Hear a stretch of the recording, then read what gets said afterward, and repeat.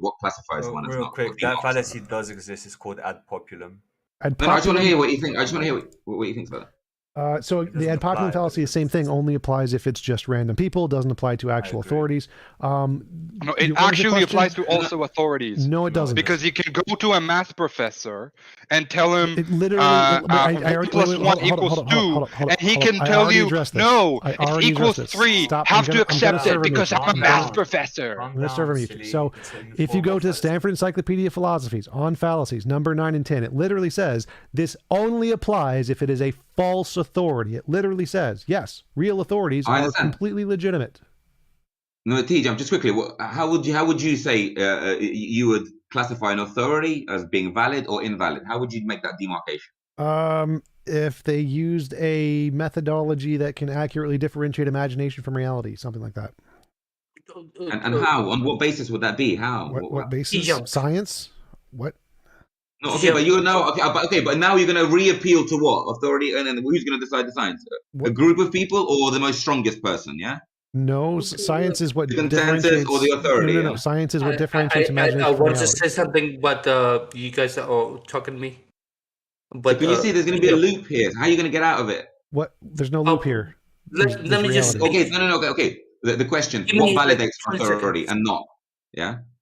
Correspondence to reality. Okay, but on what validates that? In the end, there's going to be a consensus or an authority. You're going to again No. What validates that is novel testable predictions. Okay, done by who? The consensus. Who's going to agree upon by consensus? The group, yeah. The authority. Yes, because the consensus. The whole point of the methodology is that if all scientists hate each other and they're trying to prove everybody else false, and so if an idea is presented and you can't prove it false, then it's accepted by the consensus because they're unable to prove it false. They don't want to accept it. It's not like they're biased and like, oh, we're just going to accept it. It's because they are unable to prove it false because even it corresponds to reality. Exactly. So even when I ask you what makes an authority, let's say, valid or not, in the end, you're just going to basically say authoritative consensus for everything you say. No. This is authoritative consensus. Good after both you guys. So, Grizzly, wait. Who would you go to fix a shoe? Shoemaker? One second. Right, no. Who would you? Electrical. Wait. Electrical wiring in your house. Who's going to be more likely knowledgeable about this issue? Right. Is it the average person? I don't want to derail this. He's answering your question. He's answering your question. The answer of what makes an authority is someone who's been demonstrated to be able to succeed at doing the thing.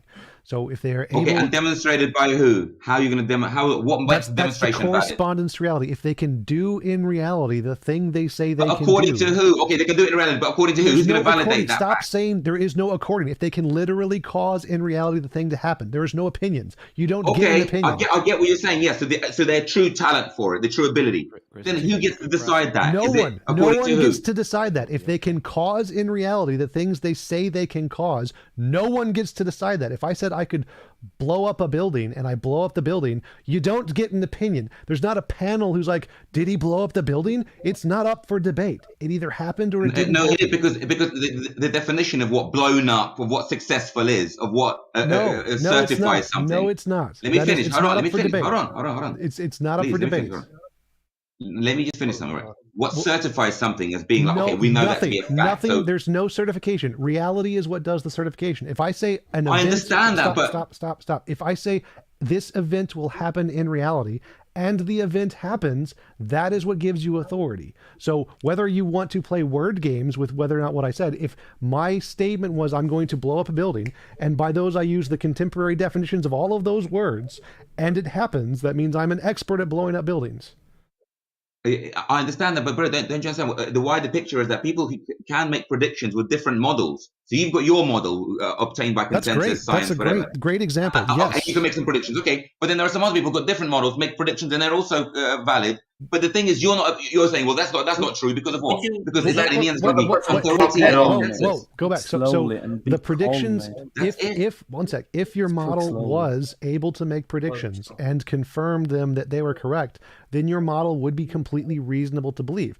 Now, from my expertise in the field, I know they've all been proven false because I'm pretty well acquainted with the research done on predicting personalities and astrology and all those different things, and I know why they fail.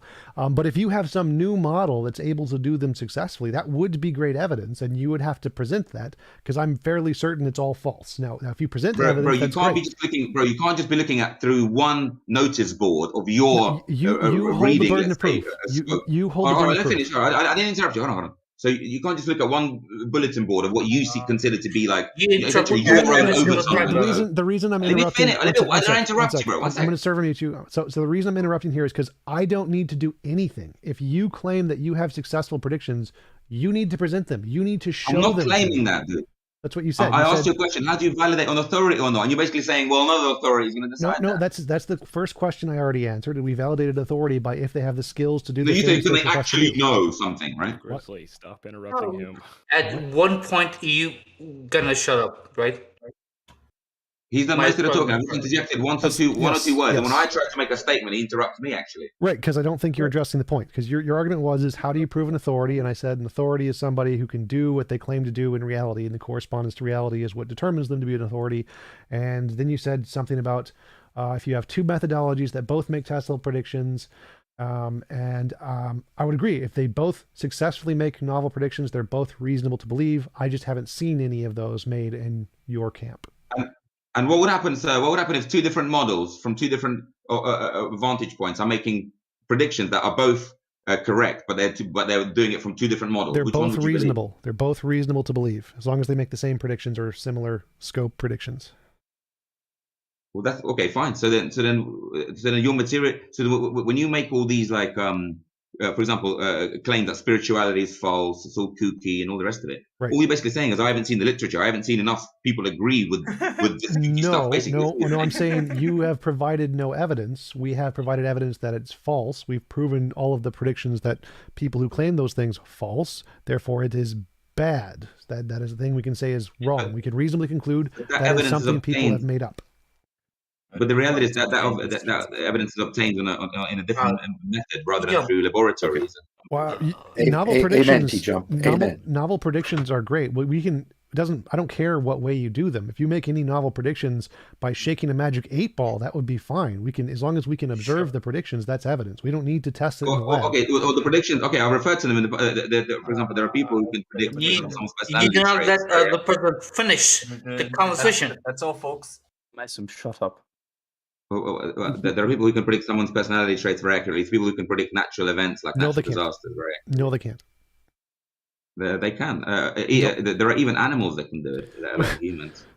Wait, no, they can't. You trust those people, but that's science. So, for example, it's a known fact that animals can predict an earthquake. They don't predict the earthquake. They have, like, birds specifically have parts of their brains that are sensitive to electromagnetic fields, and so fields. Those fields which you're going to call physical all of a sudden. Yeah. Well, yes, those they can also. Physical. I call it spiritual. I call that spiritual. Though you can call it a potato. Electromagnetic fields are spiritual. Oh, you're going to say physical for that? Yeah, I find when it's quantum stuff. That's is a football field spiritual? Yes. Well, I mean, animals can also hear a much wider range of sounds. Hold on. So when a human being, so for example, when a human being, let's say, meditates and can predict an earthquake, let's say a month in advance, you're going to say, "Whoa, that's just electromagnetic, right?" No, they can't. No. It doesn't happen. No one has been able to do that, though. The animals that leave in the vicinity of an earthquake almost always do it very close to the time. It's not significantly different, and I'm pretty sure a lot of it has to deal with sound. Okay, fine. Even in that case, you just got Could someone mute enthusiastic for a while because he wants to dominate the whole conversation here? Please. I'm not the one talking the most. Yeah, he's not over. It doesn't seem like I would only mute him if he was like interrupting. He does seem to give people the chance to talk, so I wouldn't mute him just for that. If you wanted to bring up a different topic, that's fine. Before he came, Jimmy was giving a Kalam argument. Yes, we were talking about that before. He's an Aussie man, so he has to talk. You see, they're just going to make personal jabs. You see, I'm not even Australian. I say thick. Yeah, I was about to say. Like, it's not an insult. It's not an insult he's to be. He's a British reader. It's just a jab. That's all. It's all right. I gave him one back. Hopefully, he doesn't moan. That's fine. Do we have any other arguments? Oh, stop slapping people with fishes.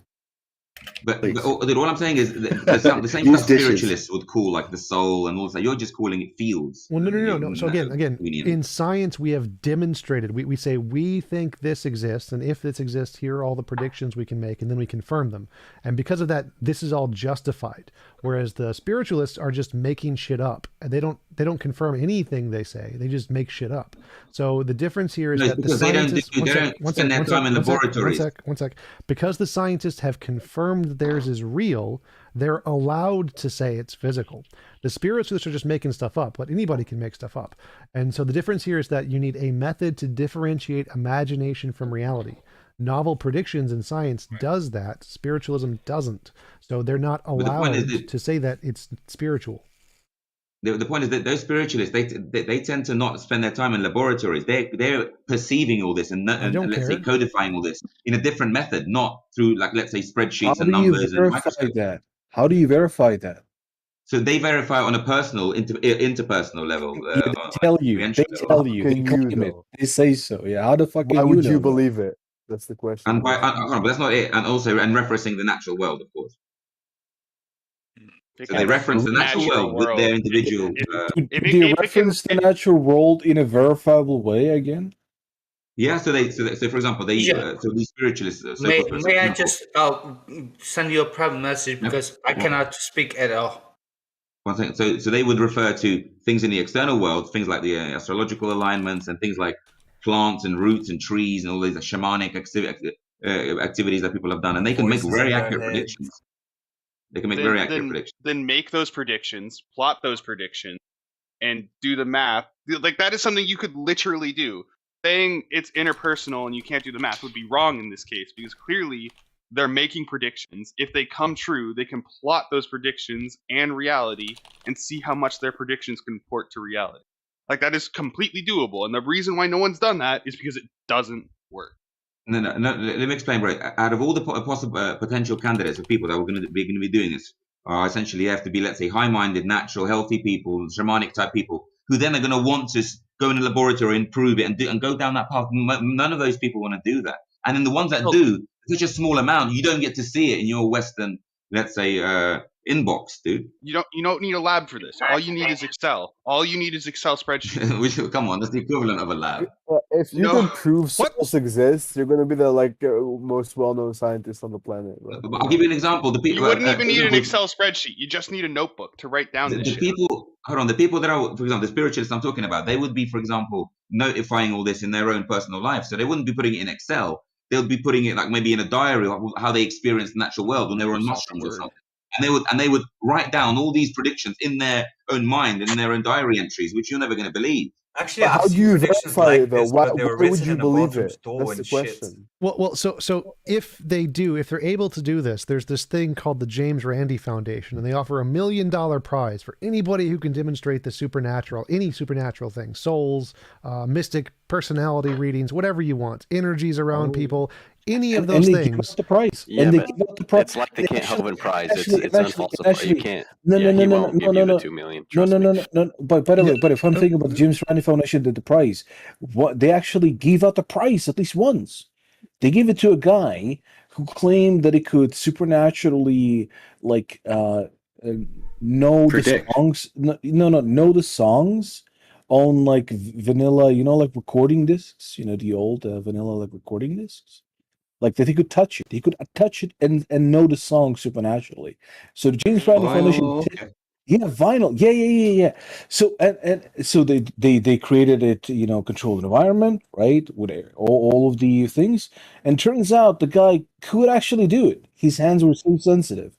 He could actually he worked in the industry, and they gave him the prize because technically he won. He proved something that beyond their scientific, based on their scientific. Or you got smart ass lucky. Yeah, right. This could be explained with that he was really sensitive. But it's a beautiful thing because the guy later on just admitted it's like, yeah, of course I didn't have supernatural powers. No, I just can't fucking really sense it, right? There's a guy who proved beyond statistical chance something similar in a lab. I can't remember his name now, but he said that it doesn't matter. The establishment is just not going to let a foot in the door.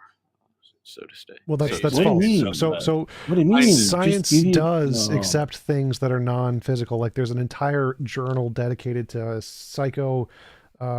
psychic soul reading mind stuff, and I forget, I've had several interviews with people about this. The science does accept papers on those things. They're just proven false all the time. If you could prove it, there are multiple different awards where you could win millions of dollars. Nobody has ever won them because they've been proven false.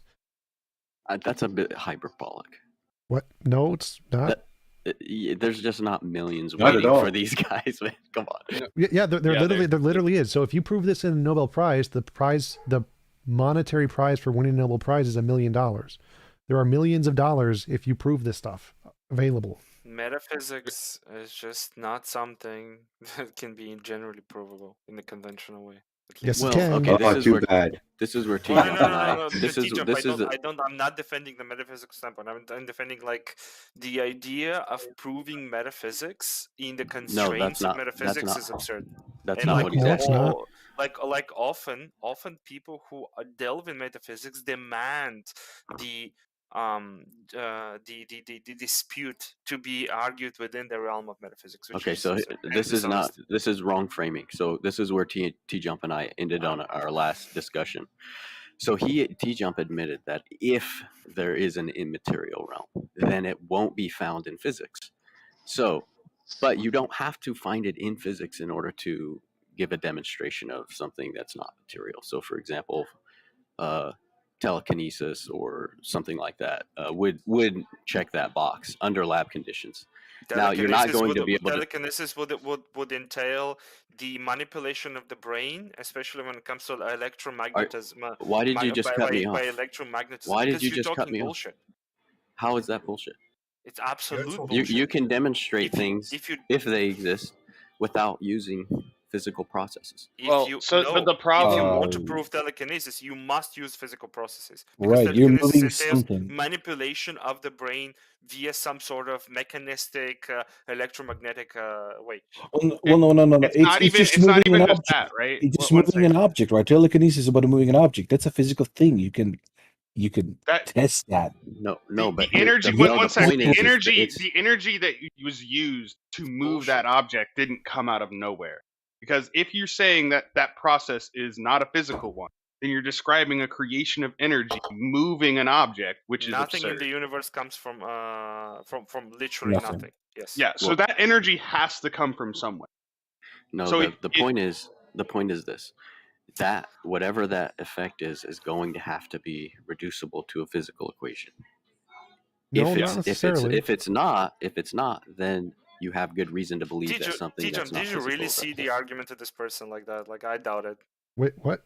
Argument of what person? Did you really see the article to this person that's just talking, that said that you agree that if anything outside of the physical exists, it has to be proven in the context of the metaphysical? Like, I doubt that. I didn't say that. No, he said, TJump said that if there is an immaterial realm, it's not going to be found in physics. Well, no. So I think it's possible to find an immaterial realm with physics, essentially. I think that if you make a testable prediction that I have an immaterial friend named Bob, and every time I pray to him, he gives me a gold brick, and you pray and you get a gold brick, that would be evidence of the immaterial realm. I think that's perfectly fine. Yeah, you think it's possible, but how likely is it, right? Like, I'm asking about likelihood. Not as it's possible that I in another universe am Batman, no? But Yes, that's so I don't find it that's not an likely. equation. Yeah, I don't find it likely anybody's going to be able to successfully make predictions of the Okay, non-physical. that makes sense then. I agree. So for example, let's just assume that there are something like Platonic forms like justice, right? That thing is, don't sigh. Okay, this is like the foundation of Western thought. So when you say, you're gonna get your ass muted. So let's say that exists. Now it might not exist, but let's hypothetically, for purposes of this argument, say it does. Things like justice aren't going to be reducible to an equation. And so on those grounds is what I mean by if that immaterial realm exists, and if it's true that it's informing this one, you're not going to find it in physics. Now, it could be not true, and TJump could be right, that things like justice are just fields. And then, then you could find those in physics. But justice is just a concept. Like it's not the same as saying. Is a concept physical Look, or material? It's not. Okay, well then there's an example of something immaterial. Wait, A concept is a thought, right? Or a perception. And so this Sure. is my position. I agree with you that they're not physical, they're not material. They're positions that are mental. No, they absolutely are physical. Okay. Yeah, So can you now, show me now some- it's your task. Yeah, no, Now it's your task to give us what it. Well, hold on. Object. Could you give Justice me? exists as a concept in our minds because our minds use electromagnetic impulses and biological like mechanisms to store information and to create concepts. You we are know talking the absolute correlation. shit. By the way, if you threaten to mute me one more time, since you're not even the mother of this room, you will be muted in. If in you the room sigh that at I'm Plato, holding. if you sigh at I Plato, don't give a at shit Plato, about Plato. Plato like to then fuck your ass boys. is you ain't gonna last here. Plato like to fuck boys. I don't give a shit about Plato. Hey, nothing that can get us banned. No bannable offenses. TJump, that's not gonna get you banned. That's literally stating reality. He's One sec. I just want to say thank you to Keith X for the super chat. Appreciate it. He says I should charge for these. He's triggered because he can't reduce justice to neurochemistry, so he's triggered now. Okay. Objects, you do have a charm about you. There's no question. Get your Nobel Prize. If you can, then you've just got a Nobel Prize within like the next. You can't get Nobels for metaphysical arguments. Like, what are you saying? No, if you can reduce things, if you can reduce concepts to equations, you will get the Nobel. That is You people just love worshipping authority and consensus. Itself is a fallacy. This is a fallacy. Like some weird modification of fallacy out of authority. The guy can. Well, if you're right, well, win the Nobel Prize whilst I watch Netflix all day. Fair enough. Yeah, it's called solving the hard problem, right? So if he does that, he wins the Nobel. Yeah, he is correct. If you could solve the hard problem of consciousness, you would win a Nobel Prize. I'm not dedicated or claim that I've solved any problems. I'm just saying is that any concept that appears in our brains is due to ours like mechanistical machine, which is like an organic biological machine. You're begging the question. You're begging the question. Dan Dennett explains that, right? Objects. Begging which question? Well, that's the very question we're asking. Can oh my god, you like to obfuscate so much, dude. We're asking the very question is the question is, can concepts be reduced to physical equations? That's the question. Now you're just asserting they can be without giving us any demonstration of that. Humans can be, yes. Okay, that's a conversation. There's a concept that is that was created outside of the human mind.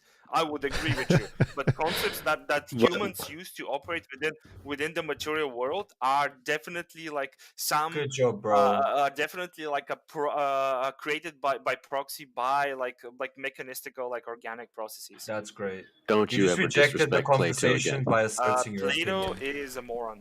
Also wanted to say thank you for Stanley Williams 19K for the super chat. Give Zoidberg mods in the Discord.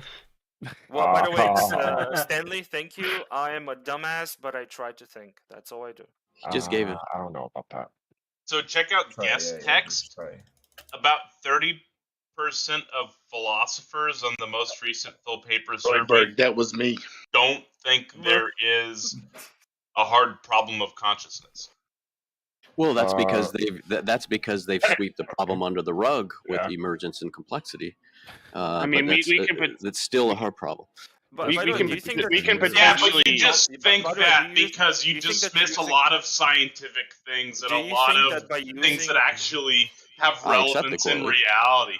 You just dismiss stuff though that's objectively verifiable. No, I accept the correlate. I accept. No. You just dismissed that, and I just wait. Philosophers aren't scientists, and scientists actually accept. disagree with most boneheaded philosophers. So I don't.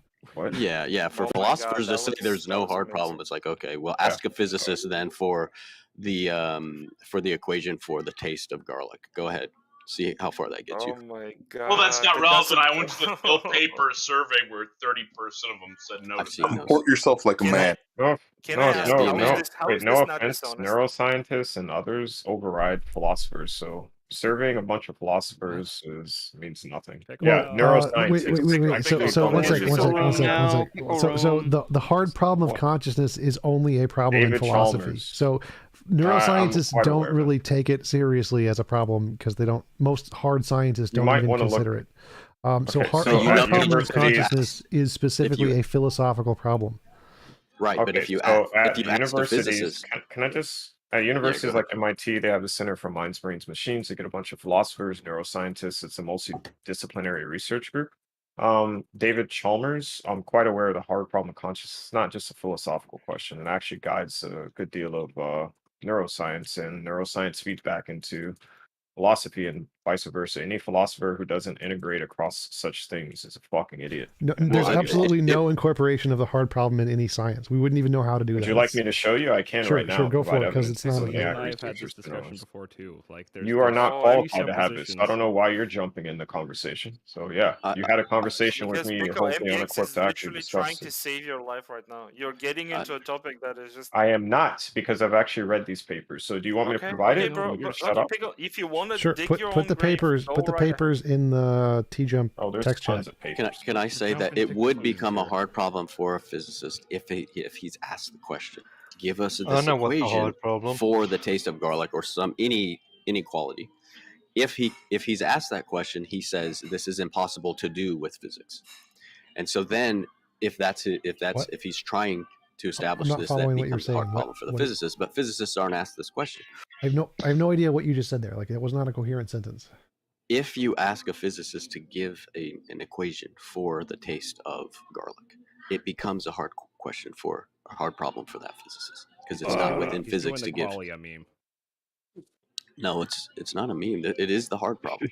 The quality Reducing meme. qualities to Link is in quantities. desk text. You can probably find thousands of papers as such. I don't know why people know how to learn how to Google. Why do you think things taste differently? Like, I don't get. Well, how there this are is several like- reasons. I mean, there's olfaction. There Mhm. is the chemistry of whatever stimulus that you're putting into your mouth. There's Mhm. also your own genetic predisposition that is driving you toward a certain proclivity. This is called diathesis. Happens.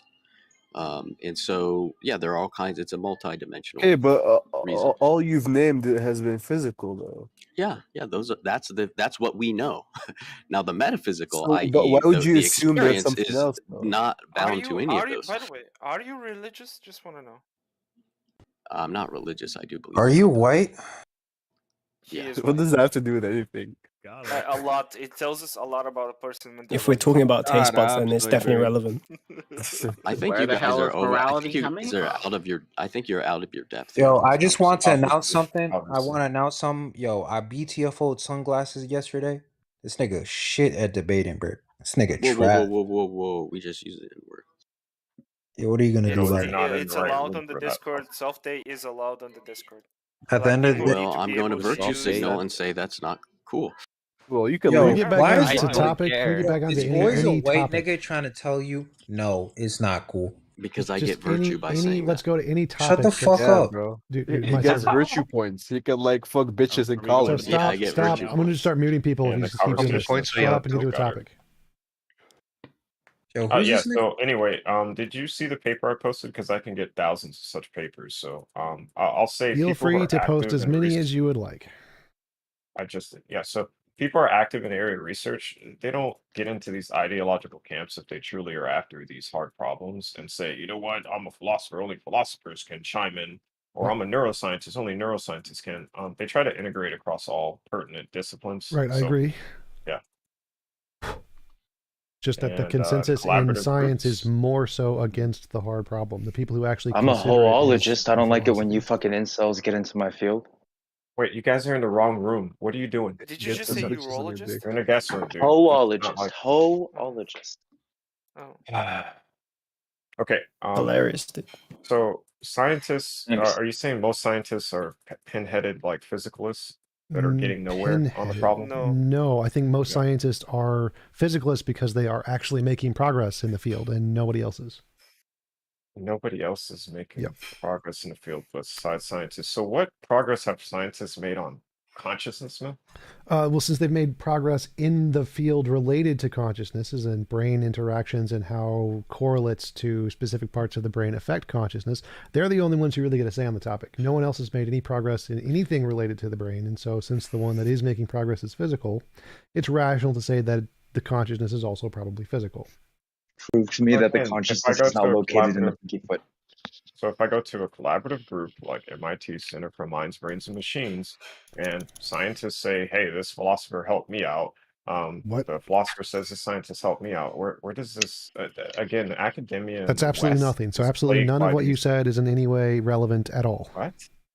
So like until some other kind of that would be wrong. no. So until some other kind of ontology makes any progress in the field of related to the brain in any way, it's not a credible explanation of anything. So like if I said what caused the hoof print in the snow and we have past evidence of horses existing, then we can say it was probably a horse until we actually, but we couldn't say it's a unicorn because there's no past evidence of unicorns. So saying consciousness is anything other than physical when we have literally no evidence of anything other than physical stuff is irrational, just like saying what caused the hoof print was a unicorn when there's no evidence of unicorns.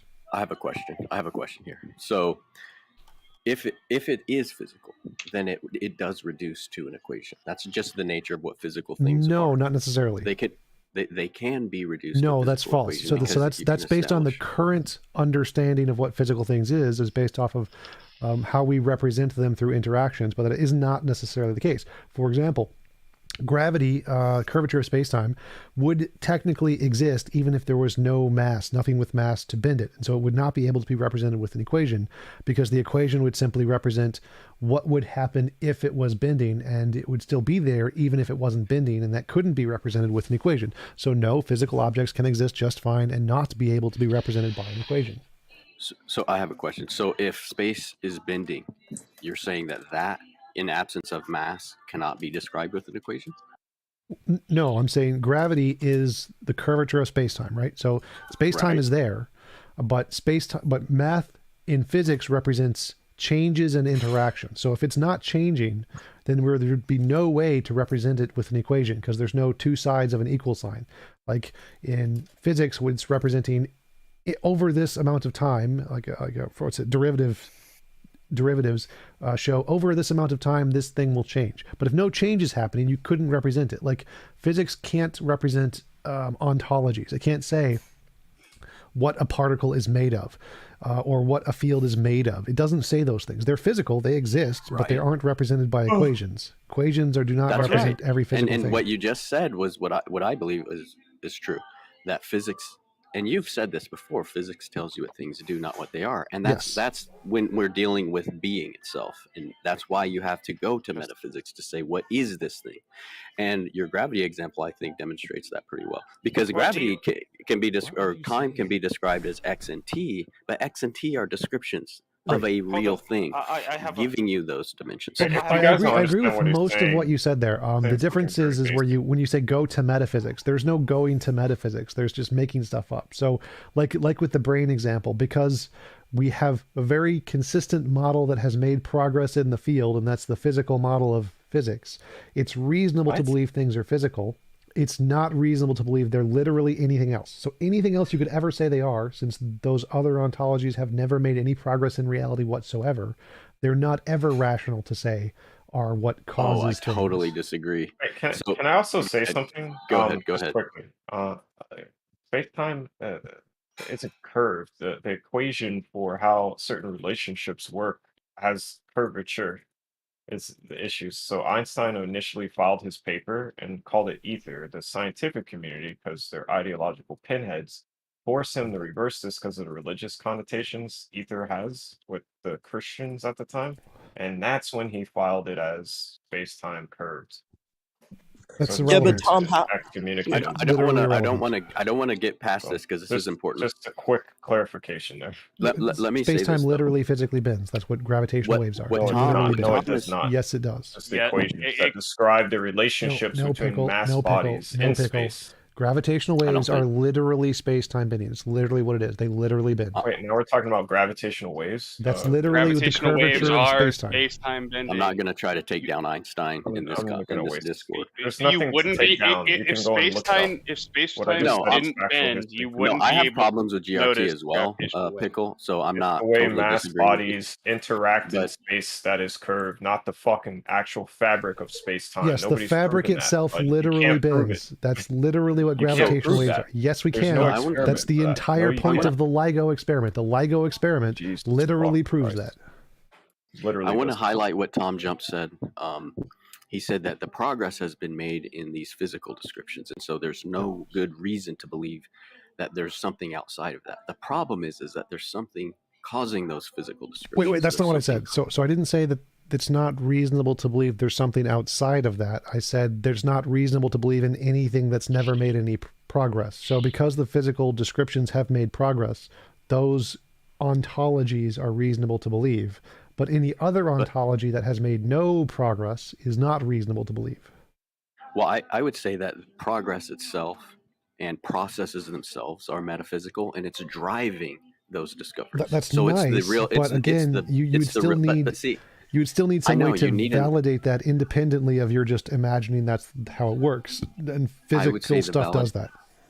I would say the validation is the causal efficacy from top down, manipulating those material objects that are I have described. absolutely no idea what any of that means. So you have a physical description of objects in nature. Okay. Sure. Now, the reason that you have that description is because they are deduced. They are deduced from a qualitative object. Now, the qualitative aspect of that object is only experience. Okay, I'm lost. I'm still like getting lost in all the words you're using here. So you got to make progress, describe something we don't know yet. How do you make progress, describe things we don't know yet? This is precisely what you said, TJump, about how physics say what objects do, not what they are. Yes, that's correct. For what they are, the are-ness, the is-ness, that's the quality. So let me clarify. Whenever you try to answer what things are, the only options, the only things you can fill in that blank is something that has successfully made a do statement. So if it can successfully describe the way things do or operate, then you can say that that is how they are. But you can never say they're anything else unless they can successfully make predictions about the doing. Well, science describes the behavior of objects. Yes, so it's okay to say that because science does that. Objects must be in order to behave, right? So the fact that they are precedes the fact that they do, because these things. Normativity does not prove metaphysical. I don't know what that means. I don't know what that means either. But again, so saying that since there's like a normative framing of an object, therefore it cannot be explained without other normative statements about that object. Like the normativity precedes all physical and empirical things, and therefore there must be a metaphysical. Metaphysics isn't for you. You're speaking at too low a level, man. Yeah, we're asking what is primary here. What is primary from a first-person perspective, insufferably, everyone agrees with this, is the conscious experience. There's nothing that happens outside of that filter. So that's the first thing. Now, what we've done then is we say, okay, I'm experiencing this object. It has qualities. That's the first thing. Now, the second thing is I'm going to invent measuring devices to deduce quantities off of this qualitative object. Then I'm going to throw that object off the table and say, aha, these quantities are what's real about it. This is a fallacy. And that's what I'm saying, that there's something more happening that's giving us the numbers that are deducible. Right. And I think that's allowing us to make predictions. That part I agree with. There's something more going on. That's perfectly reasonable. But in order to say what that is, the only possible things that are reasonable things to assert are what it is, are the things that have successfully made the predictions that we can describe or discover things about the universe. So if it's never made any predictions... Here's the problem with that. That's a bold statement. We never would have discovered anything new if that was the case. Yes, we would. That's no pickle. Well, the problem with that is that you, with the process that TJump is talking about, which I agree with up to a certain extent, basically it is through scientific discovery, it allows us, well, first we have assumptions about the object. Then science allows us to verify those assumptions. But do you know what happens every time you verify an assumption? brand new assumptions pop it to the fore. But none of that It's- matters. It goes Literally on none for, of that matters. So well, again, no, and the reason, here's why it matters. Literally does. Because the assumptions will go on for infinity. It And doesn't so matter. it's Again, not, again, none of the you can have infinite assumptions. doesn't- That's fine. You can have infinite presuppositions. That's fine. But if you're going to say That's here's some, reasonable to you? yes, it's perfectly reasonable. You can assume whatever you want to assume. But in order to make it reasonable to use your assumptions to infer something about reality, you need some correspondence to reality. So if I say, let's say I assume that there's a magical pixie leprechaun named Bob, and I say, if my magical pixie leprechaun friend exists and I pray to him, he'll give me a gold brick. I pray to him and I get a gold brick. Now that's great correspondence to reality. Now I can say I have a justified reason to believe in the magical pixie leprechaun Bob. And now I can say if I see a gold brick on your table, I can be like, you know, Bob, he does that. He could have put that gold brick there because I already have some past evidence that my belief that there is such a thing corresponds to reality. Now, if I said no evidence that Bob exists, and I just saw a gold brick, you know what, and just made Bob up, like, you know what, a magical pixie leprechaun could explain that. That would not be evidence. So the same thing applies here in the physical reality. We don't know what matter is made of because physics doesn't tell us what it's made of, but we do know that it can accurately predict things about reality and interactions. Therefore, it's reasonable to infer that whatever this physical stuff is based on that model of physicalism. And you're not allowed to, add anything else in there until it can make predictions also. Okay, the ism is the part that fucks any idea. Like it's the ism. It's It doesn't matter what isms you use. It doesn't change it. It doesn't change anything. All isms are fundamentally flawed for this reason. You end up like marrying a position only strictly. Everything is physical. My dude, everything is physical, and then what is physical? We maybe have covered like 0.5% of all physical things in this universe. Okay, but none of that addresses what I said. Can I finish? No, not unless you're going to address what I said. I literally am, and you're not letting me. Well, no, you're not. You scared of something? What I said was the only times you can infer what is existing is if you have a successful method to demonstrate something in reality. There's no ism. We I don't didn't bring up any ism. Wait. So, buddy, if we only cover 0.5% of all physical things, and that's what physics is at this moment, you understand? There's like 95.5% of That's fine. Things that would be unimaginable to current day physics. Literally doesn't matter. So let's say you're right and we only know 5%. Let's say you're right. Stop interrupting. I'm going to mute you. Let's say you're right and we only know 5%. In order to be rationally infer anything beyond that 5%, you're only allowed to use the stuff in the 5%. You can't make up a new thing. That's induction. Really stupid. It's called induction. No, I'm sorry. No, dude, deduction is also a thing. Okay. Right. And so I would love for you to prove like quantum physics through induction before we actually understood what the hell it was. Proves it. That's how science works. Science is all induction. Buddy. Let me just chime in here to TJump on high school level physics. So Tom, I agree with you. The reason that process can happen, the reason that you can deduce those numbers off of those objects is because every object is associated with a quantity in our material realm. But there are two objects. There's one that's experienced, that there is no equation for that experience. Let's go ahead and move up. Then there is where is it? Dude. Taco? It's right above text channels. I see 5 of it. I don't see it. Where do I find it? Politics, Who the politics, fuck just info. interrupted me? Here, I'm gonna make it go live right now. All right. Who the fuck just interrupted me? Oh, there it is. We're doing a Sunday stream thingy, so we're moving to a event. That's what he used. That's why he interrupted you. So that was fine. But, so I'm going to the events thingy. I'll talk to you guys in a bit, or you can come to the stream. Is it the does deity exist thing, or yes? It's live right now. God, you guys are mostly atheists with us today. There are some others who will be showing up perhaps later, if not right away. TJump will be here. He's an atheist philosopher who hosts conversations with professors, philosophers, and other academics about topics ranging from biology and physics to religion and morality. TJump's YouTube channel is at www.youtube.com/TJump. Jefferson Spatchcock is an atheist inquisitor and intellectual who has a particular expertise in analyzing and reviewing debates. He's particularly known for analyzing a lot of Darth Dawkins debates and conversations, or interrogations as some people call it. His channel on YouTube is included in the YouTube video description. It's too long to describe here. J.L. Warren is an atheist activist, educator, and entertainer. He runs the Bridge the Divide YouTube channel, where he addresses irrational beliefs, the irrational behaviors that often follow, the societal divides they create, and how those divides can be bridged with education, rationality, and reason. His channel is at youtube.com/JLWarren. That's WARREN. I'm Randolph Richardson. I'm an atheist from British Columbia, Canada, and I'm the founding president of the Canadian Atheists. I'm also an advocate for freedom, fair justice, and critical thinking, with concerns that oppression anywhere is a threat to freedom everywhere, which is similar to something that another famous person said, MLK, he's known as.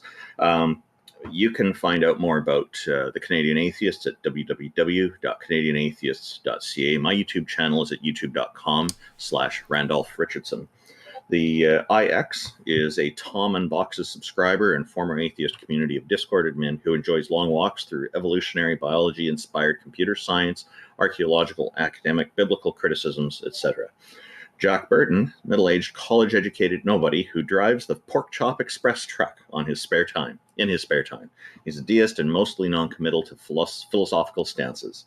Peter de Tucker, also known as Gonna Go For It, is an atheist from the Netherlands who handles the production of various YouTube channels, including Iron Raws, and generously contributes his professional artistic skills to the atheists all around the world.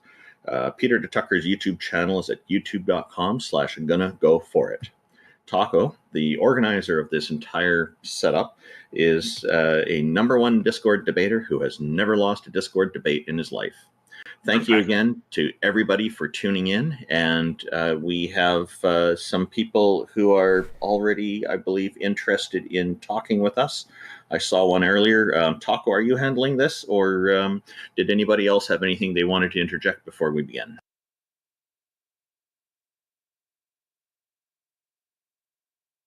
All right, so if y'all have any questions, I'm sorry, it sounded like we're good. If y'all have any questions or feel like y'all could convince us a God exists, which is the idea, or goddess exists, which is the idea here, feel free to queue up here. I did invite up Crux, who I was talking with in DMs. He's actually got a pretty cool position. Feel free to introduce yourself. Oh, quick question. Did you just say y'all? Yeah, I lived in Texas for a long time. Hello, Crux. Welcome. Texas thing. What's up, Crux? What do you got for us today? Yeah, so Taco kind of asked me to join here. I don't know if it's necessarily entirely fitting to the topic of deities. Obviously, I'm an agnostic, right? So I don't really use the word God at all. It has no meaning for me. But I have been accused of being a pantheist, as well as being an as an atheist. So yeah. Okay, so this is pretty simple to figure out. Do you believe in any goddesses or gods? That question bears no meaning to me. Well, why did Taco ask you to come up? Taco, what was the topic? I think he wants me to expound a little bit on a particular view of necessitarianism that I hold. Well, the thing is, if that question has no meaning to you, then how can we have a conversation about whether deities exist or not? Well, I'd say let him have a chance. If Taco invited him up, let's let him go into what he means by necessitarianism, because that could be analogous to a god. So go ahead, tell us. If you think that my view fits your definition of God, then well, I just asked a question and I did not get a satisfactory answer though. So, but go ahead, Crux. So I hold to the position of necessitarianism, and I think this is a view that offers a nice contrast with more conventional views of accounts for how the world exists and such, right? So I often bring it up in relation to, like, for example, like creationist positions, right, where you have some transcendental being that is the cause of some secondary world, right? So my position is that simply that there is only one world that is possible, and that therefore this world is necessarily existent and does not require an explanation whatsoever. So this world, planet Earth, is obviously not the only planet in our solar system or in our galaxy or in the entire universe. So there's a problem right there with saying this is the only world and it is necessary. It's necessary for human I'm using life it in on the Earth. modal sense. Yeah, so world in philosophy means the entire universe or multiverse, the entire one set of all existing things that we are a part of. So world. Okay, gotcha. All right. But So I would kind of agree with Randolph's point here is that I don't understand why you would think there's only one possible world. I can imagine a world with no puppies. That is a possible world. Why would that one be impossible? So, yeah, so I've never really formalized this in a syllogism, and I just did like half an hour ago for the very first time. So there's probably going to be lots of issues with it. I think the question comes down to like how you've why did you feel it? Why did you feel it necessary to eliminate all other possibilities? Like what drove you to that? What drove you to that conclusion? Ultimately, I think it's the most. Like I said, I just formulated a syllogism. So if you'd like to hear it, go ahead. Go. That. Yeah. So I would say there's no contradiction in the proposition only one world is possible, which would mean that only one world is possible is possible. There are states of affairs in this world that are necessary, since they would be true in this world and it would be the only world. Wait, what do you mean by necessary there? That they are true in all possible worlds. Okay. And under this proposition, there's only one possible world. Right. No, there's a problem with premise one though, is because it's not logically contradictory for there to be many worlds. My claim is not that there is a contradiction in that. My claim is that there is no contradiction in the proposition only one world is possible. Okay, gotcha. Okay, I see. Go ahead. Feel free. Continue. So these necessary facts in this possible world under S5 in modal logic would reduce to. So these possibly necessary propositions would reduce down to necessary facts, since under S5 of modal logic, I think that's fairly uncontroversial. And so the proposition this only possible world exists would be a conjunctive proposition that contains only necessary fact, and therefore this conjunctive proposition would also be a necessary fact. So only one world is possible is a necessary fact. Well, that's begging the question. You're saying if you're correct that this is the only world, and that means that all the facts in them would be necessary because they're in all possible worlds.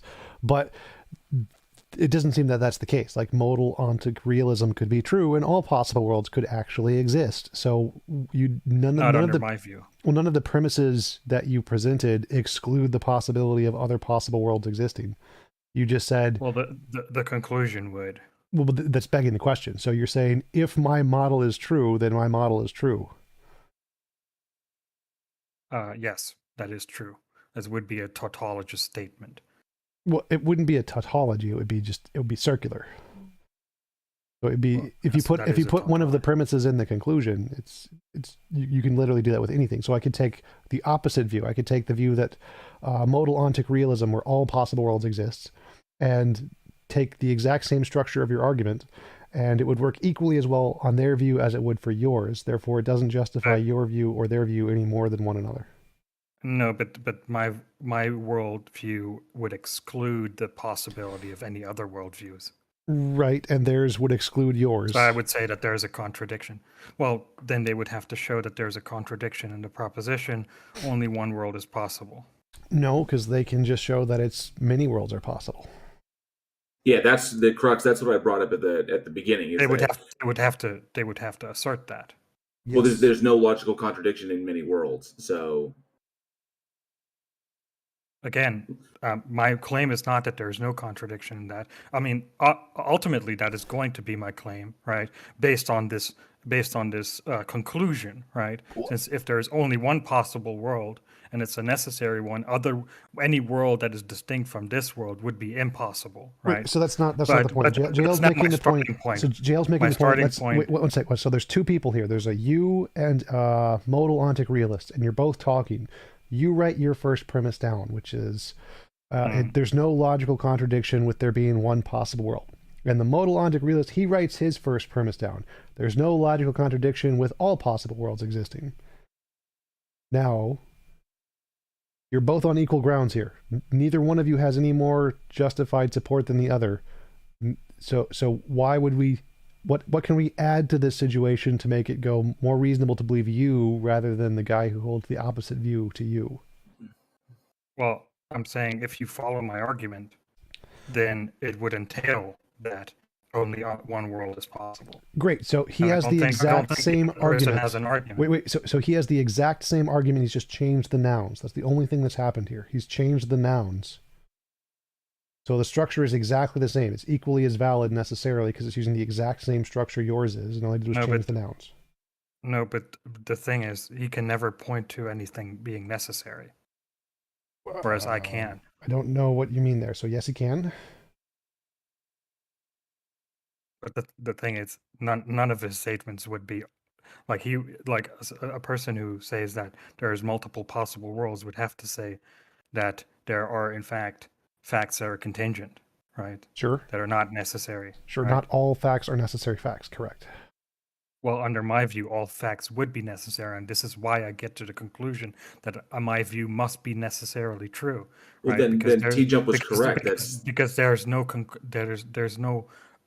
there's no possibility of a counterexample, whereas the other person would have to say that there's a possibility of some counter, right? So, and the counter would be my first premise. There is no contradiction in the proposition. Only one world is possible.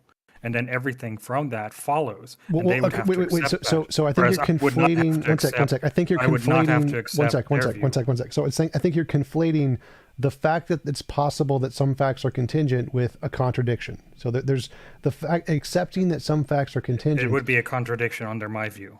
Right. So there's no contradiction in your argument there that would lead to that whatsoever. So saying that it's possible that there's only one world doesn't indicate that it's necessarily the case that there's only one world.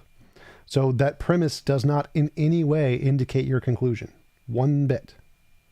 I know. This is why I have other premises. None of them do. That's the point.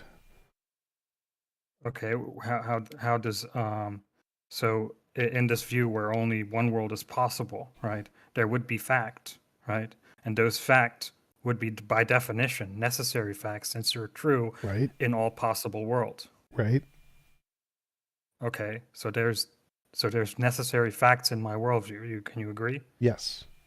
In fact, all fact would be necessary facts in this worldview. Yes. Right? Including the fact there's only one possible world.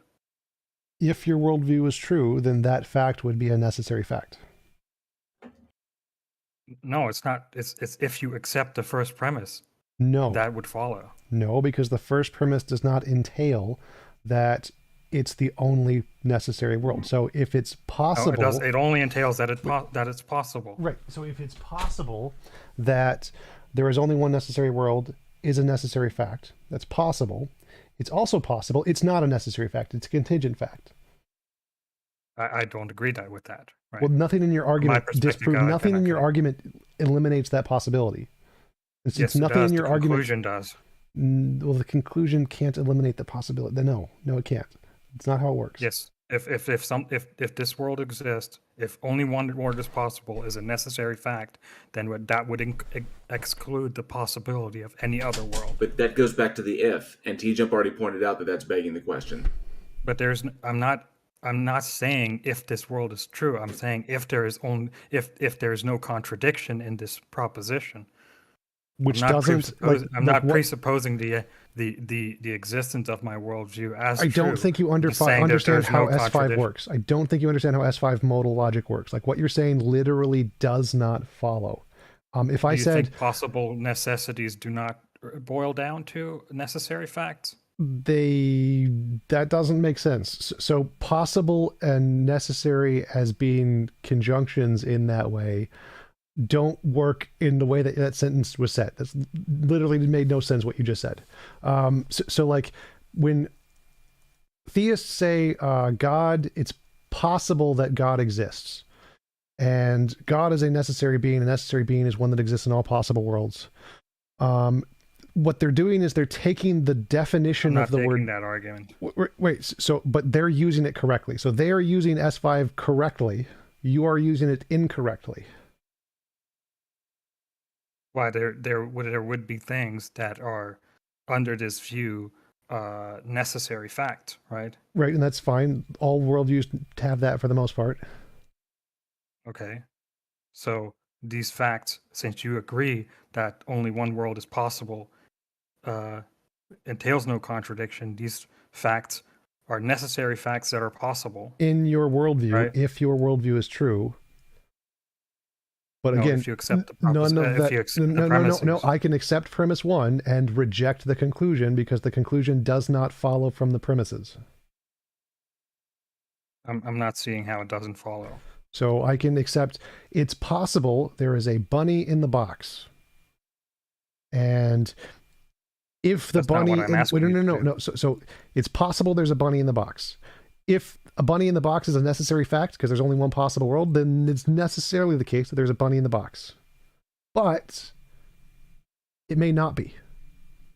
So do you understand that if you say it's possible there's a bunny in the box, no contradictions. This is a distinct claim from what I'm claiming. No, it's not. It's the exact same. The structure of the argument is the exact same. No, because under this view, you're still allowing for the possibility of contingent facts, right? Which, from under my argument, they would be excluded since there's only one possible world. All facts. Stop. I already addressed this. No, I said no. I'm saying it's possible there's a bunny in the box. Second premise, if there's only one world and every fact is a necessary fact, it is necessarily the case there is a bunny in the box. So do you see the first premise is it's possible there's a bunny in the box. Second premise, there's only one world. All facts in the world are necessary facts. Does it follow that there is a bunny in the box? It's different because my just my answer the view is question. not Does it about- follow? Does it follow there's a bunny in the box? The answer you're follows that looking it's for is possible. no. Yeah. But again, this is not analogous to what I'm claiming. Okay, so explain to me how your first premise is not because analogous. my claim is about possible worlds. It's not about some fact within possible worlds. That doesn't right? matter. It's about the possible worlds Doesn't matter. themselves. So it doesn't matter if the fact is about the possible worlds or about the bunny. The aboutness of the fact does not in any way change the structure of the argument. So how is the structure of your argument any different? It would entail that if saying it would entail doesn't address the argument. So walk me through the steps. You said it's possible that there is only one possible world. And I said it's possible there's a bunny in the box or only one bunny in the box. How are those different? Because the bunny in the box doesn't get you to a necessary fact. Right. Neither does the possibility that there's only one possible world. You don't think that if only one world is possible entails that if there is a fact in that world, that would be a necessary fact? If there is any necessary fact, it would follow from any possible world. So if there's a bunny in the box, if it's possible there's a bunny in the box, that would also entail a necessary fact. No, I'm asking you, if only one world is possible and there's a fact in this world, right? Right. So I'm saying that fact, right? That fact would be a necessary fact since it is true in all possible worlds. Yes, and that doesn't matter. So I can come to necessary facts under this premise, whereas you cannot do that with the bunny. Yes, you can, but again, that doesn't matter. I don't see how you can. Because you don't come to necessary facts, you assert something could possibly be a necessary fact. It could be a necessary fact that there is a bunny in the box. It might be a necessary fact. but it might not be a necessary fact. So it's possible the one world is the only world, in which case any fact you pick is a necessary fact. But under this view, and yes, exactly. So but they might not be necessary facts. They would not be. The fact that they could be does not imply that they are facts, necessary facts. They could not be. They may all be contingent facts.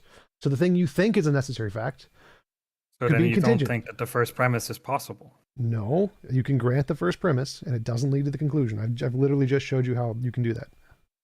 What's the I don't need to show a Again, contradiction. I can grant the first premise, so no contradiction, and it doesn't lead to the conclusion.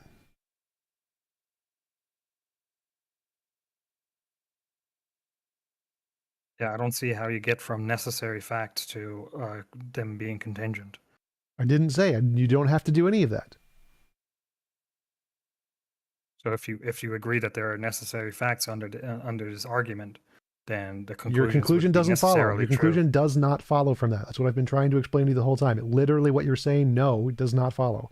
I can grant Possible there is necessary one... facts reduced down to necessary facts. No, again, that's wrong. Saying it's possible there is one possible world gets you zero necessary facts. You get no necessary facts from the first premise whatsoever. Again, I believe this is just S5. I No, don't see it's how not. You can reject that. No, it's not. Possible necessities are necessities. Again, you're not using S5. You're misusing the argument. I think at this point, we might want to, leave it at that. That Crux, you may need to write this down, take a look at it, actually put it to paper, and analyze it. It's just a recommendation, but I don't think we're going to get anywhere beyond this point. So obviously there's some issues that need to be sorted out. So I'm just recommending that you put it down, put it to paper. I and think maybe the take a issue look is at that it. TJump is rejecting S5. Nope, I'm not rejecting S5. You're not using S5. Because I've actually talked with experts in S5 on the ontological argument. You're literally not using the correct structure of the argument. That's why I tried to explain it to you from the Christian argument perspective. Okay, I don't accept the Christian argument, but my argument is different. No, the structure. They're using S5 correctly. If you're not accepting their argument, then you're not using S5. You're not using S5 correctly, but we should probably move on. I think we should just, for time's sake, so we can give another person an opportunity to get some people up here. Yeah, definitely. Thank you, Crux. Appreciate it. Very interesting. Thank you for coming up, Taco. I think our next one should be Akira, but I noticed Owens was blinking rapidly. If Owens had something to just respond to that, I think that'd be okay to bring them on sure. for a moment. I'm pulling up Owens and check the message that I sent you because there's, yeah. But hello, Owens. What's going on? So who believes God exists? We're wondering if you do. Oh no, doesn't. Oh. Okay. Question asked and answered. All right. Okay. All right, that was quick and easy. So I guess we'll move on to the next one, which should probably be Akira. That's one down. We're going to go ahead and pull up Nico for now. Please check your message, Randolph. Nico, how's it going? What you got for us today? I think I'm gonna have to come back with my laptop because I can't hear you guys on my phone. So if I can go back to the audience and come back, that'd be great. Okay. Okay, that sounds good. You're knocking them down today. Right? Oh, Will Smith post-Oscar joke. That sounds like an interesting one. I don't agree. Falling like flies today. How's it going today? Hi, it's going well. Awesome. So you're here to convince us a God exists? Yes, I am. Which, if I may ask, which religion do you adhere to, and if Christianity, which denomination? Christianity, and it will be non-denominational, most likely. Non-denom? Okay, cool. Thank you. Appreciate it. Go ahead.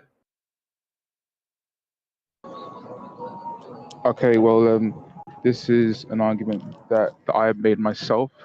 It's a very simple argument. The first premise is that Actually, I think maybe it would be better if I just go more freelance rather than with premises. So basically, all physical things have at the quantum realm are like constantly like moving. You often hear about particles in the quantum realm moving about, blinking in and out of existence. But yeah, basically, physical things are constantly like changing through time, and I think I feel that like this is a necessary fact for physical things that they're constantly changing. Would you agree with that? There's some interference coming in the background there for you, but like I said, this is Aquinas' argument. That's King Xerxes. King Xerxes is your You got like some kind of voice modulator going on. He smoked some strong weed. That's just running a different speed than we are. Will, this sounds very much like Aquinas. Well, the difference between this and Aquinas' argument is Aquinas was an unmoved mover. This is more about change rather than movement. Changer. So change exists, therefore so, what? yeah. Change exists, therefore what? So physical things are constantly changing. Something that brought about all of physical reality. Given that physical reality would also include time, because obviously space-time is like a linked. It's almost like one entity. It would be something that does not change, because if it was something that changed, so the same way physical things change at the macro and micro level, then it would need to be something within time for time measures to change. So no, like physical things can exist without change, and physical things can exist without time. Okay, so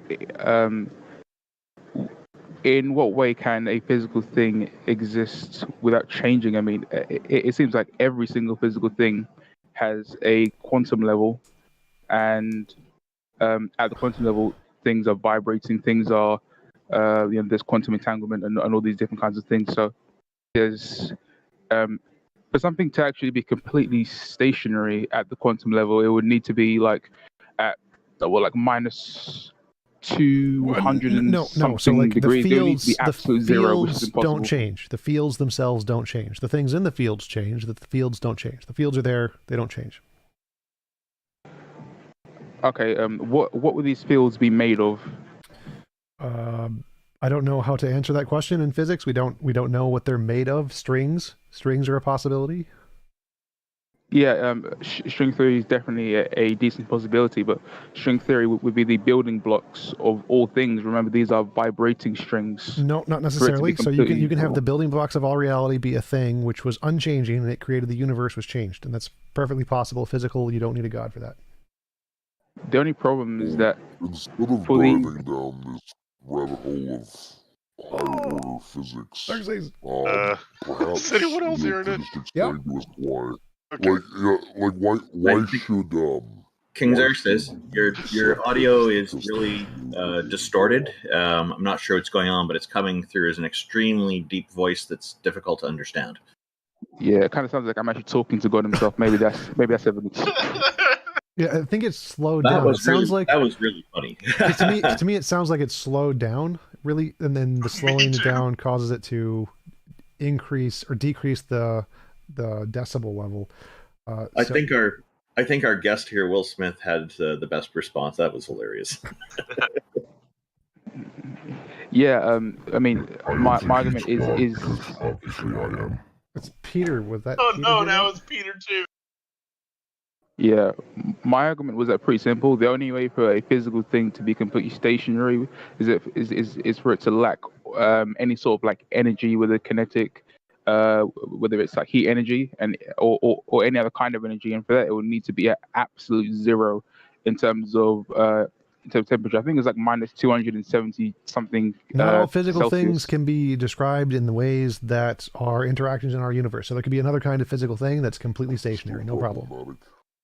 Yeah, but to the best of our knowledge, these physical things cannot get to absolute zero. It always brings So about absolute zero contradictions. doesn't matter here. There can be physical things that have no temperature that exist just fine, irrelevant to absolute zero. So like if you want to assert that you need a god to be the first change, we can assert a new kind of physical thing that does that. And so just saying that none of the one sec, none of the known physical stuff can do that, I agree. But God isn't known either. You're just making up a God and asserting he can do it. We can make up a physical thing and assert it can do it too. Yeah, but the only thing is that it seems that all physical things have energy. I mean, well, that's the thing. That's the thing, Will, is that it's a hypothesis, is what it is. You're hypothesizing that basically your hypothesis is built off an observation of what we currently have, and then looking at what could potentially be the entailment. But essentially, you're hypothesizing about something that we currently have no data about. So going like beyond, like where this all started, where this all came, it's still a hypothesis. And unfortunately, at this current state in time, with our current level of knowledge about reality and stuff, it's unfalsifiable.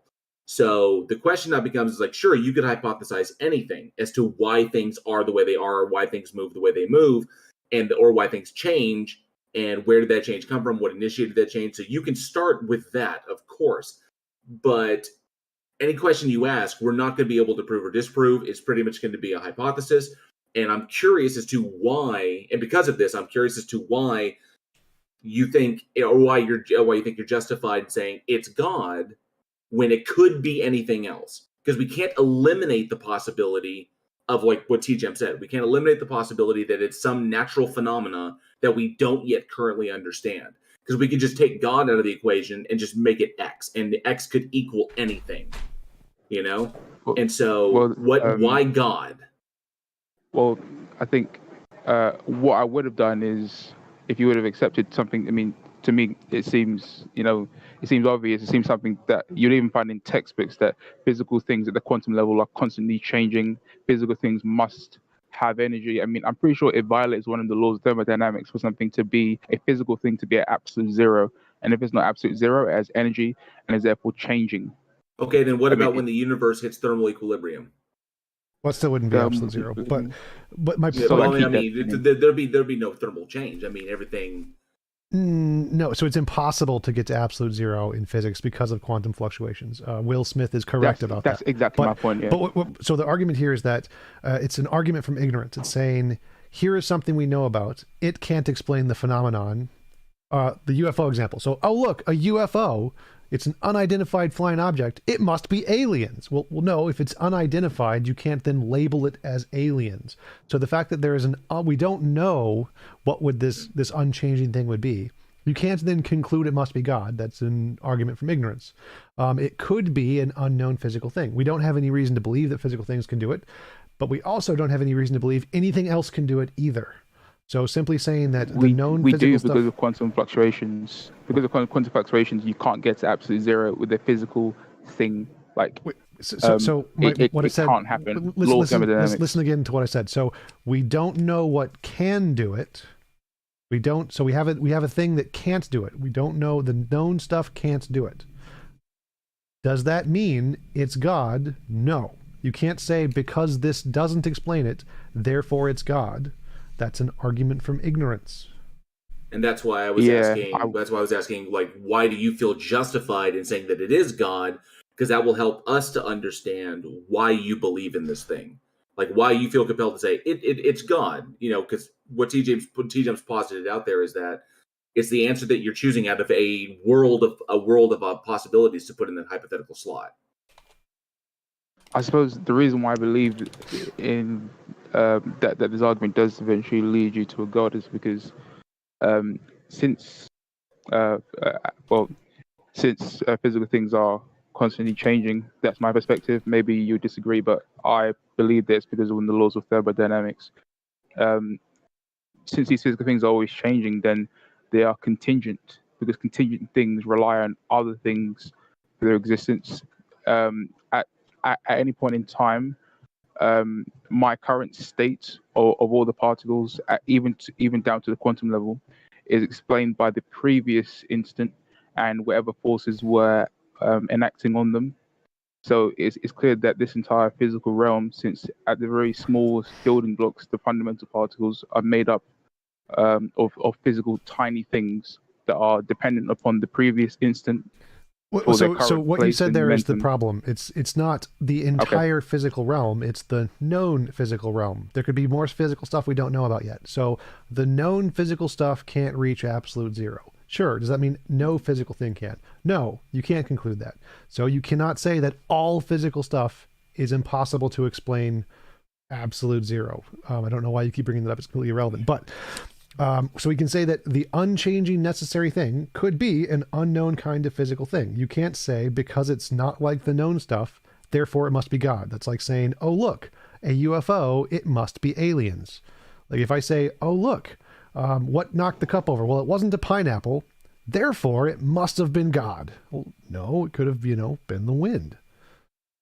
Actually, Will, this is really interesting, and because essentially what you've argued for and the way, like how you've postulated it, really only gets you to deism. So what's really interesting is that if you would just came up and just posited deism, like a non-specific, sufficiently powerful enough entity that kicked the football in the universe and then pissed off with no evidence of its existence, that's complete. It's an unfalsifiable hypothesis that is entirely that could very well be the case. We just don't know. And that is that you can logically conclude, you could rationally conclude that without any logical contradiction. But you say the Christian God because you're a Christian and you're non-denominational. You think it's the Christian God. So why do you think it's the Christian God and not just deism? Well, I mean, you are right.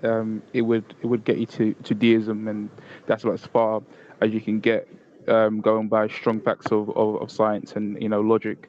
But the thing is, deism is a form of theism. It's just the form of theism in which God does, brings about the universe and just something that seems quite similar to God brings about the universe and just does nothing else and leaves no evidence. Right. So why the Christian God and not say Brahma? Brahman, because arguably, as far as like texts and like books and like people that talk about it and the nature of such a thing, Brahman would be far superior to the Christian God when it comes to just basic moral stuff. So why the Christian God? Well, it would seem that is the question of in the title, does a deity exist? And I've seemed to given you good reason to believe in deism, which is a form of theism. So surely my work here is done. Well, no. So he's granting that, JL is granting that for the sake of the argument to try and move on the conversation. Oh, okay. I've shown I reject deism purely that I don't accept supernatural explanations for things. I simply say we don't know. That's it. But and I don't. When we know, we'll know, but we don't currently know, so I'm not positing anything there. Okay. Well, then. The reason why I would think it's specifically a Christian God, I mean, obviously it's impossible for me to, or it's very hard for me to go and find out every single God that's ever existed, and where these massive list of mythological creatures. That's why I was bringing up on a purely moral level, just going by the books. Okay. Take the Bhagavad, take if you want to go with the Vedas or whatever, but just Brahman in and of itself, and then comparing it to like the Christian God, triune God, Yahweh, whatever you want to call it. If you compare the two, one obviously has a better history than the other, especially in the eyes of its followers and believers. So just on that standpoint, you could be justified in going looking at Brahman. So, but you chose Christianity. Is that because you were raised in it, or is it because for some other reason that? Naturally, it's because of where I was born, the time I was born. If I was born in like 300 BC, maybe I'd be more into the Stoics than it's heavily to do with where I was born and my upbringing. But it isn't like I've just taken this and not giving it that much thought. When it comes to the weighing up ethically which gods are ethically better or not. There doesn't seem. I actually don't believe in objective morality, and I'm still Christian. As contradictory as that may seem, I do think intellectually honest. So, I mean, you're being intellectually honest there. I gotta agree. Yeah.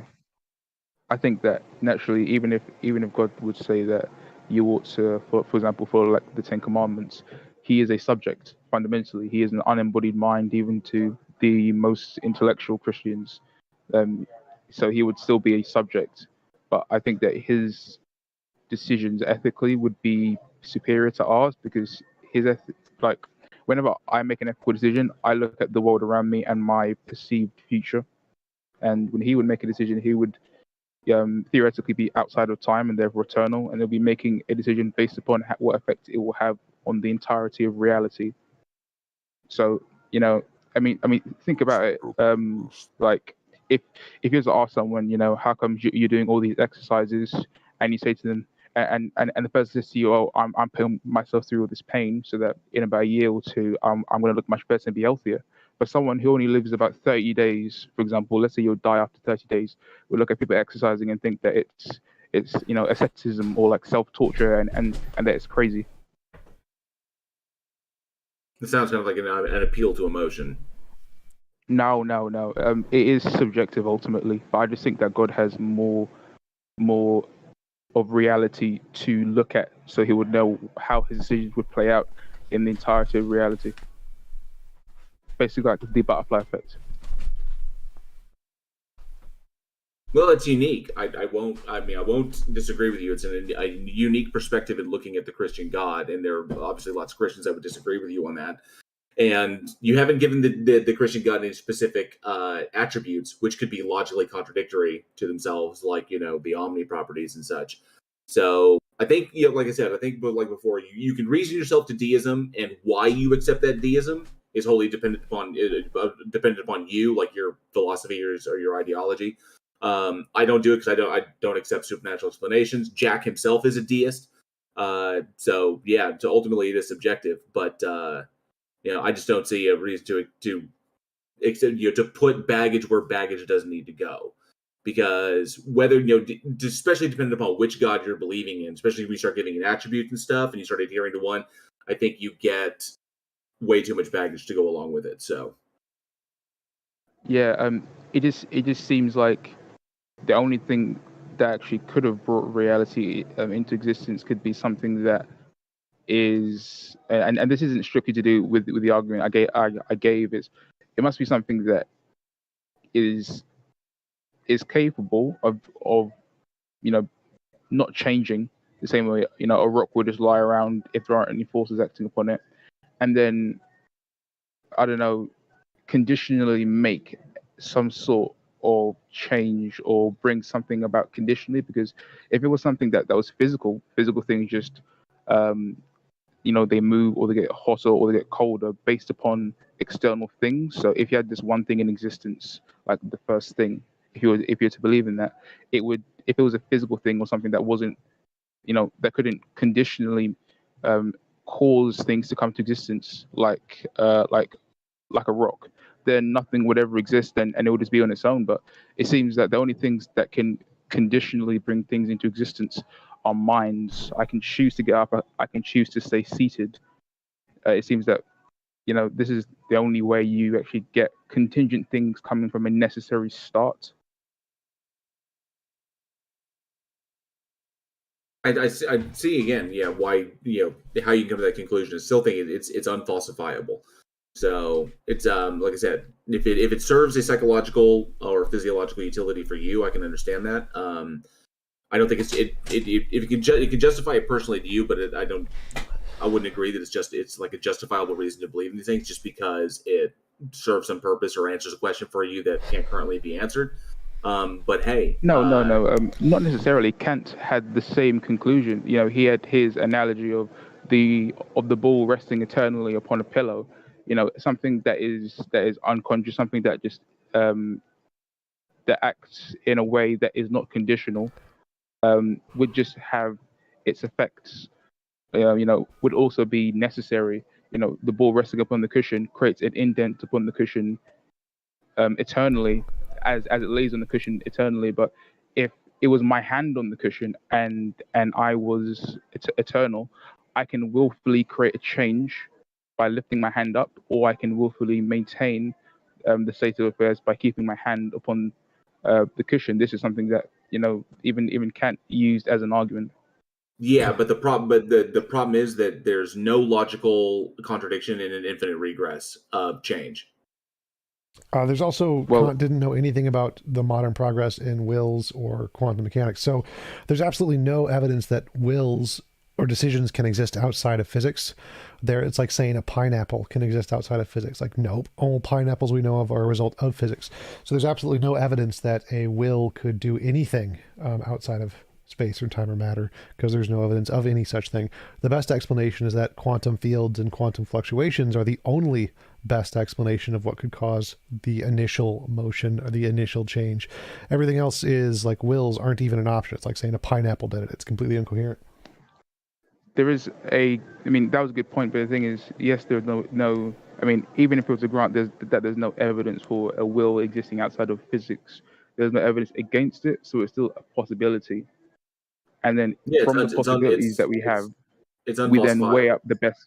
No, not necessarily, because then we can use evidence, logical evidence, or scientific, to weigh up the possibilities, and whichever one's the most likely. That still only gets you to deism rationally. Well, I keep disagreeing with. Which is a form I don't know of why. deism. So it doesn't get you to deism. It literally does not get you to deism. So I don't know. Like saying there's nothing's proven it wrong doesn't matter. Like nothing has proven magical pixie leprechauns wrong. It's still rational to think they don't exist because no positive evidence has been presented for it. So saying that it doesn't disprove God is irrelevant. You hold the burden of proof to provide evidence, and what you provided isn't evidence. I wouldn't say so, because it's obvious that things that change are contingent. Their existence is contingent upon something else. My existence is contingent upon my parents. I agree. None of that doesn't physical indicate God. things.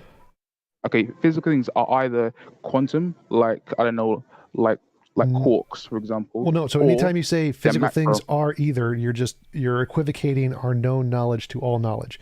So again, you can't say wills have anything to do with We this. shouldn't use science then. No, you can use science just fine. Well, I just use science. I'm using basic science of, splitting reality into the quantum realm and into the macro realm of planets and science. People. But so again, here, That if you is want to science, say that's physics.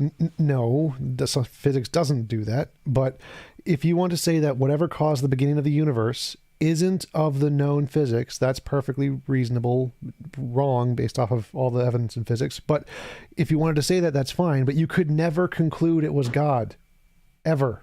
Based off of that. That's an argument from ignorance. Saying it's not X will never be it is Y. So it doesn't matter how many times you say it's not the physics that we know about. That will never indicate God.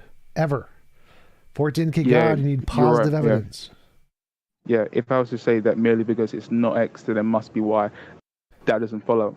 But if X and Y are the only two options, and X isn't the case, then yes, it flows necessarily. Correct, that which is why I proved that they're not the only two cases. So if I can give one example that shows they're not the only two cases, that means your argument is an argument from ignorance. And guess what? There is another case. What's the third case? Unknown physical stuff. There is a Z. It's not just X and Y. There is a Z, or whatever other letter you want to choose. There's something else. The possibility of something else. If the possibility of something else exists and has not been eliminated, you can't just jump to the other one just because the X has been disproven. Yeah, unknown physical things isn't. It doesn't seem like an actual option. It just seems that there could be other things. There's no logical logical contradiction, therefore it's possible. So possible just means no logical contradiction. There's no logical contradiction with unknown physical stuff. In fact, it's pretty much guaranteed there's unknown physical stuff. So that's actually a better explanation here. That's not it isn't totally guaranteed. It is extremely likely, obviously. Well, no, it's guaranteed. Like dark matter and dark energy, we know for a fact there are things about the physical world we don't understand. So it's a guarantee. Okay, well, if we're doing this scientifically, then we ought to just go off the evidence that we have. The best supported theory should be the one that we champion. So any sort of theory or any sort of existent thing that we don't know of, we can't yet use until we actually know of it. Yes, like God. That's why God isn't an option. Yeah, God wouldn't work because God provides no mechanistic explanation for why. It simply says God did it. It doesn't actually. There's no explanation as to the how God has done it. So asserting God just doesn't get us anywhere. God is just stopgap. It's just like God did it, and that's it. No further. And well, how did God do it? Did God utilize energy outside of it? Did he utilize the energy that it's composed of? Do I like how did it? Where did it pull something from nothing out of it? There's no mechanistic explanation there, so we would never use that. I don't know if the mechanistic explanation makes a lot of sense. One of the main features of a scientific idea. I don't know what's going on with this mic. King Xerxes, you're gonna need to fix your audio. You sound like you hit previously 4 times, my man. sound like a whole god Do you to me, man. smoke cigarettes or eat them? But I mean, Will Smith, I agree with what you said when you said you're not allowed to posit things that haven't been shown to exist yet. Like, you're right, you're not. And one of those things is God. God is not a thing that's been shown to exist, just like unknown physics isn't a thing that's been shown to exist. But unknown physics is a lot more reasonable than an entirely new ontology that has no basis in reality. Saying that there's something of the same known stuff is more reasonable than saying there's a completely new thing that we have no evidence for. So, of those two, the better theory here is unknown physical stuff. That's why God isn't accepted anywhere in physics as an origin of the universe. Yeah, but streams are. But the thing is, we know that that as I said before, this isn't like I don't even have to provide direct evidence for God. I'm just saying that there are two. Like you can split this up in 2 ways. Sure, there are things that we may find down the line, but as of right now, we know that. There are things that we can see in the macro realm, and there are things that we can't see directly, at least certainly not with the naked eye, that are tiny, like fundamental particles. But again, none of that's again just saying, oh, look, it's not X. That isn't evidence of Y. And there's not just two things here. There's lots of there's infinitely many things. It's X, Y, Z, A, B, X1, X2. There's infinitely many things that could be here. God has no evidence. I think necessarily that actually isn't the case. Like necessarily that's not the case. But let's not get into infinities. We'll just stick to this. All I'm saying is that the physical realm is contingent. Philosophy. Yeah. Okay. Fair enough. That is true. But so the physical world is not contingent. There's no evidence that the physical world is contingent. There's evidence that some physical things are contingent. There isn't a single physical thing that isn't contingent according to our knowledge. But that isn't evidence that all physical things are contingent. That's literally the same statement. No. All better. I'm going purely according to our knowledge. All swans are white. All swans I know of are white. Are those the two statements? Are those two statements the same statement? No, they're not. That is the black swan fallacy. Yeah, I understand my error. I'm like when doing science, you have to go off what you know. From all that we know. Yes, I agree. You keep saying that and I keep agreeing, but you keep missing the part of we know of God. We do not know of God. If I say what caused let's say what caused dark matter? We know it wasn't protons and neutrons because those reflect light and it's not reflecting light. Does that mean it's leprechauns? No, because there's no evidence of leprechauns. There's no evidence of God, really just like there's no evidence of leprechauns. It's more of a step by step thing. He's being hyperbolic. It's okay. Yeah, fair enough. Yeah. I guess I just have a terrible sense of humor. But I guess if he has said already that from what we know, physical things are contingent. The known physical things are contingent. Yes, okay. And the known supernatural things are also contingent. Well, we don't really know of any supernatural things. 100% of all known supernatural things are contingent. There are no examples of a non-contingent supernatural thing ever. That's not the case because you could also then say that they're all necessary because we don't know of any of them, and yet they can't all be contingent and necessary. It would just be neither because it's like dealing with zero. Since we have no examples of them, we're just making stuff up. But we do have examples of physical stuff. Saying it's physical, a new kind of physical thing, is reasonable. And since we don't have any evidence of supernatural things at all, the only rational conclusion is that all supernatural things are things people have made up in their head, which are contingent and don't exist. If we're dealing with absolute knowledge, we don't know of anything supernatural, but there's certainly genuinely good evidence for it. Well, that would be a good part to start. We should start with that one. What is the good evidence for supernatural things before you start to invoke supernatural things? yeah, we do this not by investigating any supernatural thing you may believe in, but by investigating the natural world. We investigate the natural world and see that based upon our knowledge, things are contingent, and then we say contingent things cannot bring themselves into existence. Necessary Generally, thing does it's a not mean necessary thing. supernatural. Necessary can be a physical thing we don't know about. didn't So say again, that. how do we get to a Well, supernatural thing? Not to our knowledge. To our knowledge, all physical things are contingent. I don't care about physical So- things. You cannot reference physical things here at all. How do you get to a supernatural thing? You I could guess have it's brute supernatural. contingencies. That's an option. Yes, it is. Brute contingencies are it's a little bit of a it's a little bit of a cheat. I mean, obviously it's possible, but that is definitely non-falsifiable. It's not any more of a cheat than just defining God with certain characteristics or properties that you think makes it to the case that he must exist. But the whole God is necessary idea doesn't really track, because if there was ever a state of affairs wherein God was the only thing that existed, saying that he existed necessarily is incoherent. And necessity implies a relation to something else. Right? If the universe exists, then necessary you can in say God comparison to exists the universe. necessarily because we exist and we had to be created by a God for whatever XYZ bullshit reasons. Therefore, God must exist. It's a modus ponens. But if God is the only thing that exists in some state of affairs, then in that state of affairs, he wasn't necessary. He was random. No different than any other brute fact. No, like things aren't necessary based upon their relation to other things. Things are necessary if and only if they exist in all possible worlds. It can be the only thing in existence, but as long as it exists in all Well, possible God worlds, could then it's randomly necessary. exist in all possible worlds. It doesn't have to be the case that he exists in all possible worlds. Like, he doesn't have to exist in all possible worlds. He just does. Or maybe he doesn't. We don't know. 'Cause we don't know all possible worlds. Will Smith is correct here in possible world semantics. If there's any like variable, like a randomness thing or whatever, then the possible worlds would necessarily take up all of the possible randomnesses. So there couldn't be like, it couldn't just happen like all dices roll sixes, because in possible worlds it means every possible option did in fact happen. And so if there's a randomness variable, all of the things that could randomly occur must have always occurred, or must have occurred at least in one possible world. So his definition of God as a thing that exists in all possible worlds couldn't be random in that context. But again, he's presented no positive evidence of God. He's just said, known physical stuff can't do X. Okay, why should we think a God exists and can do X?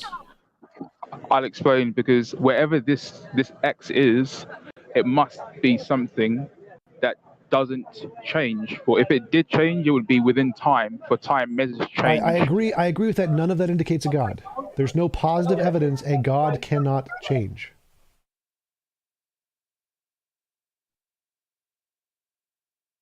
And there's no logical contradiction in the infinite regress of things that change. I would disagree. Many people would as well. None of the consensus in physics, but get to the positive evidence that God must necessarily exist. Yeah, I mean, from this point, it's pretty much inductive. It's pretty much these people from like however many millennia ago, living in the sand, just so happen to bring up qualities of a entity, and specifically a mental being, the kind of thing that could conditionally bring about change, even though it's necessary, and happen to be unchanging, even though they had no knowledge of like modal logic and basically like something that they believed in back when they didn't have the tools to investigate. Will, now investigate. Don't Will. I mean, when you're asking questions about what the lines of thinking of people of antiquity, put yourself in their sandals. Okay, when you look at it, the conclusions you have to draw are what you are only from what you can observe, right? Yeah, of course. So they're trying to explain things and trying to understand things given the level of technology, the level of understanding about reality. I mean, we're talking about groups of people that weren't even aware that there was any more land on the planet than the areas that they currently occupied. So we have to look at the limitation of what they had and what they were working. So look at that framework and look at how many conclusions you can draw from within that very, very tiny ignorant framework. So yeah, there are things going on. There's phenomena going on. There's volcanoes, and there's earthquakes and lightning, and then there's tsunamis, and and then like children die in childbirth, or evil people never get punished, and you're trying to find explanations that make these things rational and make them line up. and be like, these occur. What's the purpose of this? It seems to have no purpose, but there must be purpose because it happened. And so you try to come up with things in your very, very tiny little worldview about why these things happen. So, and then, God, coming up with gods is not so impossible, or coming up with something extraneous to human beings that in some way comports with what is observed about reality. You're talking about like 2,000 years ago, 25, 3,000, even 100,000 years ago when it was just anima. When it was just animism, like human beings looking at each other, and animals, like what animates them, what makes them get up and go, what makes them move, what gives them feelings. Then you're going to ask questions like, well, it's nothing I can see, it's nothing I can touch, and apparently it goes away when I die, and for some reason it just pops up and it's there when I'm alive. So where does it come from? And you posit questions because you have no knowledge of anatomy, you have no knowledge of physics, you have no knowledge of chemistry. So you come up with whatever you can, and for depending upon your culture, it was wildly different depending upon where those people were. We know now that there is not a dragon that exists underneath Mount Fuji that makes it rumble when it is angry. So yeah, this is a bit of a problem. I mean, I like these arguments take steps. A lot of arguments because existence take a lot more steps than mine do, or the mind does. It's only about 2 steps or 3. You brought up a lot of moral criticisms of God. Yeah, I also believe that God's actions, to my perspective, is seriously messed up. Like I see death, despair, Ukraine and like Russia and many sort of like wars even before my existence, and I can't possibly justify from my own perspective, based on what I know, that this is okay. But Will, yeah, really quickly, because you just said that God is an acting, thinking agent. He can't be the unmoved mover. He's in motion as well. He experiences change.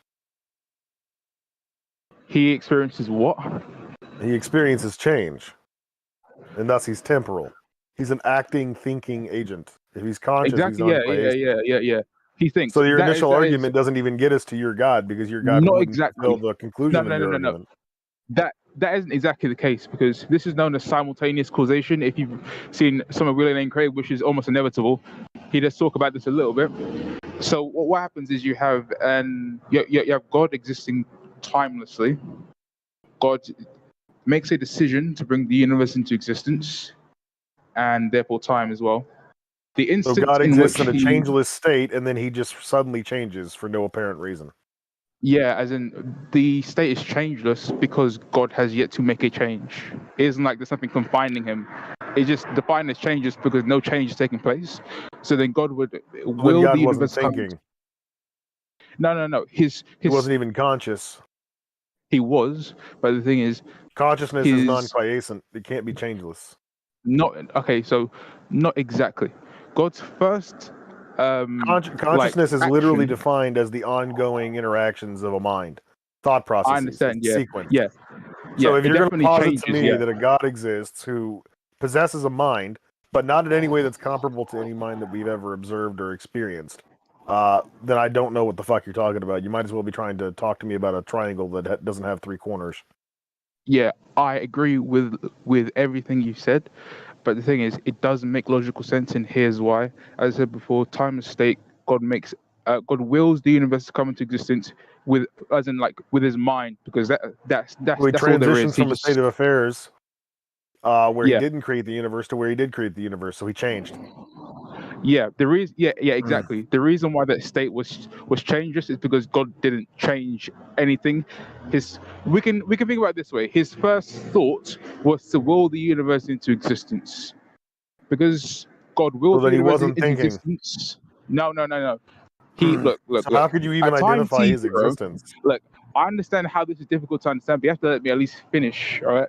So at time t0, God exists changelessly. At time t1, what sense does it make to say that something exists for no amount of time? Something to exist for no amount of time. No. God would have existed probably for an infinite amount of time. What does it mean to exist? For something to exist is for something to obtain. To obtain what is he obtaining? He himself obtains. It's an ontological state of existence. He is real. rather than something that You just said isn't the in the same thing actual world. twice. He exists Okay, because he he's in exists. the. I'm asking what it He's means. in What the are you actual world. describing about something when you say that it exists? It obtains in the actual world. That's a modal definition of it. Well, it's the So actual anyway. world because in our apparent physical reality, he doesn't appear to exist. Yeah, and even but for your own argument, he exists outside of that, whatever the fuck that means, prepositionally speaking. well, a great response to that would be one that Kant would give. He would say that your perception of the world and reality is not the complete set of things that actually exists. You perceive. Okay, that's fine. I don't care. But the point is that your argument is relying on definitions that don't corroborate our experiences. So you're just changing the meanings of a particular word. Whenever I say something else exists, like a rock or a planet or a sun or whatever, those things exist. That means they're made of something, they take up some amount of space, and they move through a temporal realm. They change. Or they have the capacity to alter states or to be affected. Like I said before, there's a physical things relationship always there. do that. With your God, there's none of that. Your God shares nothing in common with anything else that exists. His mental It's state completely changed. dissimilar. No. His mental state did change. Okay, but the point is that he didn't even have a mental state prior to his willing the universe into existence. There's no state of Yeah. mentality because he's non-conscious. He was conscious, but his first thought. That doesn't was make any will sense to the- say that he was conscious and he didn't have any thoughts prior to creating the universe. No, look, everyone has a Effectively, first you're saying thought. that God came into existence at the same time the universe did. No. I'm saying there is no point Which in also time when rules God came out that into he has a existence. plan. Which also Okay. rules out that he has a plan. If he didn't Not think about necessarily. creating the universe before creating the universe, he can't have a plan for the universe that he is about to create. Not necessarily, because God first of all didn't Necessarily. come in. Yes, necessarily. Okay, well, let me actually give a reply rather than just talking between yourselves. Okay, so God never came into existence. He would exist constantly, the same way numbers exist constantly. That's if not you what I believe said. my They don't faith in them. exist. That Numbers that don't is not exist. that is If not what you I believe in said. faith, You said yeah. he didn't have thoughts. You said he didn't have thoughts before he created the universe. That means, by definition, that he didn't have a plan for the universe that he was going to create. God wouldn't need to construct a plan because he would be all-knowing. He would know exactly what he He would need to couldn't do. create a plan, and he couldn't be all-knowing if he didn't have thoughts. So he knew nothing until he created the universe. No, Will. Well, that's legit. That's legitimately what you just said. Is you're contradicting yourself. If you like consciousness in and of itself, the possession of knowledge, the possession of thoughts, like Xerxes was saying, consciousness is not quiescent. Okay, so that's the point. What you're essentially doing is you're redefining, or you're special pleading God out of the circumstances that we understand. You're basically saying that a completely different set of circumstances apply to God that don't apply to us. And you can special plead that all you want, but that the legitimately saying that God had knowledge, and then God had knowledge, God had omniscient knowledge, infallible omniscient knowledge, before it ever had a thought. And that doesn't make any sense, because with the first thought, in your way you're saying, in its first thought, everything was created, but it did not think anything, yet possessed all knowledge. Okay, so that couldn't be, because you can't have knowledge without thought processes. Even if Will, you could come up with some weird argument to try and make this work, all you're going to do is wind up using two different definitions of the word exist. So when you say that we exist, or that the universe exists, or that other objects exist, you're describing something differently about them than you are when you say God exists, and the word doesn't have the same meaning.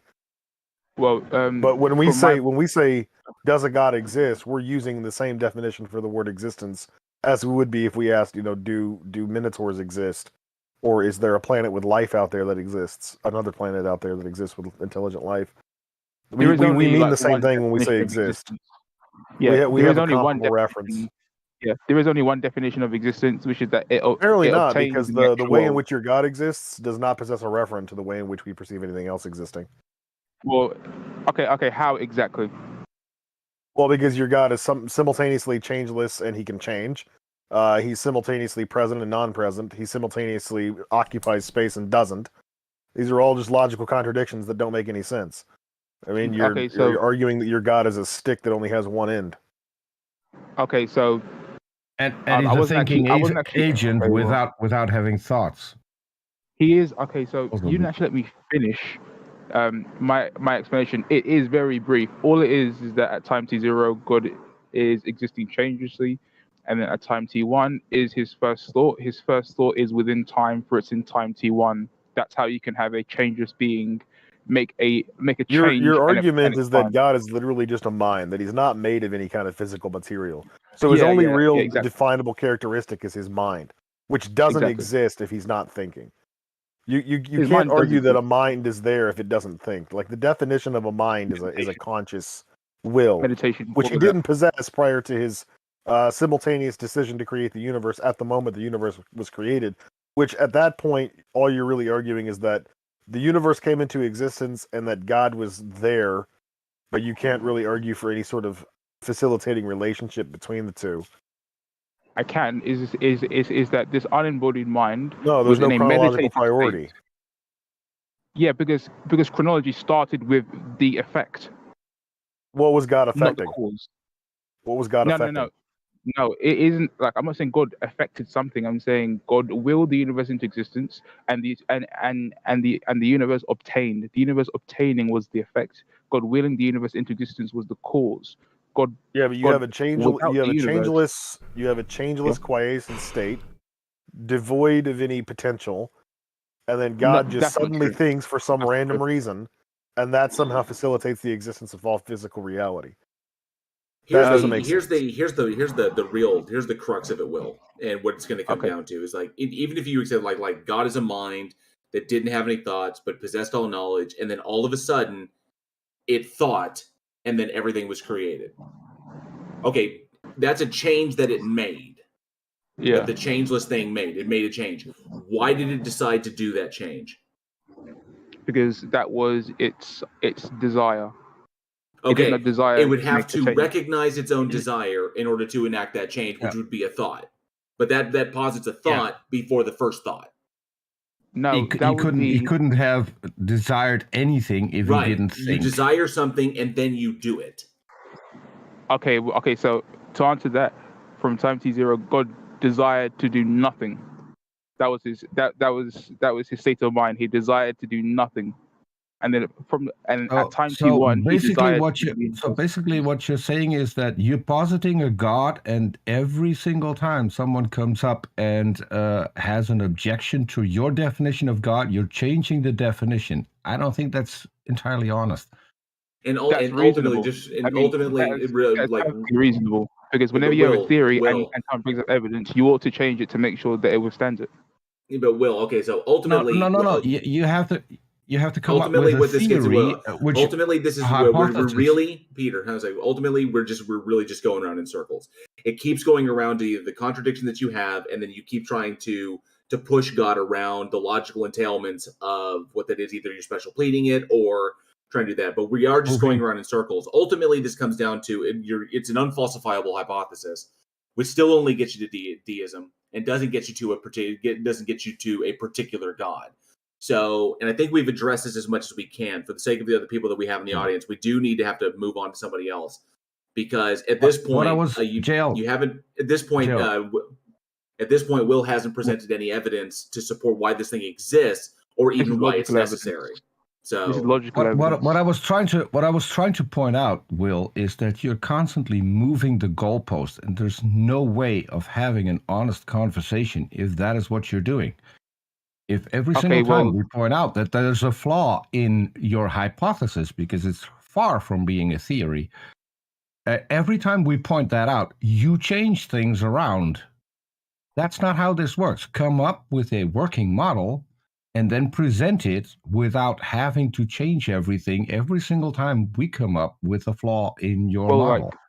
The thing is, I had my understanding of how God would have brought the universe into existence before this conversation. You brought up some very good points.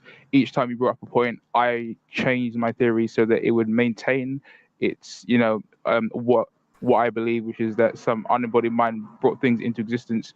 And then, okay, so if you're not exactly satisfied with the fact that I keep changing things, you should go off my most recent modification, the same way someone who makes code and has to sort out bugs, the best version that's of what the your software worldview is has most is recent bugs. one. Your And worldview has you pointed it bugs out, and and I is changed it. constantly collapsing in on itself. Okay, then this is what you should believe. An unembodied mind had the desire to do nothing, the same way a Buddhist monk meditates and desires to do nothing. Why should I desires believe to that have an no unembodied mind is possible? An unembodied mind, well, because there isn't any logical contradiction in it. I have one serious Unless I question. define a mind How as do that you being the know? generation How of do a you physical know brain. God's Hang on a second. mind? Hey, guy, Wait, we if can't talk I over each defined other. a mind, if I defined a mind as the emergent property of a physical brain, then it would be a logical contradiction. Okay, well, And all the evidence I have available to me presently defines a mind. Leads me to the logical conclusion that a Not mind exactly, is because, that which is the emergent property of a physical brain. There are immaterial aspects to the mind. There's qualia, which is sense data. We have no way of actually showing that as a physical thing. We have memories. I'm still curious. How do you know God's mind? How do you know what he did or did not think? Where did you get this knowledge from? I get this knowledge from rubbing a crystal ball. In fact, no, I'm kidding. I literally just look at all of the options, and then any option that is fails logically or because of science, I just cut away. So far, the only thing that is remaining is that a mind from eternity chose to do nothing, the same way millions of Buddhists meditate and choose to do nothing. We can cut that away as well, because every single mind we're aware of is reliant on a brain and is reliant on a body. We don't know any disembodied minds. You also run into the logical surgery, contradiction. Will, you also run into the logical contradiction of omniscience. Because the problem with omniscience is that if you're saying that God is a mind and God is conscious, God is a mind, and God can make choices after it made its first thought, which is the point of creation, then God can make choices after that, or God can have thoughts after that. The problem is that if God is omniscient, God can't change its mind, because changing one's mind when there's a mind, changing one's mind entails changing one's position on a thing, or changing one's outlook based upon new information. So you have your set amount of information, you receive new information, and then you change your position on it, just like we've been doing in this conversation. The problem is God can't do that. God can't change its mind, because God possesses all knowledge. So if God infallibly knows everything via omniscience, then God would never change its mind. God is just this static mind card traveling down a track that doesn't ever do anything. Yeah, exactly. So then that God can't do anything, that God doesn't make choices, that God doesn't it's all. He does make choices. It's just that his choices are based upon total knowledge. But it can't make choices because it already knows what the next thing is already going to be, truthfully. And of all the possibility of all true propositions, including the actions of God, it knows what to, because if I have 10 possible choices to make and all of them are true propositions, 9 of them are false, because I already know infallibly what the one I'm going to choose is. Yeah. So that means that the other 9 are not true propositions; they're false propositions. They're logically consistent, but they're false because they're not the one I'm going to choose. Which means if God omnisciently knows what true propositions are, it has no choice but to follow through with what it already knows is true. No, okay, so God. The way of explaining that is just to say that God is following a script. That God's following a script. The thing is, a proposition isn't true or false until it comes into the actual world, or does not come into the actual world. God would know what he would do. For example, assuming then God is not omniscient. No, how? You just said God. Then God wouldn't know. God would know what? I mean, I don't. You said God wouldn't know, but God does know, because God knows omnisciently. No, okay, I'm saying this. God knows all possibilities, and he knows what he would do in that situation the same way you would know what you would do in a hypothetical situation. And then once he gets to isn't it even that once he gets there, he just knows what he would do, so he just does it. The same No, way, it's not that he knows what I would. He knows what I would do, which entails that he knows my actions before I do them. No. I mean, he knows what he would do. So if I was God, I know that. No, if God is omniscient, he knows all possibilities, but he also knows every single final outcome. Yeah. So there's no way of changing anything. So if God knows all possible final outcomes, yes. Okay, so of all the realm of all true propositions, and of all choices that are logically logical, then any choice that is made becomes the true proposition. All the other ones become false because they didn't happen. So if God knows all true propositions, then God knows the outcomes of all actions, including God's own actions. And if God knows the outcomes of all actions, then everything becomes irrelevant because it only matters because God already knows the ending. Which means everything is predetermined. It's all running off a script, and God can't change anything. And a script that God himself wouldn't be responsible for because he's merely just aware of it, and therefore everything that happens is necessary. It wouldn't be necessary because God's choices are based upon. God doesn't have choices. This is the problem, Will. Your God can't have choices by virtue of his own characteristics. Look. The logical entailments of its attributes defeat it. Not exactly. And maybe I can help. I can help and put up an analogy that helps you, Will. To God, reality is a movie that he has already seen. He can watch it over and over again. It will still be the same movie. There's nothing that can be changed because in his knowledge, it already happened. So we're in this movie. We don't have free will. God doesn't have free will. Everything just happens, and no one can make a change in order to make things different. Yeah. Because if it could, it would not be omniscient. It also defeats the necessity of prayer because it also defeats prayer because you wouldn't need to pray to this thing because it's already all set. Okay, well, it's more like a versus battle, but it's a versus battle between all conscious entities, and God knows exactly what would happen between all of them. Like, for example, God would know what I would choose in any given situation. So he knows what I will do. You get that wrong. God knows what will happen. You get that wrong. God knows what will happen, not what would happen. To him, it already happened. He knows all the things. He omnisciently knows all the things that could happen, and he also knows what will happen. This kind of borders into a period of time where all things just exist simultaneously. So then there's no even in this what's the word I'm looking for? This there's a word I can't think of off the top of my head, but in this system where you have an omniscient God, a God that's capable of knowing all things simultaneously, all true propositions simultaneously, these propositions would also all have to be true simultaneously in order for God to know them all at the same time. And if God knows them all at the same time, then this universe is running off of some predetermined program that God isn't in control of because it just happens to be the case that he exists within this reality and that he knows these things, and he never made the choice to know these things, and he never made the choice to exist. He just does. And everything that happens consequently to that just does happen. And God isn't responsible for administering or otherwise initiating those outcomes. He's just kind of a bystander watching it all happen simultaneously. Okay, so here's the error in that. If I have two options, A or B, let's say God knows that I will do A, and I'm looking at what should I do, A or B? There is no logical contradiction in me choosing B, because if I would choose B, then God's knowledge would have been that I would choose B. And that made no sense. If God knows that you're going to choose A, if the proposition is that God knows you will choose A, then you can't do anything but choose A. You can't choose B. B is no longer an option. One second. Yeah, there's it isn't even it's the illusion of a possibility. It's not a real possibility. It is a logical contradiction. So if God knows you will choose A, acknowledges a justified and true then belief. B is a contradiction. I understand. Right. But the thing is, God's knowledge doesn't confine what I do. What I do.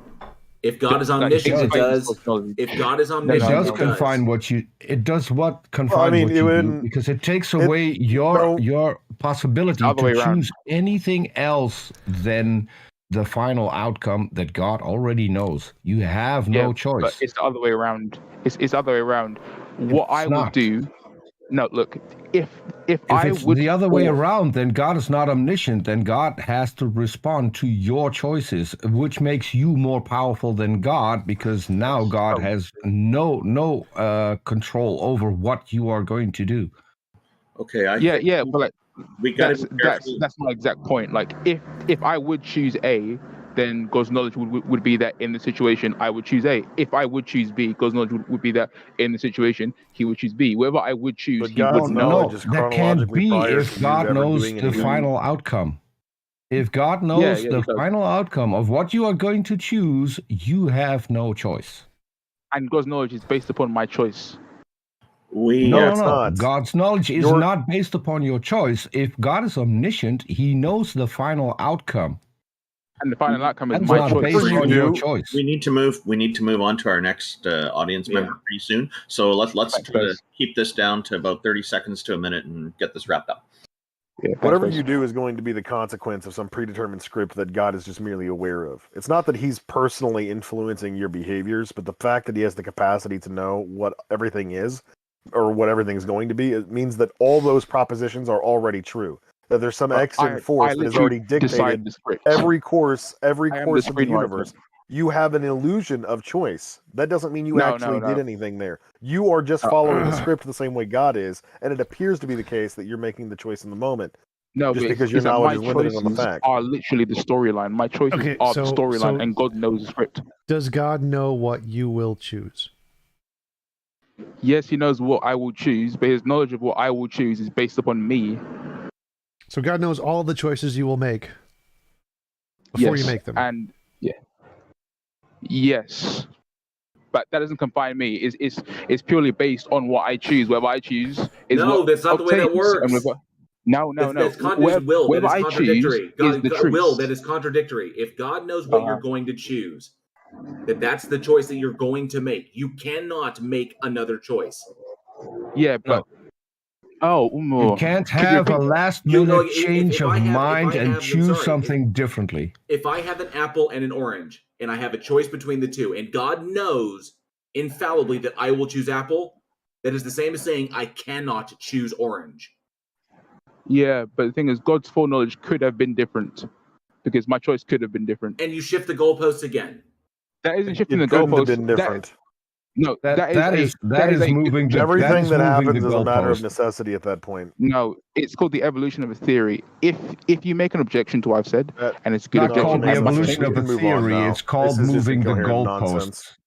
It's not fallacious. It's moving the goalposts. It's not the evolution of a theory. We can move on. Look, Darwin's original theory of evolution. I know this is a poor choice of words, but Darwin's original theory has nothing to do with your capacity to make choices. Okay, 30 seconds have passed. We appreciate you coming up. You have an awesome day. We're going to go ahead and pull up the next guest. Thank you for coming up here and talking with us. Nico has been waiting for a really, really long time, so I just invited you up. Feel free to begin. Oh yeah. Hey, so this is. I see the title, but I don't really. I'm sorry to interrupt you, Nico. Can you turn up your volume or speak closer to your mic? It's your voice is very faint. Oh, can you guys hear me better now? A little bit, yes. Oh, okay, so I don't think I can convince you guys, but I'm just here to discuss. So, well, start off with what do you believe? Are you Christian, Muslim? Are you particular denomination? Oh no! I used to be atheist. Now I'm just confused, I guess. So. Okay, so we need to get some clarity here. Do you believe in a god, a goddess, or a bunch of them, or do you not believe in any? I think a god is more likely. Okay, so you lean toward the possibility of a god existing. And can you tell us a bit about this god? Okay, so or maybe more precise, can you express what caused your doubt? Actually, we're going to go with the first question. Peter, he was just about to explain about his deity. We'll just listen to that first. Mm-hmm. Okay, so basically, I think in reality, consciousness is a thing we can be certain of. And did you say non-duality? Is that what you said? Yeah.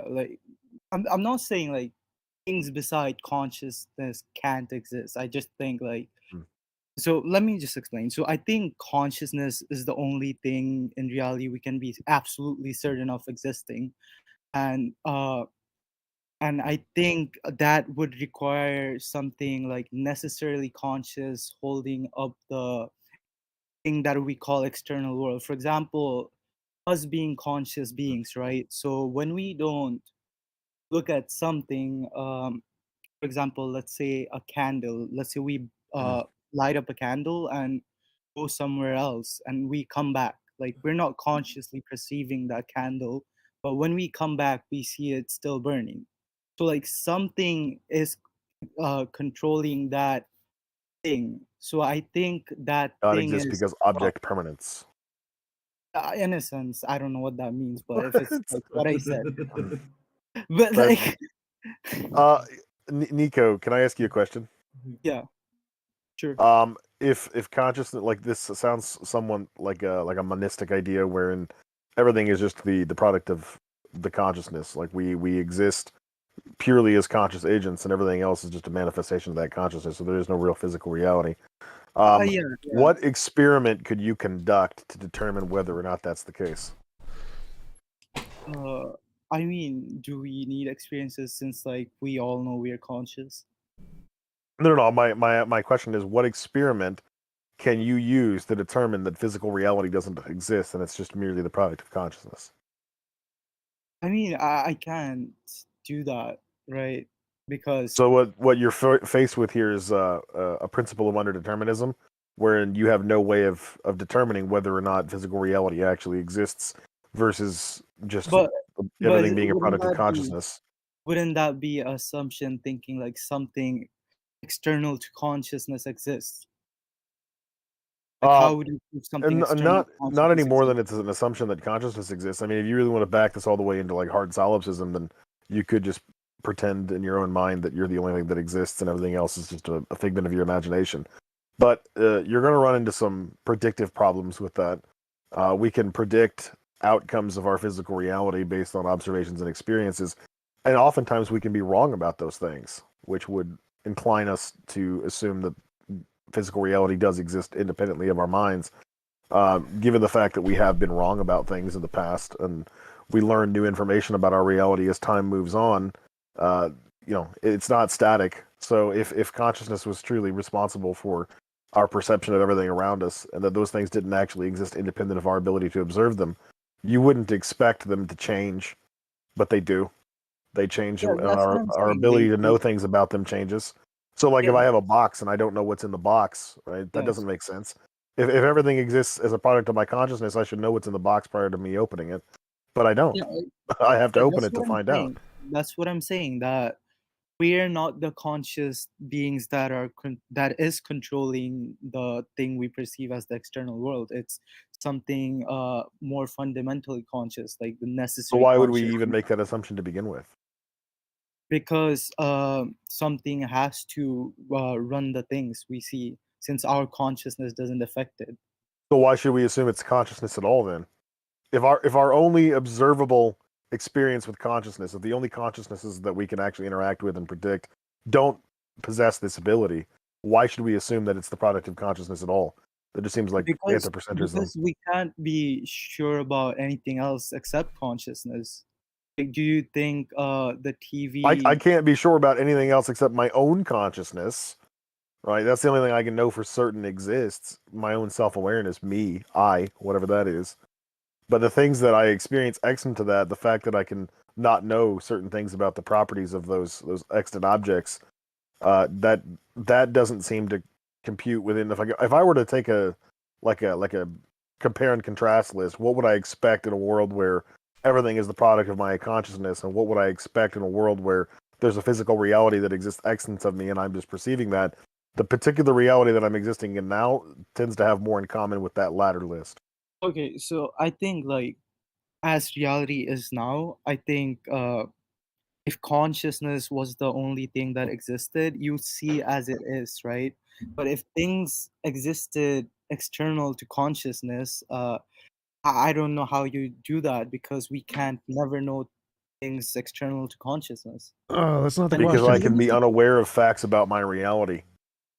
And I do have a question for you. You mentioned that something has to be running reality. I'm wondering how you come to determine that that's the case, that reality must be run by something, and it's not just a matter of natural processes. I mean, okay, it could be something natural, but it has to run by something. Like something needs to be like the first cause, in my opinion. Why? Because I mean, you guys did say that infinite regress is possible. I don't see how, because if things are Well, there's no internal contradiction in infinite regress. It's just that things happen in a sequence that's not exactly harmonious to our prescriptive way of thinking about things. But it doesn't necessarily violate any of the conventional laws of logic. how so? Because like, as I'm seeing it now, right? So I think like, if there was infinite regress of causes, we wouldn't come to this cause because the causes before us goes infinitely back. Wait, so in an infinite regress of, let's say, an infinite regress of numbers, does that mean you'd never arrive at 4?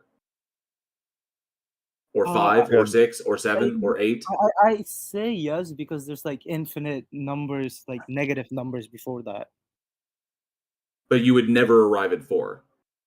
Yeah, in a sense. So how would you know what 5 Well, was? So I can count from 1 to 2, despite there being an infinite number of variables in between 1 and 2. Right. But the other thing to consider here is that even if we were to operate based on your idea, you wouldn't get out of this infinite trap, because then you would have a conscious agent who exists infinitely and never arrives at the point where it decides to create things extant to itself. But doesn't the first cause have to be timeless? Since like we know time started to exist. No, we know we have time an is just the observable measurement point. of change. We have an observable point, but we don't know anything beyond that. So essentially, what you're doing is you're doing the same thing that the previous person did, is that you're applying an answer to something we have no data about. So we have the beginning of observability for our universe. Observability meaning measurability, and and anything beyond that, anything before it, we have scant information. We have enough information to create some really, really strong working hypotheses as to what could possibly be there, but it doesn't indicate any one particular thing, definitely. That's why we have no theories. But it's like a lot of hypotheses. So eventually, you're saying, so okay, it looks like this, and you're taking what we have to work with, which is everything that we can currently observe, and you're applying what we know about this to something beyond what we currently know, which is the best that we can do. Yeah, but it's still hypothetical, and it doesn't, and there's no necessity to say it must be a god.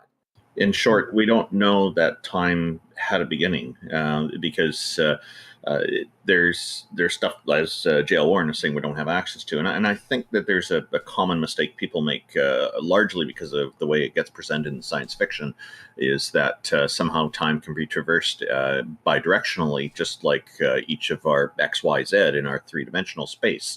I don't see time that way myself. To me, time is just something that we observe the passage of by noticing change. And so I don't see that time is something that starts and stops and begins and ends. It's just an emergent property of reality.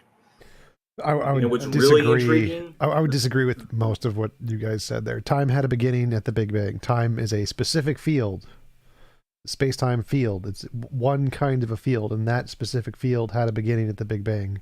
But there could be other fields that facilitate change that aren't time. Time is just one kind of a field. But it also Space-time, asks the maybe, question. but if I was just to use the word time in a colloquial sense, I would literally just be referring to the measurement of change. So if there's any sequence or progress or transition from states of affairs, then that would be time. That's how I'm looking at it too. Yeah. It also asks the question: if God knew all this, if God existed and God knew all this and knew it like mechanistically and all the finer nuances of it, why couldn't it convey this information to human beings? Right from the get-go, so there wasn't all these problematic explanations that try to go into it, and we didn't have to rely on breaking reality to try and justify these things. Okay, I don't think like God necessarily has to be omniscient. I just think No. I'm just saying, if God exists and if this thing exists and it conveys information to us, why can't it do it in a coherent way? What? I don't think that had anything to do with his argument. So his argument was No, that I'm going one step further, TJump. That's what I'm doing. Okay, I'm taking it one step further.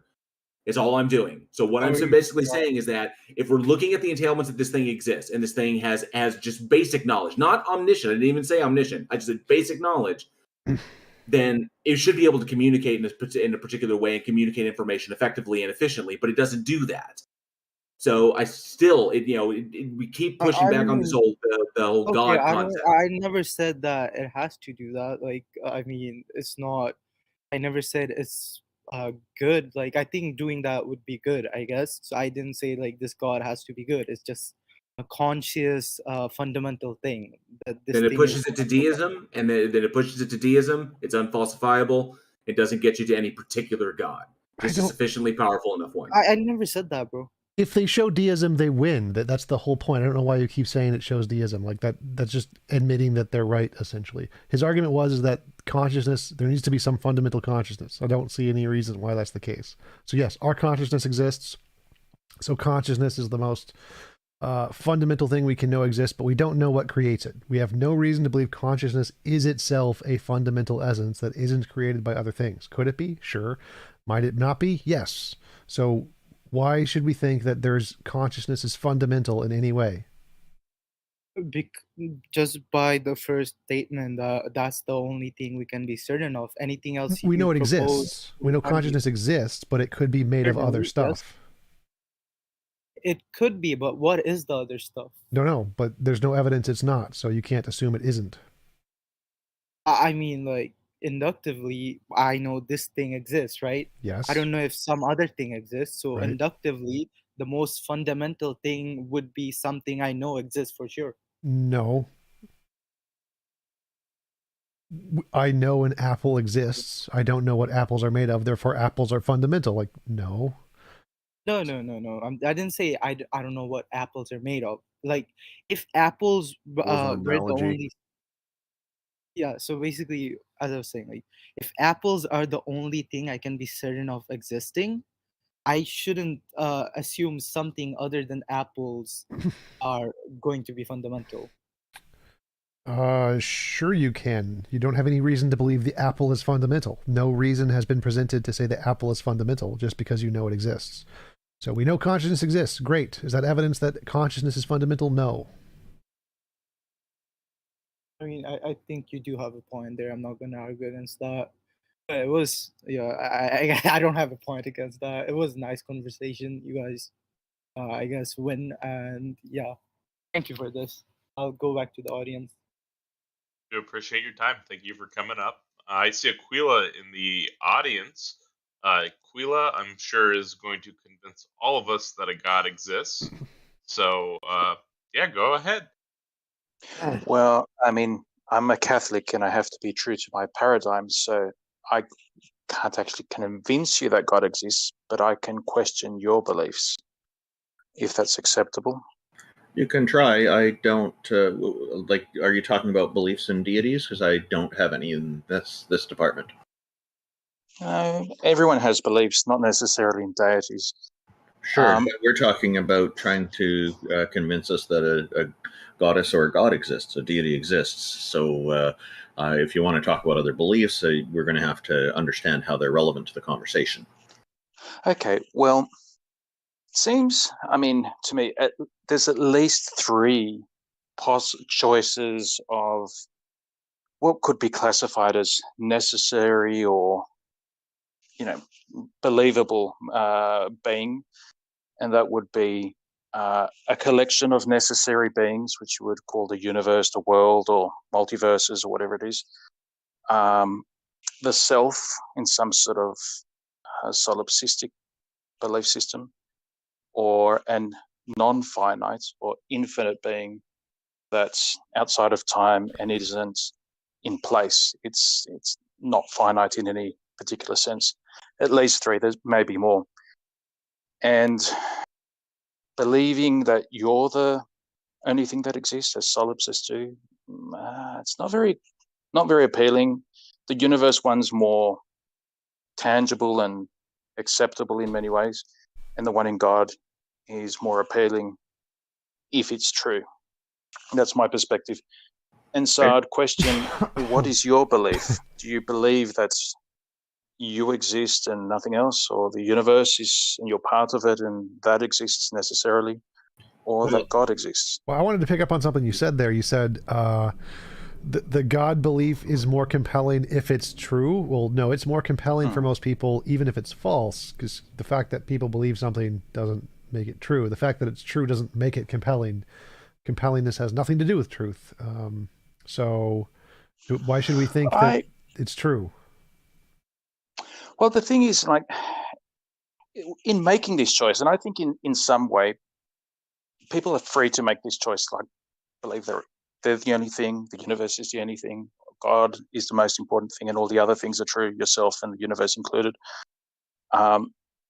Those choices come with certain consequences and biases to the choice. Like, if you were to believe in God, and on top of just God existing, that he became incarnate and revealed himself and established a church and established a means to accessing him, and stated there's consequences for not reaching him. Like, what's tied up with taking that belief, there's costs. And as a Catholic, I can tell you. Can you clarify one thing for me? Did you say make a choice to believe that God exists, because you cannot choose what you believe? I think I can. I mean, like, I've certainly at times in my life when I was Can you choose this very moment, for instance, to believe in the great Juju on the mountain as the creator of all things?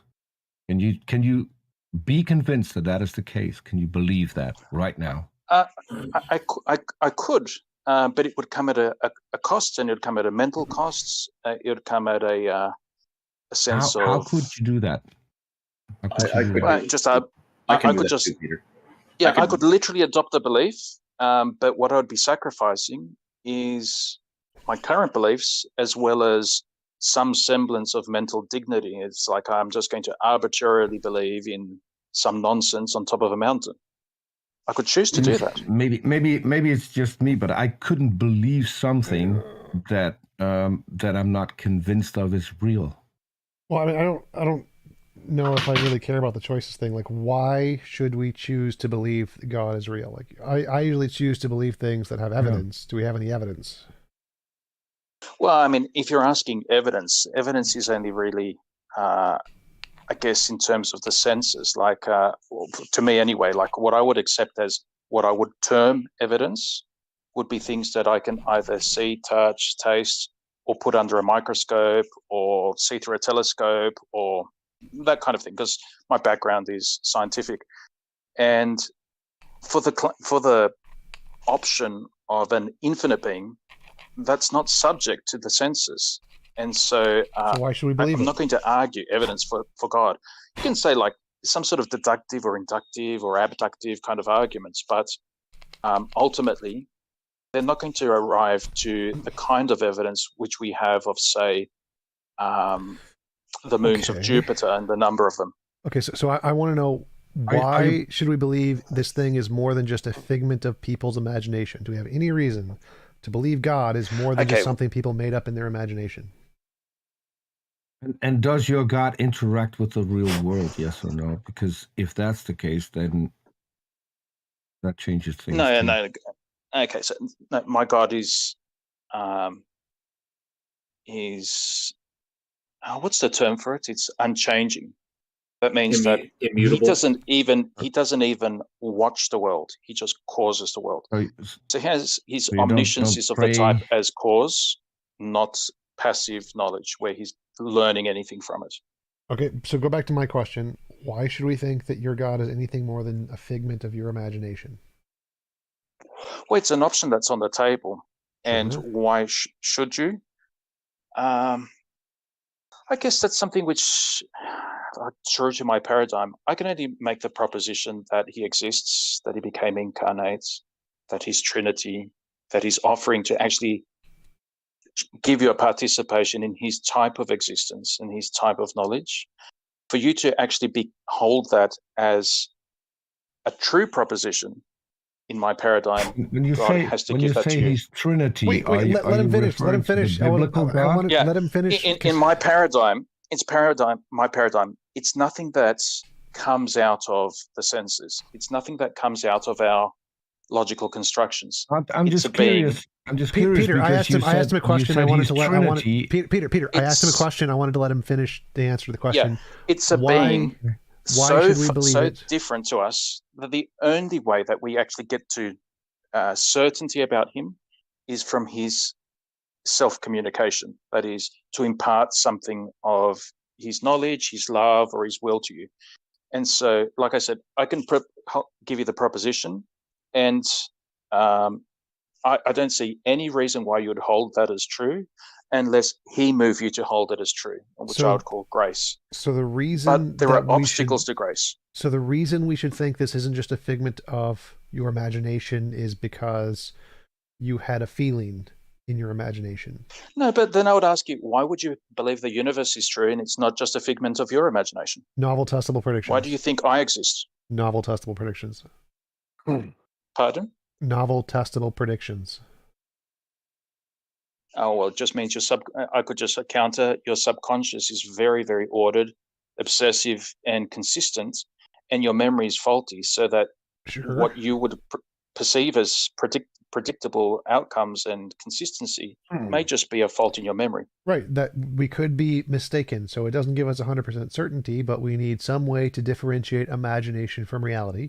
The ability to predict the future is something that our imagination is very bad at, and so if we have a model that can predict the future, that's a good reason to think it's more than our imagination. Novel prediction gives us that. Your model seems to be, you got a feeling, and your powerful feeling is the way to confirm that it wasn't just a feeling.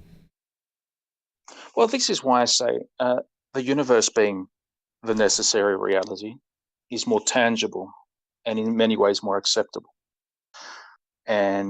But this is why I want to question. Can I ask you a completely different question? Can I ask you a completely different question? I did want, yes, but I want to get around to questioning why you believe what you believe. Go ahead. Well, it's not really the purpose of the stage, to be honest. You're proposing a God that doesn't interact with this world, and you want to convince us that that God exists, which to me is the equivalent of you saying there's a blue rock with a white dot on Venus. Can you please believe that that exists? How is that going to impact my life? It's not going to help anything. It doesn't do anything. So why would I even choose to believe that your God exists if there are no benefits, doesn't interact, can't change anything, doesn't listen to prayer? What does your God do for you? Okay, well, in terms of interaction, it's I wouldn't say no.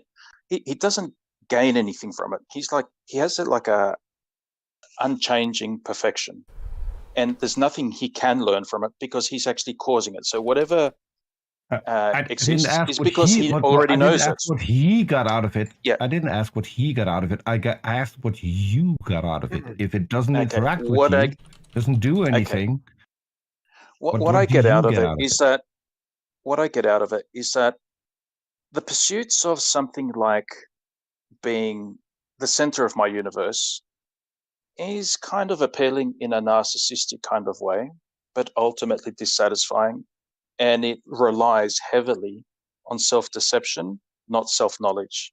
And so practices like meditation, practices like self-reflection, to actually hold that I am the center, would require me to have complete disinterest in myself, because the more you reflect on yourself, the more dissatisfying you are. You realize that you are to yourself. And the world itself, yes, it's very appealing. I have gone through, in my youth, hedonistic phases, and these reach a point of exhaustion as well. It's only so many times you can do something, and it's ultimately dissatisfying as well. But what I find appealing in God is that He's not finite, and it's not subject to the exhaustion of the senses, but rather an infinite being. So Well, infinitely you know, satisfying. But he doesn't. He doesn't peculiar. do anything for you. So what's the appeal? Well, he does. He offers to share his own type of life and knowledge and love with me. But you said it and didn't. that's something. He didn't interact. How does he do that? Sorry, Yeah, how you does he said do that? he The same didn't interact. way. The same way. Yeah, he doesn't interact. So, like my praying to him, he doesn't. In a very in a certain sense, he doesn't hear my prayers. Only metaphorically, he hears my prayers. God doesn't. He doesn't hear my prayers. It's like he's impassible. And he He's doesn't care. perfect and eternal. So why do I pray to him? He doesn't care. Yeah. Oh, he does care, because I wouldn't exist if he didn't care. Yeah, if he I cared, couldn't he exist would unless listen. he was willing me. Yeah. But the reason I pray. No, if he cared, he would listen to your prayer, and you just said he doesn't. Yeah, metaphorically he does, but in reality he doesn't. Metaphorically, but why he do I does, which pray means then? He doesn't. Why do I pray then? The If in reason I reality pray, he doesn't, then he I would love to reality, finish. he doesn't care. I would love to Guys, finish what I'm saying. Peter, you gotta let him finish his deal. Go ahead, Aquila. The reason I pray is not to change God. He's unchangeable. It's to change myself. And the belief system is centered around God being a good God who wants to bestow something greater than a pile of money, greater than a pile of mountains, greater than a pile of kingdoms, a pile of huge dick and endless sex. It's to impart the greatest possible thing, himself. But the biggest obstacle to that is me, myself. So when I actually pray, I'm praying to receive this thing, which is disposing myself to actually receive it. Because for whatever reason, the way he willed us to be as sentient beings is that we actually get a choice, not a free will choice in the absolute free will sense, but in that every action we take, we have a sense of agency about it, and a sense of our own growth about things is very much tied up to what we want and what we don't want.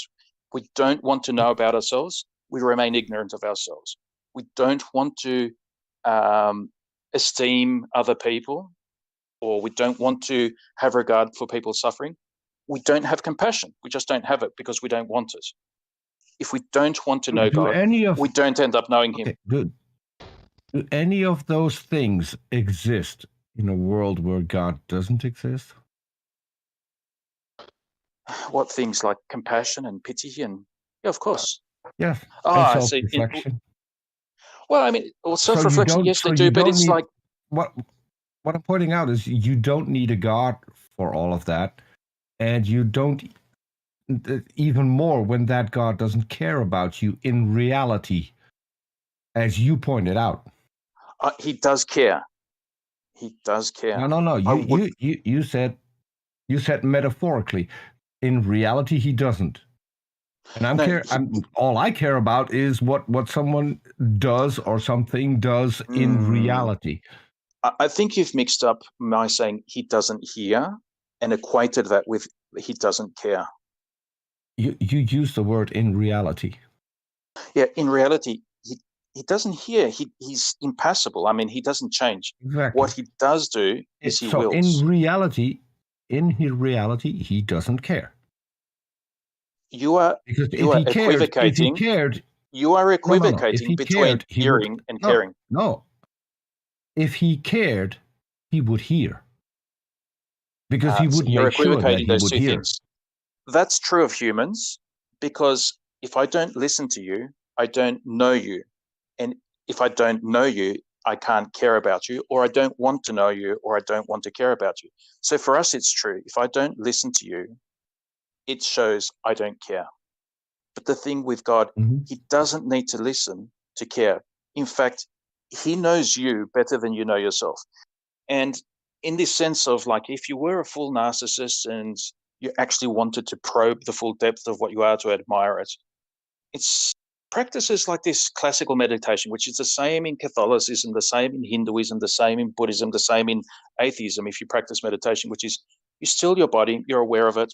Okay, you can feel your pulse going through your legs. Let me try.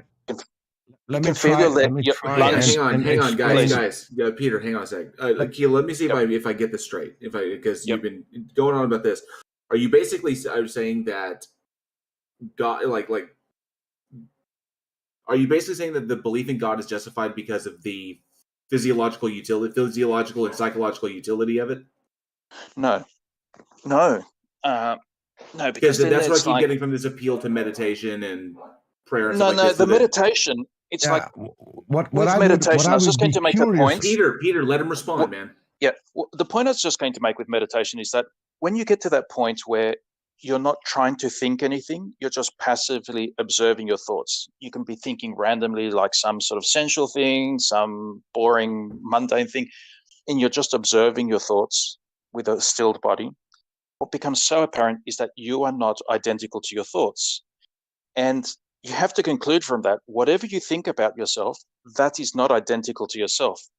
And for a Catholic, this has some sort of import because my concept of myself and my holiness or lack thereof, that concept is not what has to go to heaven. It has to be the actual being myself. Okay, When but I the problem reflect is upon that all when I of this is reflect upon the reality of myself, Aquila, all of this is predicated on the existence of this being, right? Well, no, I mean, this is the thing. It's like I can be skeptical whether I even exist because if the holographic universe is real, then whatever I'm experiencing is just a projection of some, 2D surface. And what I feel to be a subjective, I think, therefore I am, is just an illusion. It's not a real being. Then why believe in God? Okay, because that's one option. The other option is that universe is real as it appears. Other option is I'm the Descartesian cogito ergo sum, or that God exists. In terms of propositions that are along the way, the reason I believe in God, I can only attribute to God having moved me to accept this proposition as being true. And so it's belief, it's not Gnosticism. It's like I don't know for a fact. It's an emotional appeal. No, it isn't. It's just it's you an said option. God moved in terms you. of That's an emotional Yeah, appeal. but I don't- God moved you to believe in the thing. It's an emotional appeal that provides a psychological or a physiological utility for you, and therefore it's true for you. But it doesn't necessarily mean that it's true for the world, because just because a feeling or engaging in a physical or engaging in a behavior provides a utility to you doesn't mean that the thing you're appealing to actually exists. It actually comes at a very great cost to me. So I wouldn't say it's like, and I wouldn't describe it to a feeling either. It's just this sense, which is a feeling, I guess, of certainty. And also you contradicted yourself. Let me get this out. You contradicted yourself. You're proposing a God that doesn't do anything in reality, that doesn't care in reality. Yet you go to heaven. I've already corrected this equivocation. Yet he couldn't exist unless he cared. Heaven in reality. That doesn't follow. But we can exist even if there is no God. That's one proposition, and I presume that's one that you hold as true. Well, because there's no evidence to support that that our existence is necessitated by, or requires God to necessitate it. So no. So there's no evidence to support it, to draw this conclusion. And it essentially falls into that realm of hypotheses. Okay, I understand.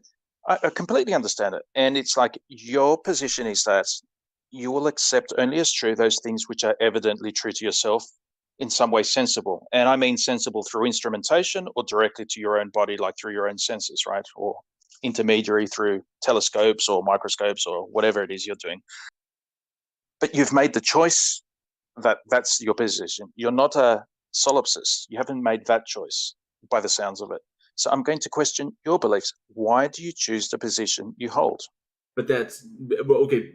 Predominantly based upon the tools that I have to work with, which is the evidence that we have at hand, logical, argumentation, whatever comes along to it. The point is the point of the stage is to express why you believe. And why should we believe? Which you haven't presented anything. I mean, you've presented something, but it's not sufficient enough to say that this thing actually exists and it warrants belief in it, other than an appeal to emotion, and that it provides some sort of psychological or physiological utility for you.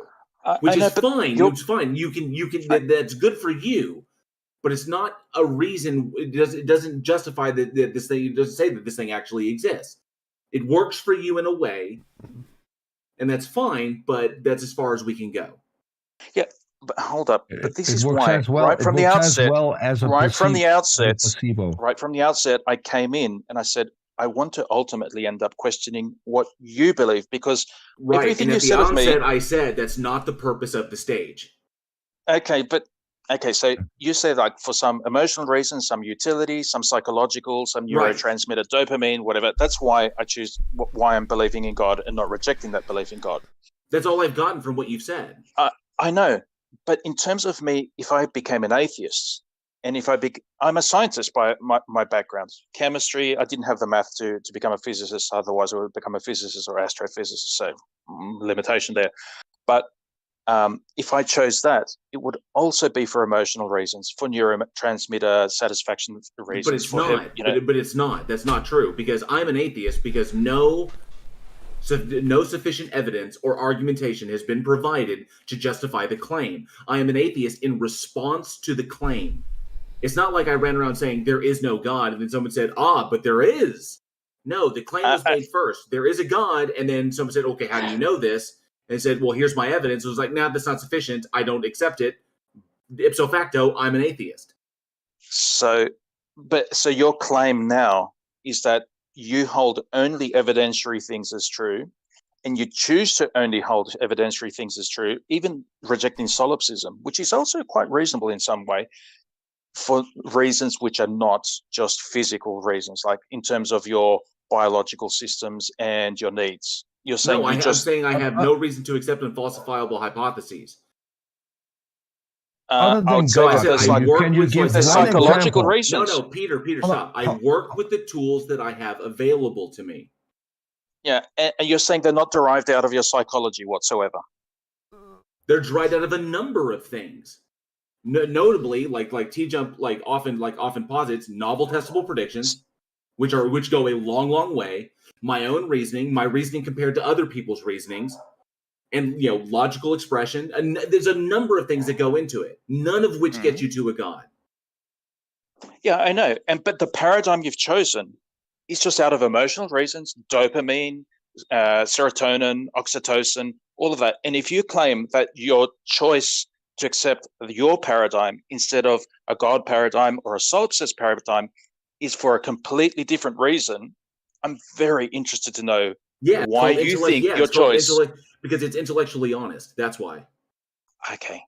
I have a quick question. Other than then God, prove to me. Peter, hang on. Let Akila speak. Go ahead. Go ahead, Akila. Because you're trying to assert, and you're just asserting as a raving, believer who's just so convinced that the Bible says this, therefore you're going to hell. It's just arbitrary belief. That the evidentiary paradigm you've chosen is in itself absolutely true, and that solipsism is absolutely false, and that deism or belief in God is absolutely false. But you're not stating why your belief system is any different to the other two belief systems I'm talking about. Which I can point out with the question that I wanted to ask. What other than a God can you point to is real, but we have no evidence for? Solipsism. Because, see, the paradigm is like, because you're saying evidence, that is through the senses. Okay, evidence Solipsism, through the senses. Solipsism isn't a thing, it is a concept. Yeah. Which may actually be true. Which may actually even if be a God true. exists, What thing, I'll refine my question. What thing that isn't just a concept, but is an actual thing in reality, can you point to which we have no evidence, but still know that it's real? Again, you're coming to your paradigm is your standard of what's true is what is accessible to the senses. Not an answer and to my that is question. like having someone. This is like if I was an atheist and a Christian, like a Protestant, came to me and said, and I made an assertion about the Earth being 6 billion years old, and they said, "Where's that in the Bible?" You're saying to me, "Where's that in the sensory evidence?" Or if I was speaking to a solipsist, where is that in my mind? It's not an answer to my question, because you're still talking about concepts. Okay, so what thing that is actually real can you point to for which there is no evidence? And don't go to another concept. Go to an act. So God is something other than God, which you can point to that is real, for which there is no evidence. So God is something other than God. I misheard you. I'm completely confused. I misheard you. So what other thing besides God is real for which there is no evidence? Exactly. And we're not talking about concepts.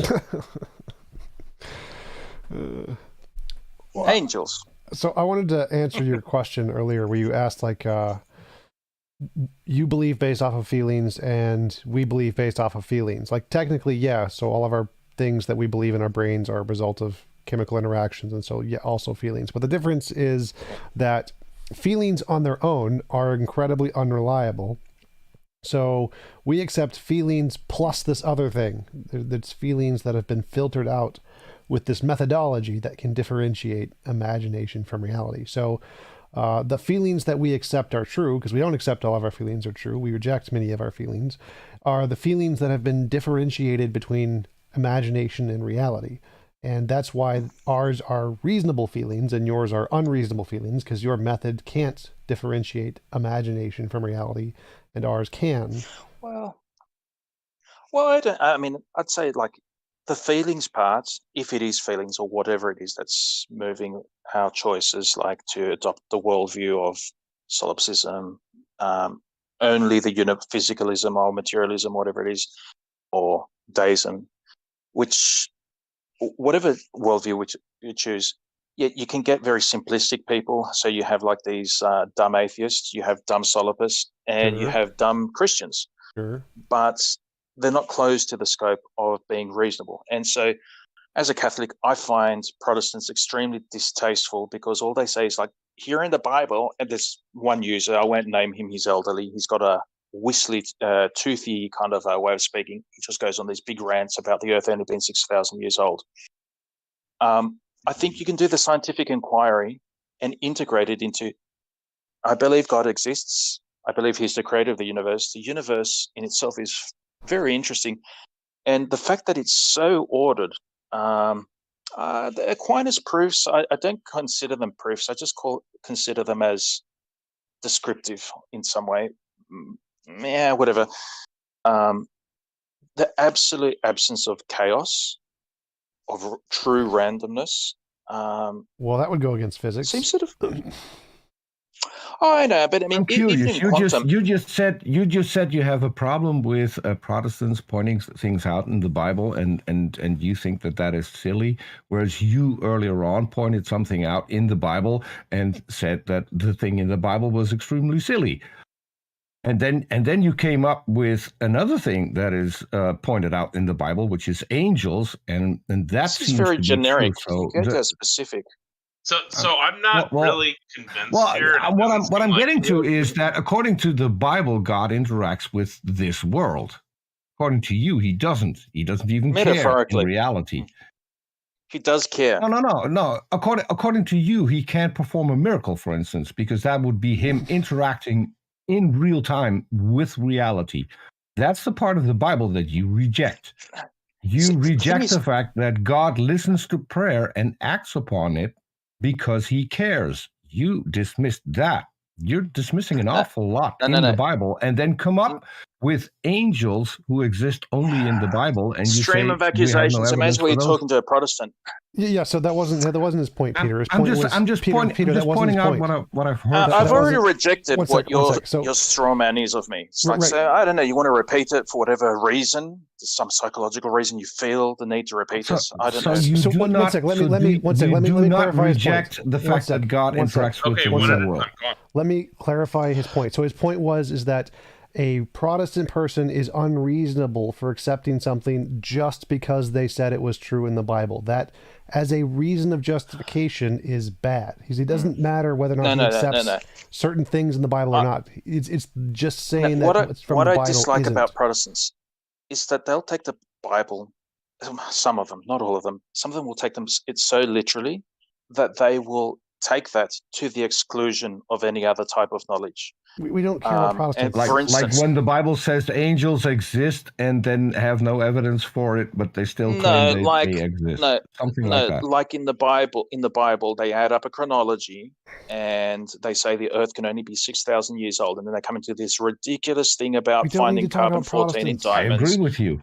I agree with you on that piece. Yeah. But what I'm curious about is you earlier said that angels exist. The only reason that you know about angels is because they are mentioned in the Bible. There's no other way you could have heard about angels other than from the Bible. So you're doing exactly what the Protestant does, just with different verses. So how are you different from a Protestant? Okay, so I'm sorry, Aquila. So can I answer a question instead of just a stream of actors?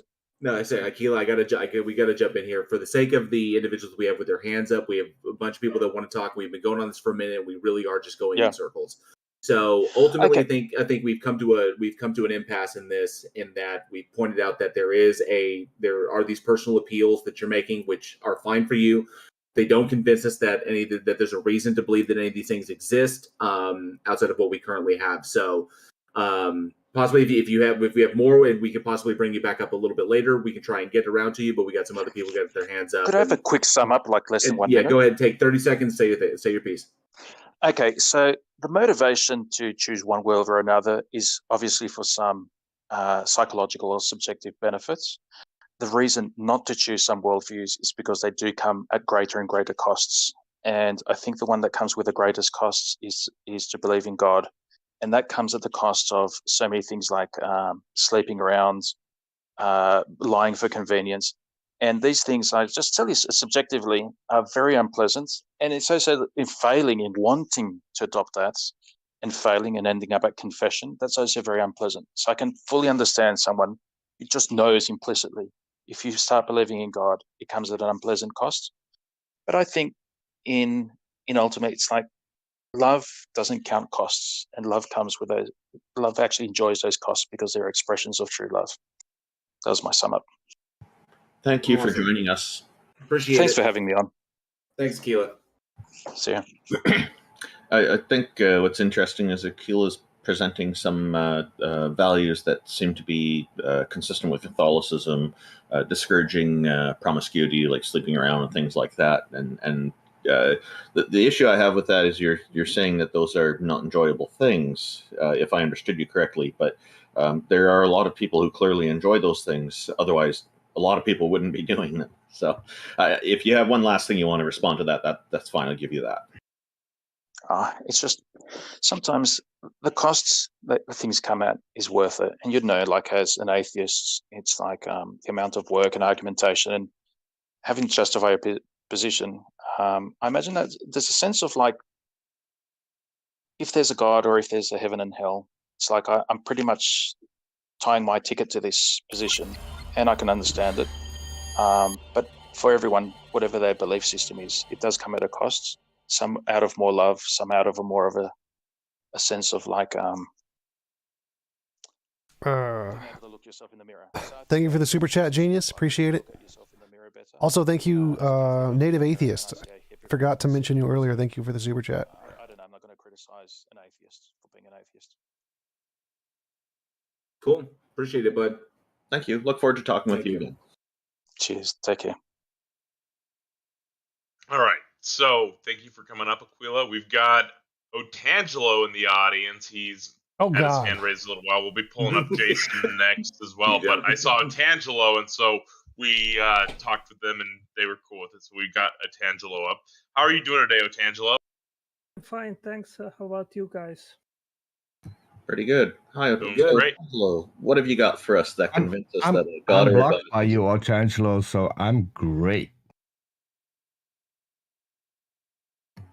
What you got for us today, bud? I think one of the prime reasons why a creator is a better explanation for our existence rather than not is the fact that besides biology, where there is supposedly a selection mechanism, which is natural selection, there is no natural selection for energies, the fundamental for energies required in the universe to have stable atoms, and neither there is a selection mechanisms for the four fundamental building blocks for life. So if you don't have that selection mechanism, then there is basically an infinite range of possible forces in regards of the four fundamental forces which could be there. And in regards of the four basic molecules, it's the same. You have basically an infinite range of possible molecules which would not be life permitting. But in both There cases, is a selection mechanism for that, which is called chemistry. Peter, you got to let him finish, dude. Go ahead, Angela. Yeah, so in order to have stable atoms, you need the right four fundamental forces. In order to have the four fundamental building blocks for life, you need also a selection mechanism. So if there is no selection, then the odds to have the right forces in regards of these fundamental forces and the right building blocks in order to have those which are needed in life, they are infinite. So it is very unlikely that no selection mechanism would hit the jackpot to have the right forces and the right building blocks. How did you So how did you calculate that possibility? Or I think you probably meant probability. Yeah, because the range is infinite. There is no constraint, neither in physics, in regards of the fundamental forces, nor in regards of the possible composition of these building blocks, which are specified and complex. They could be any kind and sort of different. Okay, so Atangelo, you're looking at this the wrong way around.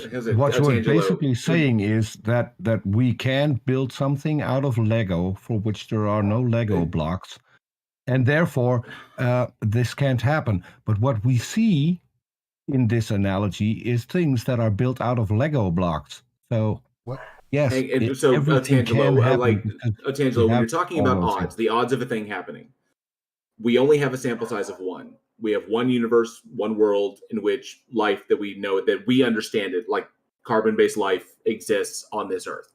So as far as we know, we're only working with a sample size of one. So calculating odds off that, we don't have sufficient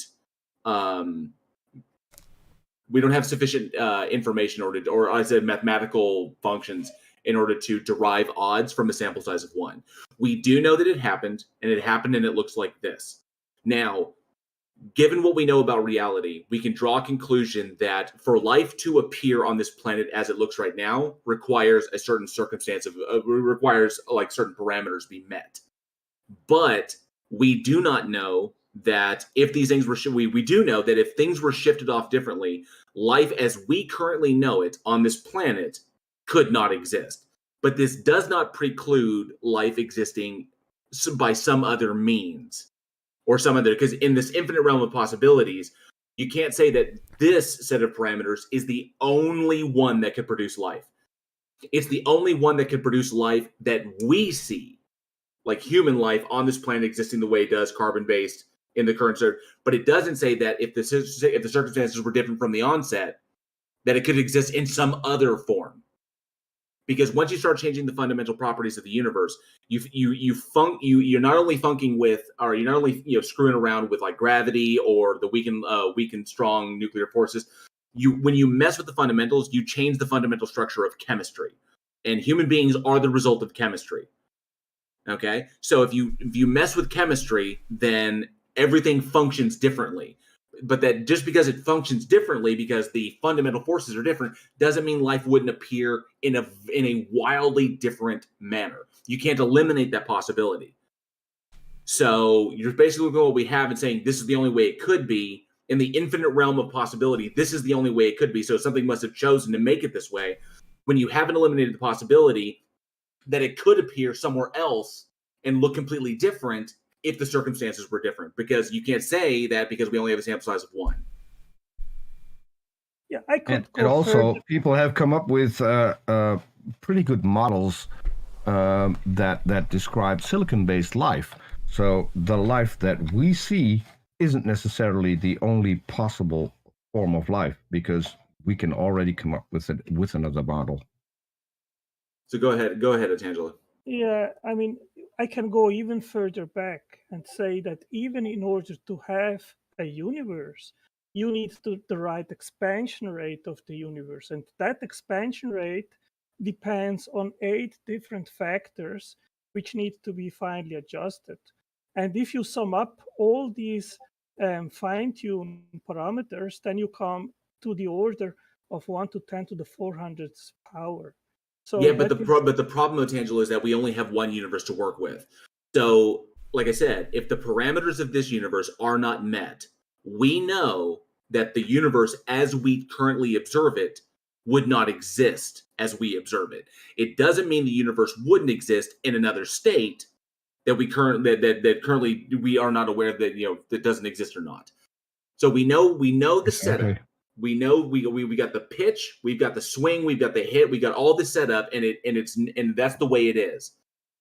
But assuming that it can't be another way, out of the infinite possibilities that it could have been,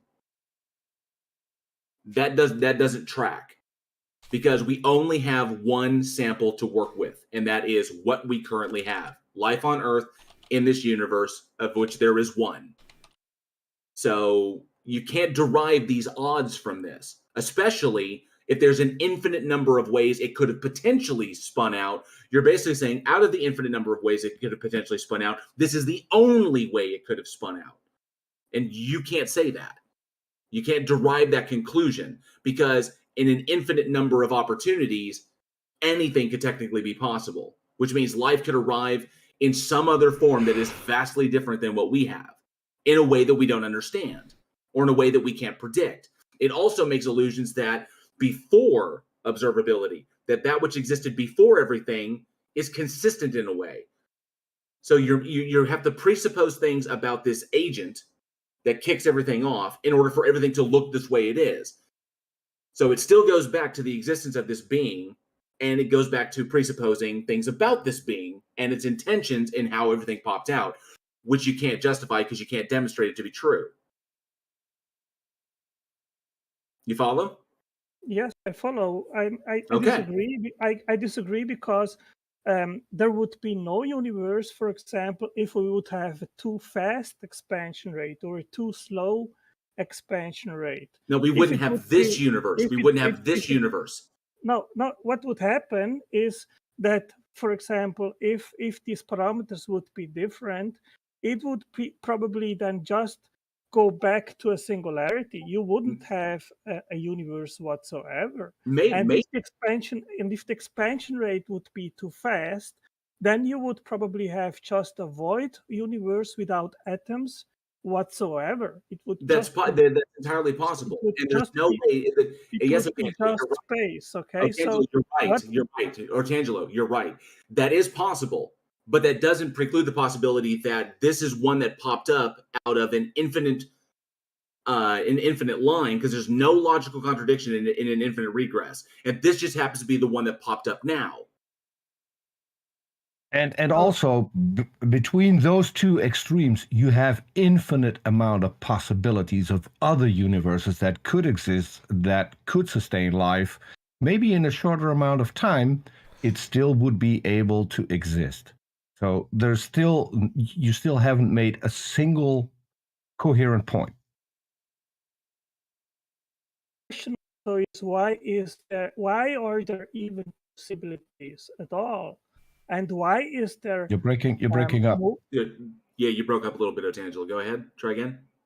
Yeah, the question also, even going deeper, is why are there possibilities at all? There could also be a state of affairs where there are no possibilities and where there is no movement at all. And That of Yes. course that leads to the question. In that particular why state, did it in even, that particular state, your God couldn't even Peter, exist. Peter, you got to let him finish, man. Go ahead, dude.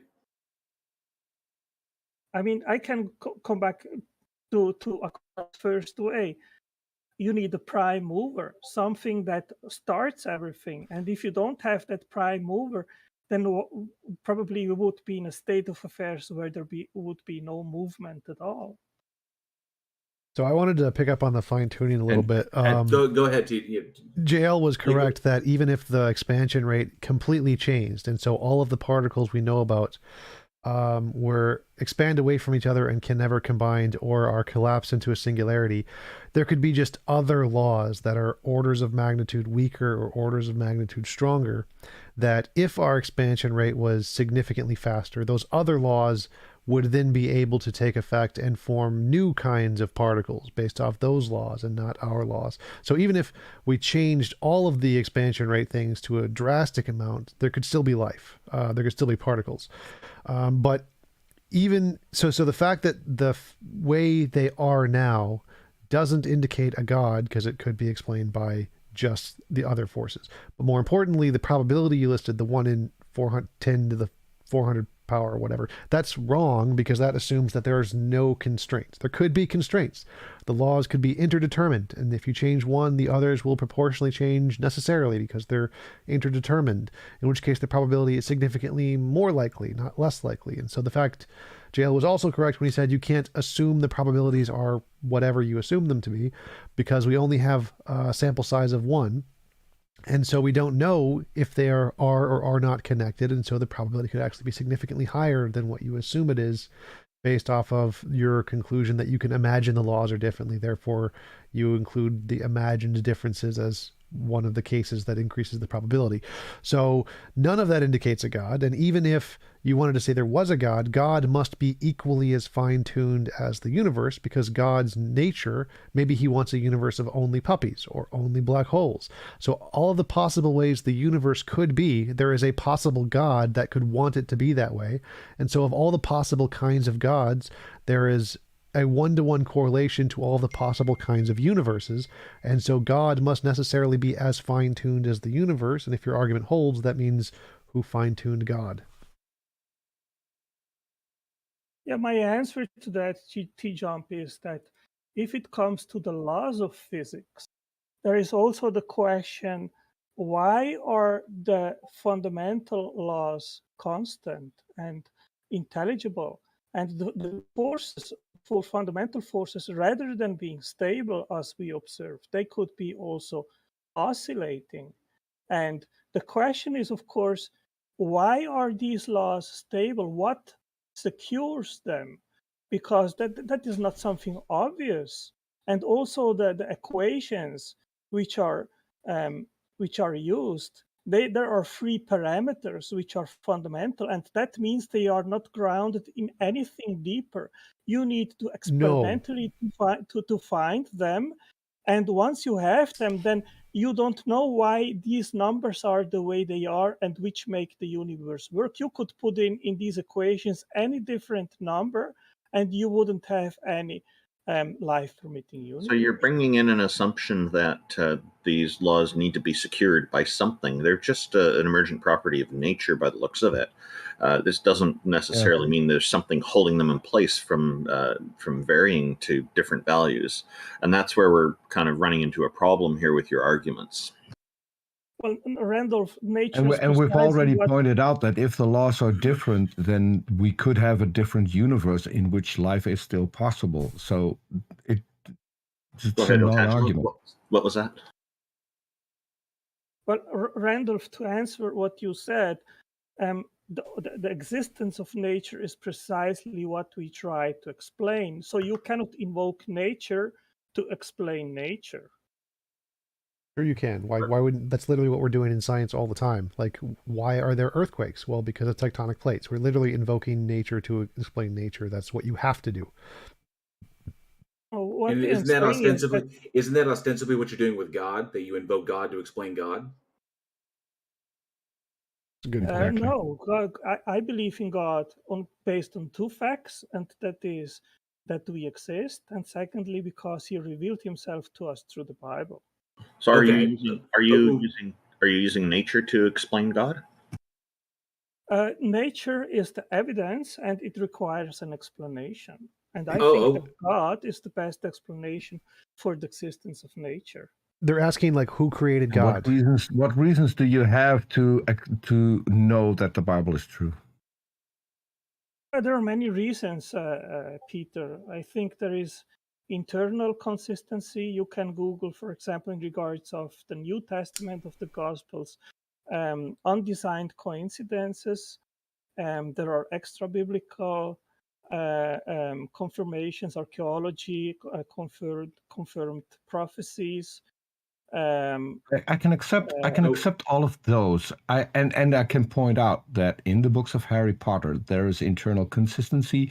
There is extra Harry Potter evidence for let's say the existence of London. It's exactly the same. My point is, how do you know that any of it is true? Because people can come up with consistent stories, and people can come up with stories that would include evidence that is not found in the book, that we can verify in different means. So it still doesn't get us to the fact whether or not the Bible is entirely fictional or not. Well, you did say prophecy. If prophecy was true, that would be a difference between Harry Potter. That there is prophecy in Harry Potter. I also would like to. I mean, if it's going to go into the Bible, if it's going to go into the Bible, I think we should slide it to Xerxes, because Xerxes is an authority on the subject. If Xerxes is still there, so he could answer this, I think, pretty succinctly, because it's his field of expertise. Yeah, but let me quick answer to Peter. I think it's preposterous to compare the Bible with Harry Potter, because in 2000 I didn't compare it. I didn't compare it, and it wasn't meant as an insult. It was meant as an example that people can come up with pretty consistent books that would include things that are verifiable outside of the book. I'm not trying to insult you, that although that maybe come across like that. That's not what I'm trying to do. I'm also not making a comparison. I'm just pointing out that people are capable of writing such a book. He's based entirely on fiction. He's just saying. So he's saying that your analogy to Harry Potter isn't analogous. Here's the difference. That's all he's saying. I just wanted to point out that it's not used in a way to be insulting or demeaning. That's what I wanted to point out. So ultimately, Tangela, you said your belief derives from what you interpret to be evidence and the Bible in itself. And I think you understand that. I think we could agree that you'd have to presuppose that the Bible, to say that the Bible is true, because it's that reasoning is circular. So I think we can agree on that, right? Yeah. In the end, it is circular, and I think it is a warranted circular, because somewhere you have to end, you have to start. Okay. Wait, what do you mean by warranted circular? Like warranted circularity? What do you mean by that? Well, somewhere reality, the explanation of reality, somewhere it ends, and there where it ends, you cannot go and explain deeper. Like, for example, God reveals himself as eternal. So why is he eternal? I have no clue. Why does he exist? I have no clue. What I know is that I believe that he revealed himself in the Bible, and that through that revelation, we can understand why we exist. Now, deeper than that, I cannot go. So there it becomes circular. Well, you can't have I can accept the fact that you say we have to end somewhere. My question was still, why are you choosing the Bible? Because there are other books that make the same predictions, that make the same claims. So why this book specifically? I would say that the Bible is unique amongst all world religions, Peter. So I disagree with you that you will find any other religious book which even comes close to the Bible in regards of what it represents and what it communicates and what it says. But that is your claim, Otangelo. With all due respect, that is your claim. And that is exactly what a Muslim told me 2 days ago. Exactly the same. So why is he wrong and why are you right?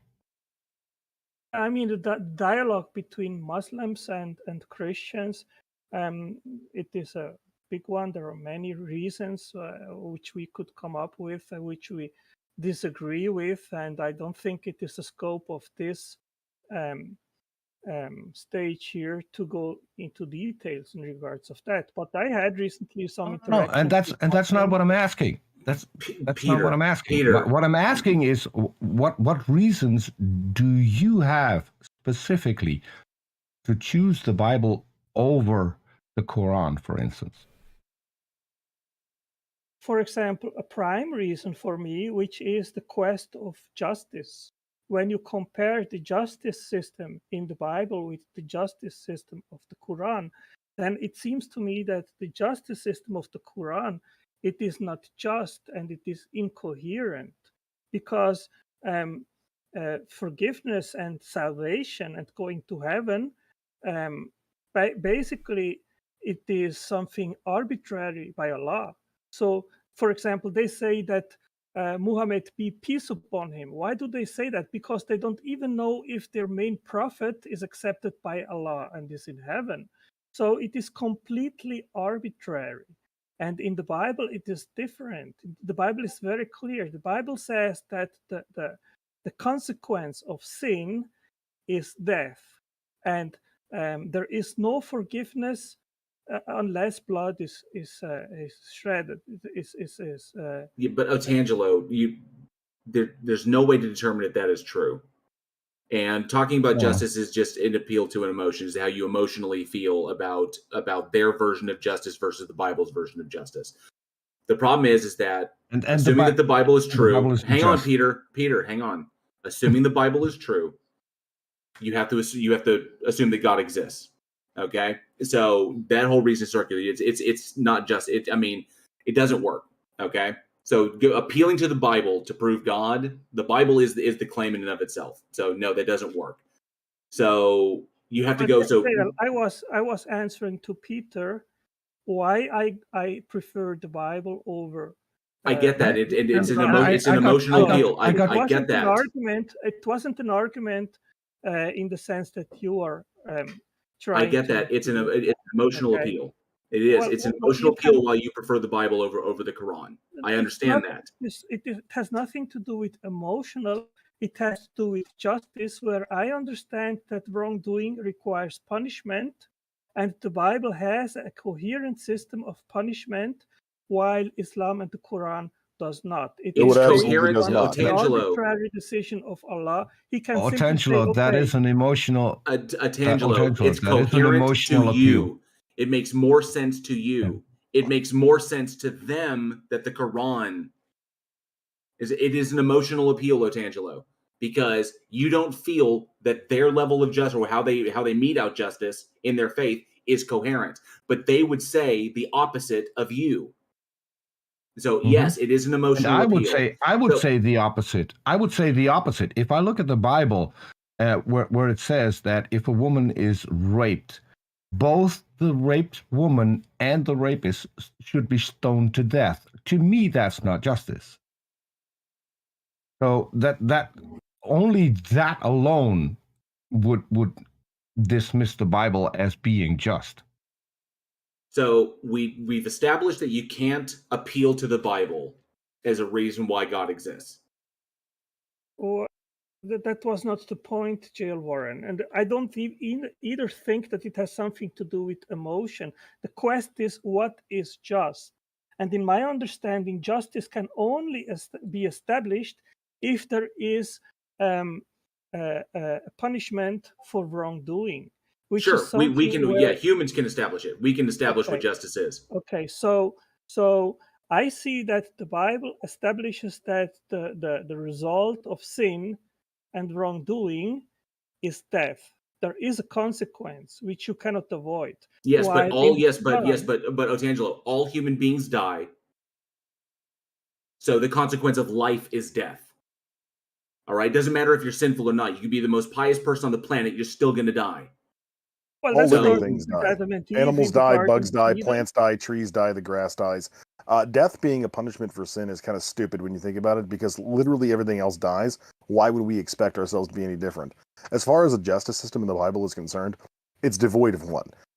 Anything that you do can be forgiven so long as you just follow certain steps within particular soteriologies. For example, just accepting Jesus Christ as your Lord and Savior. So there is no system of justice. It's believe in me and you'll be rewarded. Don't and you'll be punished. It has nothing to do with moral character or behavior. There is someone which has paid for the sins of the world. So there is a punishment which is Jesus paid for it on the cross. And in Islam, you don't have that. Basically, you can do there Yeah, in Islam, you're whatever responsible you for your own want. actions. Go figure. I would consider that a more coherent system of justice. But doing bad things does not get you punished according to Christian soteriology. Whether or not you believe in Jesus Christ as your Lord and Savior is what determines your destination in the afterlife. You go to hell for not believing, you go to heaven for believing. It does not matter what your moral character on earth was, what you were guilty of, what sins you committed. All of it can be forgiven with the exception of one, and only one. Disbelief. That's the only one that doesn't get you into heaven. Well, you decide if you accept that Christ paid for you or not. And if he didn't, so you pay for yourself. That's the I'm essence of the gospel. unconvinced in the proposition. So it doesn't matter, like you just admitted it, it doesn't matter how good of a person I am, what my moral character is. If I'm fucking Ted Bundy, right, and after a final meal of fried chicken on death row, I accept Jesus Christ as my Lord and Savior, I'm going to heaven. It doesn't matter what heinous Jeffrey Dahmer, malfeasance I was up to in my life. Yeah, I So mean, you don't have can- a system of justice. You don't at all. You have a system of extortion. Well, the thing is, if you see Jeffrey Dahmer, he was a serial killer, a cannibal, and he in prison he received Christ as Lord and Savior, and he probably now is in heaven, so he was forgiven. But Yeah, why great. was So he my forgiven? reward for accepting But- Jesus Christ is getting to live my eternal existence with somebody like Jeffrey Dahmer. Yeah, Sounds like but a great system of justice to me. Oh, I'm sorry. Oh, Tangela, you basically just stated that Jeffrey Dahmer, a serial killer who committed the atrocities that he committed, was in prison, accepted Christ, and then was beaten to death by another inmate. And then now he's in heaven. And yet me, who has used every ounce of his critical faculties and his reasoning, and has come to the conclusion, intellectually, honestly, that there is no God, will go to hell. That's what you're positing here. And If you've you killed read less Romans- people. Well, if you read Romans 3, it is very clear. And it Why would I says- appeal to the Bible? You cannot demonstrate that the Bible is true. Why would I appeal to the Bible? Well, I do because my soteriology and my faith system is based on the Bible. So I tell you the things from my perspective of how I see it. Great. Okay? Why would I? Why? Great. So This is great. answering- This is great. Why would I ever use faith? No, so answering to what you just said, why can you be a much, in your terms, better person than Jeffrey Dahmer and he goes to heaven and I go to hell? Well, the Bible is very clear in Romans 3:11. It says, there is no one righteous, not even one. There is no one who understands. There is no one who seeks God. All have turned away. They have together become worthless. There is no one who does good, not even one. And so the So you Bible would is be in very favor of clear. abolishing the prison system, Otangelo? Because basically we're all equally criminals. So why would we send people to prison? That doesn't make sense, right? The thing is that in God's perspective, we are all doomed on the highway to hell because nobody Shouldn't is we able. strive? Shouldn't we strive to be as godlike as we possibly can? Peter, can I finish my sentence, please? Yes, but I'm trying to. Be I very need to patient, put that in. But if but I think it is more important that everyone has the opportunity to end the I agree. thought. Go Then ahead. you can. Go ahead. I mean, okay. So Go ahead. I am explaining what I believe, which is God's perspective, and God's perspective is that we all cannot live the standard which would be required the holiness, perfectness, to be accepted by God by our own deeds. So we are all doomed. It doesn't matter if it is JL or if it is Jeffrey Dahmer or if it is Putin or Hitler or whoever. We are all doomed. And there is only one escape, which is Jesus Christ, which is the Yeah, only that's not a human system of being justice. That's definitionally extortion. Yeah. We're punished for the that is mere what I- for the that is mere what I sin pointed of out. being born. We're punished for the mere sin of just being born. Right? Your Bible asserts that it is impossible for any of us to live a life devoid of sin, which would imply that we don't actually have free will in the matter, that we're all compelled by some extenuating circumstances to act in a way that's not righteous or holy. And therefore, no matter what you do, whether it be tell a single lie your entire life or murder 50 people, your destination is the same. That is not justice. That is not any sense of justice that anybody would adopt. You wouldn't want to live in a society that operated that way.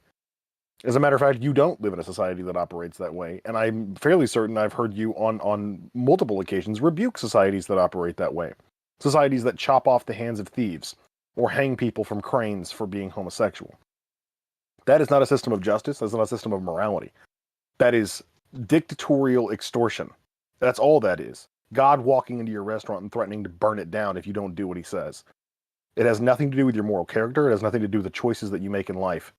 All it is, are you credulous enough to believe that 2,000 years ago a man died and rose again from the dead, based on the accounts of 4 anonymous supposed eyewitnesses, who all contradict each other on the matter? Are you credulous enough to believe that? If so, then you'll get this eternal reward. If not, then you're going to a place of incomprehensible anguish where you will be eternally tortured in fire. That's evil. That's not justice. That's not morality. And to defend a situation, a system like that, is just being blind to the reality of it. There's no consistency or coherency. Yeah, first of all, I'm not a Muslim, so I don't adopt the Muslim system of punishment and so forth. And secondly, why not? Why not? Well, that would be another topic, but I would like to finish my. Why is it not just to cut off the reason. hands of a thief? Well, I would like to finish my sentence rather to sidestep to another topic, if that would be possible. I want you to answer the question. You're hearkening to the Bible because you think that it possesses some superior justice system.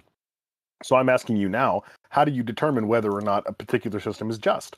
How do you evaluate the justice of an action? Do you think that it would be just if a judge let a child rapist go and punish somebody else on their behalf? Would that be justice? Not. That's precisely what I am saying. And that's precisely what we see in Islam and in the Bible. In the Bible, there is a consequence for sins. In Islam, it depends on an arbitrary decision of Allah where no one knows if they are accepted by Allah or not. So he can say, okay, your God's you have just to as be a nice equally arbitrary. person. So you can, Allah basically can say, okay, you be a nice person, but I don't like you, go to hell. And in the Bible, it is not so. Now, coming back to where you said that the system in the Bible is not just because you've not chosen to be born as a sinner. Okay, I see it like this. There is the first Adam and the second Adam. We are naturally born in the team of the first Adam, and his fault is attributed to us as a team. But the second Adam is Jesus, and so we're being punished. Can I finish, please? And once I move the camp from one camp to the other, then the justice of Christ is attributed to me. So now it depends on where I want to belong to. Either I belong to the first Adam, or I belong to the second Adam. Either the first Adam determines, and I am born and I will die as a natural man, being part of the team of Adam, and then I will be lost together with him in that team, or I move to the second team where the justice of Christ, of the second Adam, is attributed to me, and I will be free because he paid for my sins, and I will go to heaven, and his justice is attributed to me. So there is a balance here, and I don't agree with you that this is. There's no balance whatsoever. It's the antithesis of balance or fairness or justice. This is a system which is predicated exclusively on what a person is convinced of, and nobody has any choice over what they're convinced of. I don't choose to believe certain facts about reality. I just do. As a consequence of my level of information and my understanding of my environment, I cannot choose to believe tomorrow that I have the ability to fly like Superman. Even if I wanted to lie to myself and say that I do, I would never put it to the test, because within my subconscious, I would know I can't do that. And if I jump off a skyscraper, I'm going to die. Nobody has a choice over what they believe. So your God's system of punishment is predicated on something that we don't even have a choice in the matter over. You didn't choose to come to the conclusion that Jesus Christ was your Lord and Savior. You were convinced of that either due to social conditioning or, likewise for me, your level of understanding, your level of information and your understanding of your environment. Obviously, you and I don't have similar dispositions to believing certain propositions, because if we did have the same dispositions to the same level of evidence, you and I would be at the same conclusion, but we're not. That's not a matter of choice. Well, the evidence that we have is the same, which you have, which I have, and I completely disagree with you. I think and clearly your God has engineered you to accept that level of history, evidence, and he engineered me not to. Can I finish, please? I think that the amount of scientific information that we have at hand today has never been as much as anywhere in human history. And the Bible is very clear also in regards of that. And it says, since what may be known about God is plain to them, because God has made it plain to them. For since the creation of the world, God's invisible qualities, his eternal power and divine nature, have been clearly seen, being understood from what has been made, so that people are without excuse. For although they knew God, they neither glorified him as God nor gave thanks to him, but their thinking became futile and their foolish hearts were darkened. Although they claimed to be wise, they became fools. Tangelo. Yeah, so much like can every I other ask you precept one who's ever question? used that argument, no, hold on a second. Much like every other preceptor who's used that passage to defend their nonsensical, ludicrous position, Paul of Tarsus is talking about Hellenistic Jews in that passage, not every person on earth. In fact, in 1 Corinthians chapter 2, or I think 2 Corinthians chapter 2, he says the exact opposite of that, wherein there are people who exist who are not spiritually discerned and therefore are incapable of understanding the evidence that a God exists. Because we have to be given the gift of the Holy Spirit before we can understand those things. So unless God makes the decision to give me that gift, I can never understand any of the evidence that he laid out for me to conclude that he exists. So it's all on him, not me. God has not revealed himself to me. I am unaware of any evidence or factors that would lead me to even believe in the possibility that this God exists, particularly the Christian one. And your Bible has now two contradicting propositions about whether or not God's existence is plain to see. In the particular passage that you're quoting, Paul is referring to people who are already of the position that God exists, Hellenistic Jews, who abandoned Judaism and went to paganism. That's who he's talking about. And it makes that abundantly clear if you read past just 18 to 20. That's like, for whatever reason, Christians always just love to read verses 18 through 20 of Romans chapter 1. If you read past that, it's abundantly clear that he's not just talking about everybody who exists, but a very small subset of people. Which is the same case with every letter that Paul writes. He's talking to a particular version of people, which is why each of his letters are named after the people that he's talking to. It's not that difficult. But I shouldn't expect Christians to have a consistent or well thought out understanding of their Bible. They just pick and choose whatever they want to conform with whatever position they're attempting to argue for in the moment. But I've now given you another verse that contradicts the point that you just made. So your own Bible says explicitly that there are people who are incapable of understanding things of spiritual natures because we were not given the gift of spiritual discernment. And how am I supposed to operate and evaluate the world around me if your God refuses to enlighten me on how to do that? It's three separate instances in his letters to Corinth alone where he says the polar opposite of what he says to the people he's addressing in Romans. It's just one of those conveniently left out contexts that the precepts like to throw around. Yeah, no, I mean, this is not an argument from a precept perspective, but I mean, the contrast between Calvinists and Arminians lasts for over 500 years. I am in the middle of these two propositions. I think if you reject God, then it is your fault. But if you accept and surrender to Christ, then it is God's moving and God's calling and God's drawing you to him, and that's because you also were selected. So you made the conscious decision to not be a Buddhist? Well, I mean, we reason, right? So we can also check. That was a yes or no question. Did you make the conscious decision to not be a Buddhist, or a Hindu, or a Jain, or a Wiccan, or a Muslim, or a Sikh, or a Mormon? At what point did you go through all of these ideologies and make the conscious decision that you weren't going to follow those ideologies? I don't need to. I mean, Christ has said. Oh, you don't need to do that, but we do. We need to make the conscious decision not to follow Jesus, or else we would have your conclusion, right? That's the most ass-backwards thing I've ever heard in my life, right? Yeah, None of us made the conscious decision not to believe in your fairy tale any more than you made the conscious decision not to believe in Greek mythology, or in Islam, or in any of the other dominant religions in the world. It's actually a minority of people in comparison to the global population who accept Christianity, and that's if you bundle all Christians together, which you don't because you reject Catholicism. So the number is now cut in half. About maybe 1 billion people believe in some variation of your flavor of the Christian doctrine out of 7 billion. It is probably 1 out of 7. Otangelo, you're quite well.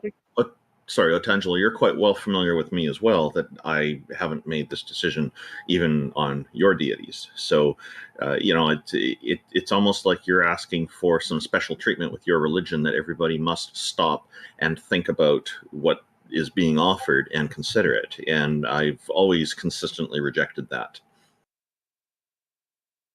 Precisely to exercise our free will, but I think the Bible is also clear and says that Christ said that those which belong to me, they listen to my voice. And I've done that when I was a teenager. I started to read the Bible and I recognized Christ's voice as my shepherd. So that's what he is since I converted and surrendered to his love and grace. Now, you have Why should we accept that anything the Bible says is true?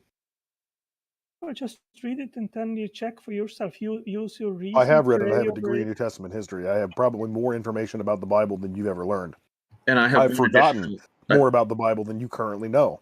Well, when we're talking about the Bible, I think it's important to specify which translation now, and this, of course, adds more complication to this whole thing. Yeah, but I'm free to use whatever translation Otangelo wants to use. Okay, tell us which one, Otangelo. In the end, we will see once we die who was right, right? Which translation? Or we won't, because we'll all be dead and unconscious of the fact that we're wrong or right. Otangelo, That's a stupid juvenile argument. Otangelo, I want you to tell me which preferred version of the Bible you believe. Which Thank you. Of the 200 English translations do you adhere to? Or if you want to go to some of the Spanish variations, because I do speak Spanish and I can read and understand it. So if you want to talk about those variations, we can do that as well. Ball's in your court. Which version? Otangelo speaks Portuguese, not Spanish. Oh, he speaks Portuguese? Okay, well, I don't speak Portuguese. First of all, I grew up in Switzerland, in Zurich. We speak German there. And we had there mainly in the church 2 translations. One was the Elberfelder Bible, which was the most precisely translated Bible, but which had some difficult and antique words. And then we had a New World translation, which was more fluent, more easy spoken. And I was able to compare those two. And of course, there are differences, but the core message, you can fully understand it. It doesn't depend on the version of the Bible which you read. The differences, they are small. So I don't think this is a justification. How do you know it was the most accurate translated version? I don't think because there are some differences in these translations that we are unable to understand the core message of the Bible. I think that was a good question. How did you determine that they were the most correct translation? Well, because that's what the aim of either one or another translation is, and they clarified that in their introduction and explained it. So how do you know that? How do you know they weren't just claiming that? Now you're you're again reading something that a man wrote and said, "I'm correct. This is my correct translation," and you just leave it there. So you never checked whether or not it was the most correction. Most correct. I can name 20 versions of the Bible off the top of my head that all claim to be the correct, most accurate version. You can use the concordance where you have the direct translation of Greek to German or to English or to Portuguese, whatever.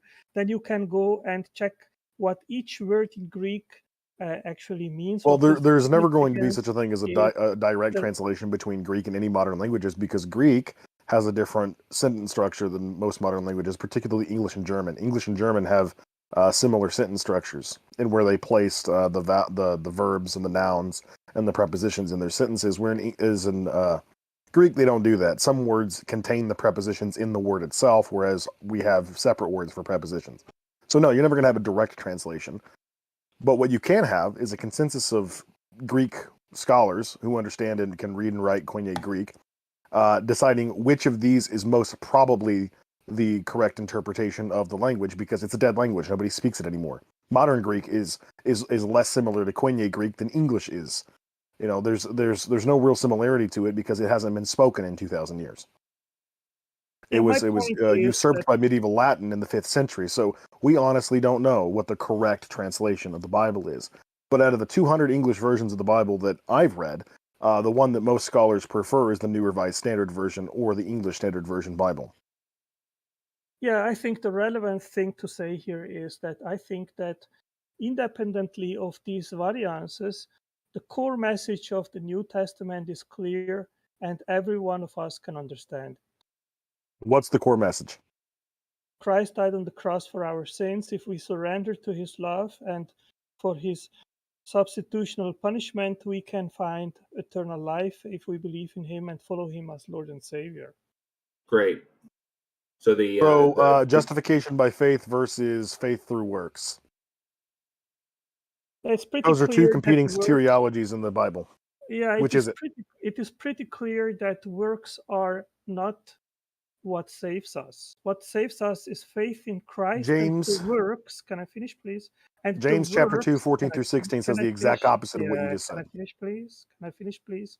But When you the say something work- abundantly wrong, I'm going to Wow. correct you. Yeah, but let me finish and then you can correct me. The works, they are proof that our conversion was genuine, that it was true. That means if I confess Christ and if that doesn't follow with a change in my life, and if I continue to do certain things which are wrong, then it is doubtful that that conversion was genuine. So we are not saved through good works, but we are saved to do good works. According to You James can chapter lose 2, 14 through salvation 16. if you don't do the works. Peter, hold on a second. According to James chapter 2, 14 through 16, it explicitly says that faith without works is dead, it's meaningless, it's useless, and it will not get you into heaven. According to Romans chapter 4, verse 5, and another passage in Ephesians chapter 1, I believe, Paul explicitly states that even to those who do not work, yet believe in God and have faith, their faith is counted as righteousness. That's a contradiction. Either it is the case that faith alone is enough to get you into heaven, or it's not. According to James and the evangelists, it's not. According to Paul, it is. Which is it? Okay. The thief on the left of Jesus, who confessed him, he didn't have the opportunity to do any good, and he, according to Jesus, he went to heaven. Now, if my dad Depends on which gospel you read. I mean, I don't know if it is in all of the 4 gospels, but it is very clear. No, it's only in one of them. I would have to go and see in which one that it is. Of course you would, because you haven't actually investigated this beyond your own myopic worldview that it's true. You know, the this story isn't really that was- convincing at all. Okay, there was a thief on the left of Jesus who confessed that Jesus didn't do any wrongdoing, and Jesus Depends said on which to him gospel you today, read.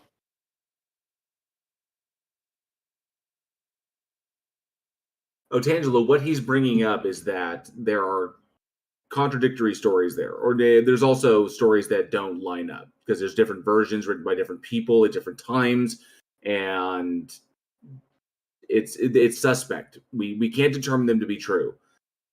Okay, everything that you're stating here, Otangelo, like every single bit of it, is all predicated on the Bible being true, and you can't demonstrate that the Bible is true.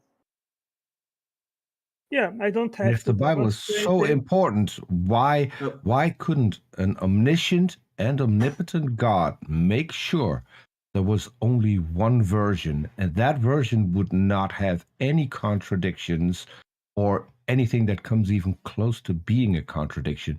If this God that you propose exists, then why did he leave such a mess that is called the Bible? I don't think it is a mess, Peter. As I said right in the beginning when I came in, and I think it was you asking me, give me some reasons why the Bible is true. I said, Google non-designed coincidences. There is a book out there, and it explains that the Gospels, they are complementary. And there are things which you see in one Gospel, and then you say, well, but for example, why did Jesus wash the feet of the disciples? Strange. And then you go to Otangelo, with all due respect, please. with all due respect, what you're doing now is diminishing your God even further by pointing to a man-made book that we should read. I would like to finish my sentence. You can finish your sentence. I'm just pointing out to you. You do that all the time, Peter. As long as I know I apologize. I apologize. Go ahead. Thank you. Go ahead. So if you go to the other gospel, then you see that the apostles, they were competing with each other, asking themselves who would be the greatest in heaven. But in that gospel, you don't see the follow-up where Jesus washes their feet. So in the other gospel, you see the complementary explanation. We're not talking about mere omissions, Otangelo. The Gospel of Matthew explicitly states that both of the thieves mocked Jesus. There was not a Pintian thief. The Gospel of Luke says there was a Pintian thief. Mark doesn't specify if either of the thieves were Pintian, and John doesn't mention them at all. We can go through more contradictions than that. You have the contradiction of the birth narratives between Matthew and Luke, all 4 different resurrection narratives. How did Judas die? When did the centurion arrive to get Jesus? Did Jesus heal the girl after she was dead or while she was still sick? Did Jesus heal 1 man or 2 on the road to Jericho? There's dozens of them. First of all, you need to understand that we are talking about eyewitness accounts. And if the 4 Gospels would all 4 be 100% the same, then we would have to conclude that the same author authorized or authored the 4 Gospels. So of course, if you have Otangelo, this is bankrupt. This is the most bankrupt thing you've said so far. That you have first of all, small differences. Otangelo, this is false. First of all, we know for a fact that Matthew and Luke both did copy word for word from Mark, and no Christian uses that as or considers that as a diminishment of the value of the Gospels. Matthew and Luke were not eyewitnesses. We know Matthew wasn't an eyewitness because even according to church tradition, Mark wasn't an eyewitness. He was a secretary of Simon Peter. And why would Matthew, who was apparently Matthew the tax collector, that is, why would he, an eyewitness, copy from somebody who clearly was not? Why would he refer to himself in the third person in the omniscient literary perspective where he somehow knows the thoughts, emotions, and goals and desires of every character involved in the story? How would Matthew, an eyewitness to some events, also detail events that he wasn't an eyewitness to, like the Garden of Gethsemane or the birth narrative of Jesus, which again contradicts Luke's version? Luke was a physician, the secretary of Paul. Paul didn't know Jesus, neither did Luke. The only one you might be able to make a case for being an eyewitness is John, and even that is dubious at best, considering that it is the latest of the 4 Gospels written, almost 60 years after Jesus died. So we know for a fact that Matthew and Luke did explicitly copy about 80 to 90% of what was in Mark. Then they add their own details in, and that is where the contradictions arise. Secondly, they're not eyewitnesses. You don't have any evidence for that.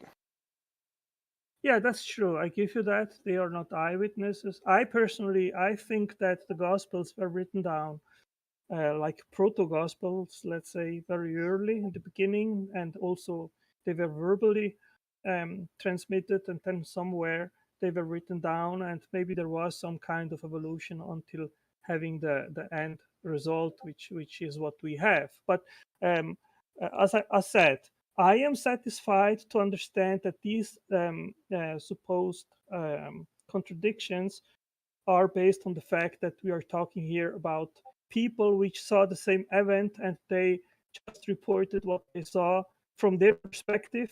And since, nobody has a photographic memory, so there were these kind of contradictions. But I don't think this is an argument which can permit. But why would an omnipotent God allow that in the Bible, Otangelo? Why would he do that? Maybe I'll ask him once I am there. Unless Well, there's malice Angelo, the bigger intended. problem here is that you've just conceded that, in fact, the Gospels do contradict each other, and we don't have any good evidence that they were written by eyewitnesses, and yet your entire faith predicates upon the veracity of the claims made in these Gospels, which we know are mutually exclusive with some of the other claims made in the Gospels. It is not possible for both Matthew and Luke to be correct when one says that both thieves mocked Jesus and the other one says that only one of them did. We know it's not possible for both Matthew and Luke to be correct when one says that Jesus was born during the reign of Herod the Great and the other says that he was born during a census under Quirinius as the governor of Syria.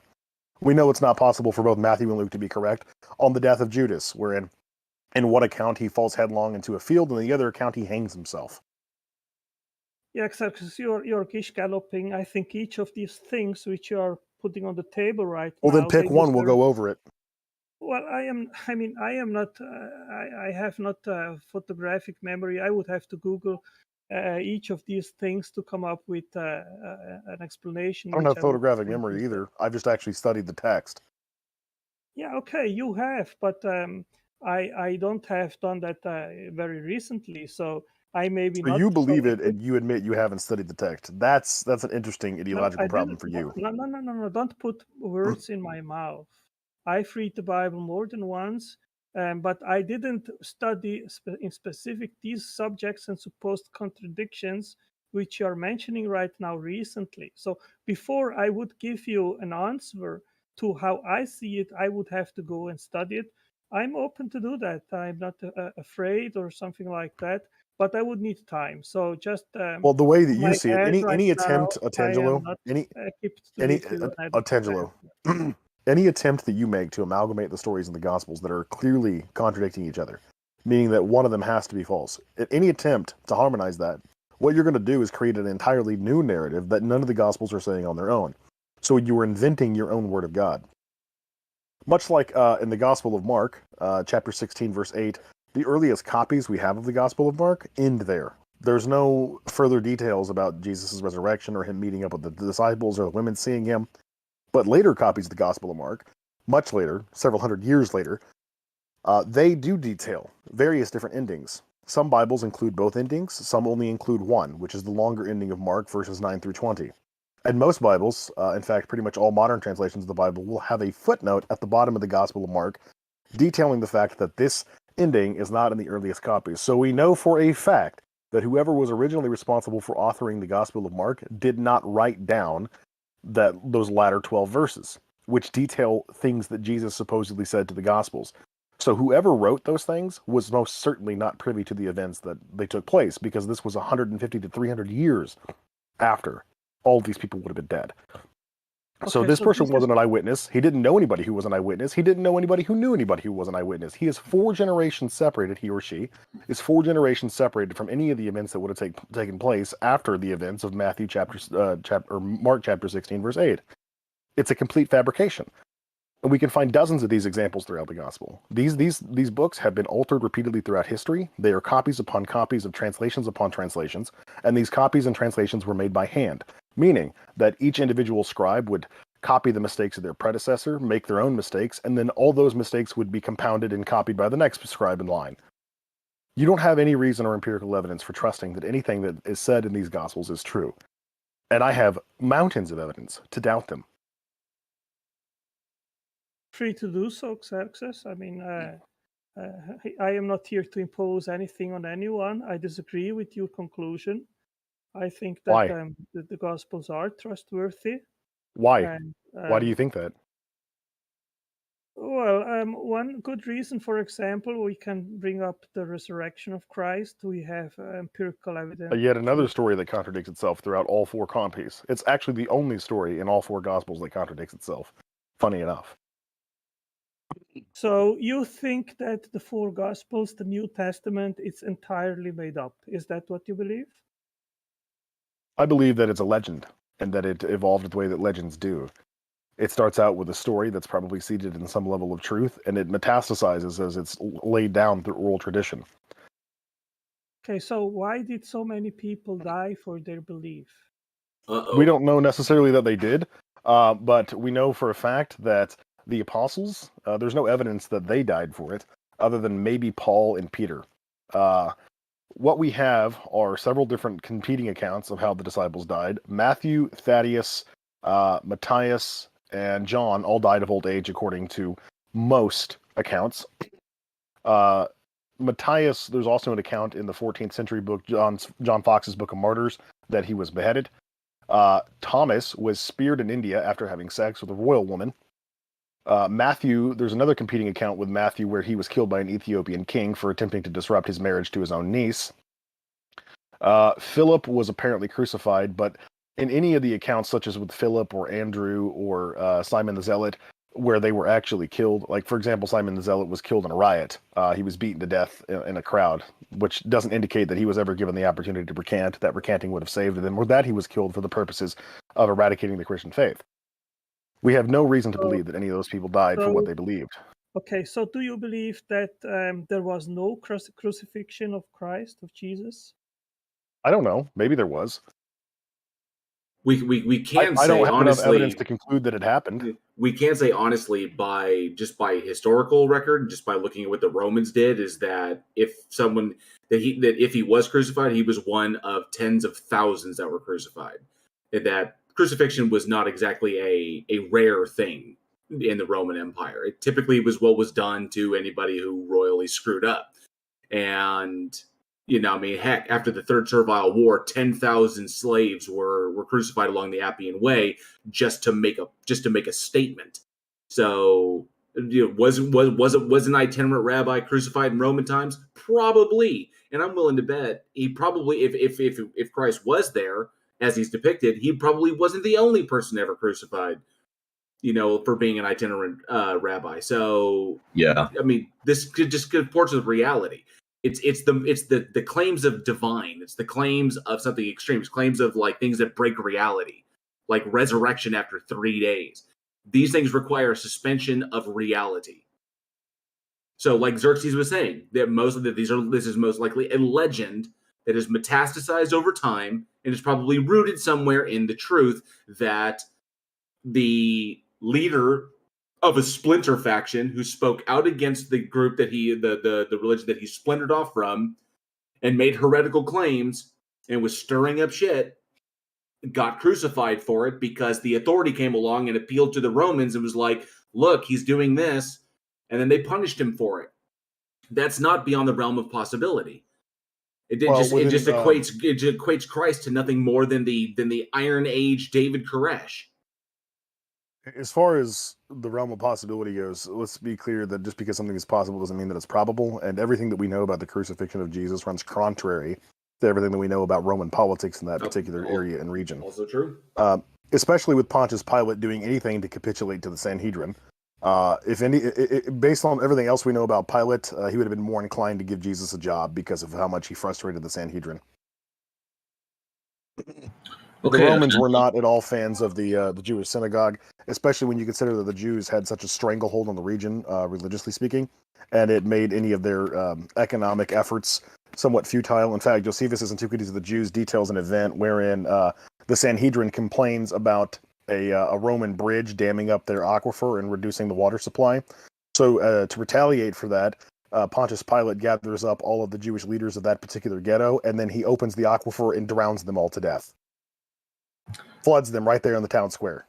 And then the ones who survived were beaten to death by his soldiers. This is clearly not a man who has any consideration for what the Jews wanted, or what they desired, or what upset them.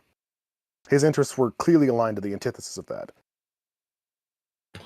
Yeah, I understand from your perspective. If there is no God, then of course the miracles in the Bible, I'm not even talking about, like, that was JL's point on Tangelo. I'm not talking about the miracles. I'm talking about what we know from history, the evidence that we have from history, and whether or not it corroborates the stories in the Bible. Obviously, I have to suspend belief in the miracles and the miraculous on the virtue that I don't accept that those things exist. But if we were to go based on whether or not the Gospels are historically reliable, I would at least think that we could find common ground on the historical events they detail, which we can't. They are completely at odds with everything else that we know about history. Effectively, we would have to throw out all of our understanding of Roman history, particularly within that time and region, in order for anything in the Bible to be true or accurate. And then at that point, once we throw it out, we have nothing to compare it to, so we still can't conclude that it's accurate or reliable. We just have to trust blindly that what it says is the truth, even when sometimes it says things that are in contradiction to its own wording. We know that Luke and Matthew, particularly those two gospels, contradict each other at every given opportunity, because both of those gospel authors were copying from Mark, and where Mark failed to input certain details, Matthew Matthew and Luke added them, and where they added details, they contradict each other. Almost every given opportunity that they have to contradict each other when deviating from Mark, they do.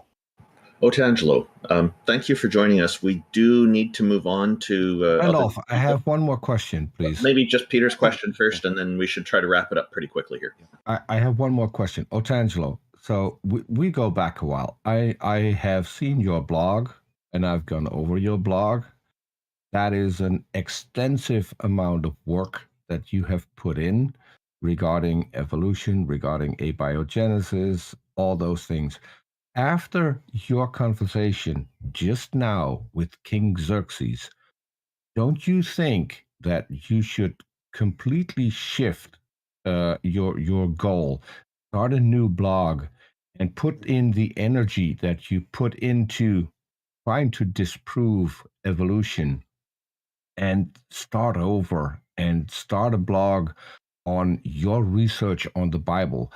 Wouldn't that be not only a much better way to spend your time, but also be more in line with the fact that if the Holy Spirit is in you, and if the Holy Spirit will make you change your ways and make you do good works, wouldn't those be the works that would be preferred?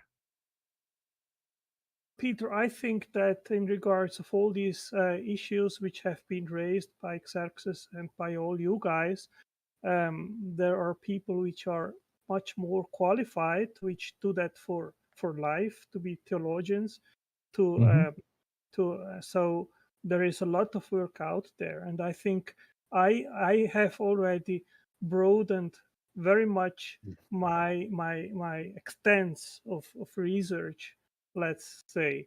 But yeah, it is But possible.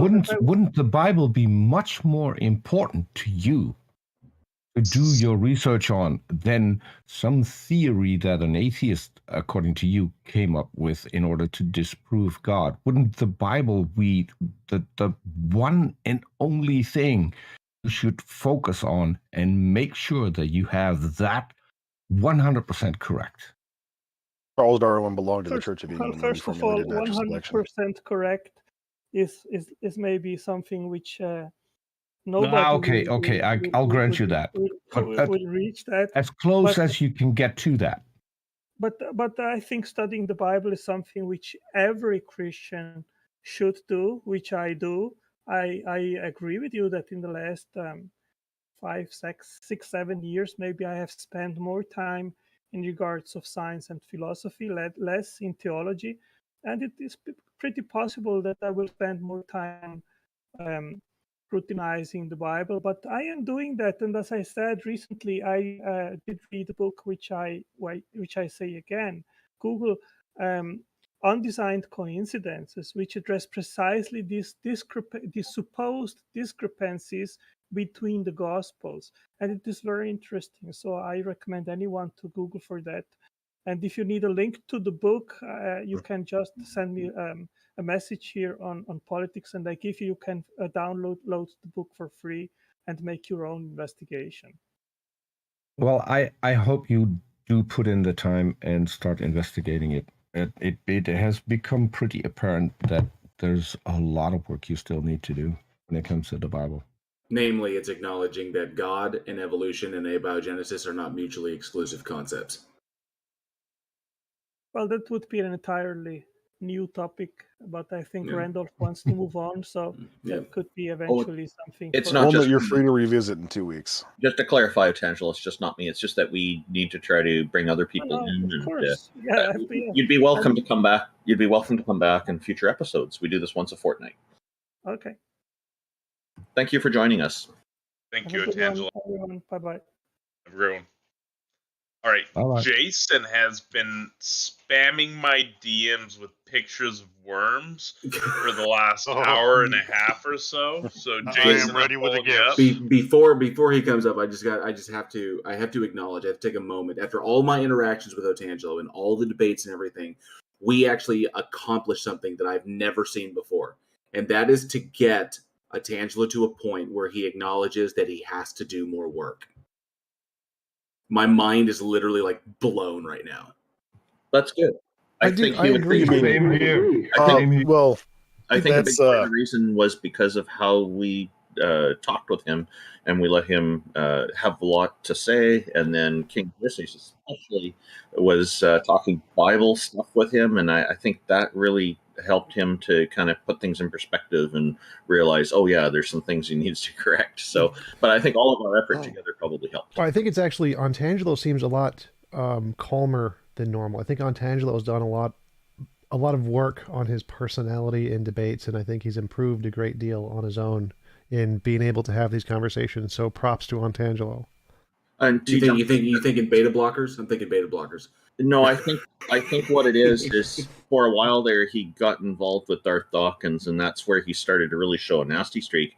And he's dissociated from there. He's gone back to being quite nice to converse with. And I think that's what TJump is noticing. Maybe you weren't aware that of him before his encounters with Darth Dawkins. Oh, I was. I absolutely was. Yeah. No, I mean, I was addressing TJump, but yeah. I was impressed. I was impressed. I was like, I'm kind of like, wow, there's like new ground has been broken, and I'm just, wow. Okay, let's go, Jason. Welcome, Jason. You're going to talk about broccoli and worms. Is that right? No broccoli, but yeah, worms all the time, every time. What have you got new for us today? Well, it's more of a continuation of let's say last time before somebody got triggered and kicked me off. Oh, come on, man. Don't be dishonest like that. No, speaking of. But anyway, you got no power here. I can have a chat. Argument. So everybody, 7 billion people have a parasite in their lower intestine that secretes chemicals into their bloodstream that controls their mind. This is only there because they are taught that animal products are okay to eat. Specific animal products are okay to eat when you follow this religious text. You with me so far? Do you have any of those pictures? Jason, I'm starting to wonder if the reason you don't want to talk about broccoli is because it might be an antidote to everything you're suggesting here. I can't. Yeah, I don't want to bring it to that. Because of potential I'm actually really. I don't want to say that. I don't want to say that specifically. But I'm curious what TJump has to say about this. Because go ahead. So, Jason, what is the argument? So, yes, we have bacteria and stuff, and some religious people don't have it because they don't eat pigs. So, what is the point? But those religious people that are not allowed to eat pigs are allowed to eat chicken, goat, cow, which brings a different type of parasite. And there's your God. It has the ability to control you from the inside using your own brain. No, it is not a god because it's younger than me. Those bacteria, they didn't exist before I existed. So they can't be God because I couldn't have created what? Them. All those bacteria in your brain, they have a life cycle of about a few weeks to a few months, and then they die. So they reproduce. So all of the bacteria currently in my brain live with you up to 30 years and plus. That's nice. You could have a parasite that you have gotten from when you as a child. So if there's a 60-year-old guy, that parasite, the specific cell did not exist that long. The cell reproduced and its children existed. I'm not here to argue about this. I'm not arguing. I'm presenting you. Right. I'm answering your question. I'm presenting you. So it doesn't matter if you believe it's a god or not. What constitutes a god? It doesn't have to create you. In order to be something has to be your god. It doesn't have to create you. All it has to do is manipulate your entire worldview, manipulate your entire life, determine whether you live or you die. And this is what this thing does. I'm curious, Jason. What you're saying that these parasites that live in human beings' bodies and they secrete, they have secretions or in their lower intestine, and then they secrete chemicals that induce us to be more sinful. I guess sinful. Sinful is the word that would exactly describe it. Okay. What is the name of the chemical that they secrete that results in mental control? It's a simple proton secreted in the right portion of the brain. What's the name of it though? What is a proton? What do you mean a protein? Protein. Okay, what is the name of the protein? Oh, I'm not sure. It varies depending on what parasite you're dealing with. Do you think we would not have identified this at this point? We have. Well, no, you're just not. There's no Disney movies about it, so that you don't know about it. There's no PBS. Toxoplasma Yes, sir, yes, gondii. sir. So it's a real one. thing. That's one, and that affects up to 85 to 95% of the world, depending on what source you're referencing. The lowest average I can find is 50% of the world. He also thinks that Toxo can reproduce outside of cats. So No, I wanted to correct you about this because you seem to spaz out about this every single time. Toxoplasma gondii is supposed to be in a cat. The objective of this is to be in a feline, but it can live inside of a human body. It can reproduce inside of a human body. But It can only reproduce in cats. Shut up! Tired of you interrupting me, man. Calm down, dude. Just shut up, man. Just shut your mouth. I'm not cussing. I'm not cussing. I'm being interrupted. Can you check that goof, I'm please? saying one at a time. Don't attack each other. One at a time. Come on. Yes, thank you. What was I saying? What was I saying? God, We're going to say this. Toxoplasma Found gondii. worldwide, Thanks, Toxoplasmosa guys. gondii Thanks. is capable of infecting virtually all warm-blooded animals, but there you felids, go. such as That's what we're cats, talking about. are the only definitive hosts in which the parasite may undergo sexual I reproduction. literally just said that. Dude, sexual reproduction in the intestines, guy. That's what you're missing. That's what you're missing. That's what you're missing. The only known definitive hosts in which the parasite may undergo sexual reproduction are felids. That's it. It cannot sexually reproduce in anything other than cats. Oh my god, dude. That's insanity. That's literally insanity considering 90% of the world That's literally the bacterium. How do you think 90% of the world is getting? Okay, I'm going to argue with you. Since you're expert on this now that you Googled something.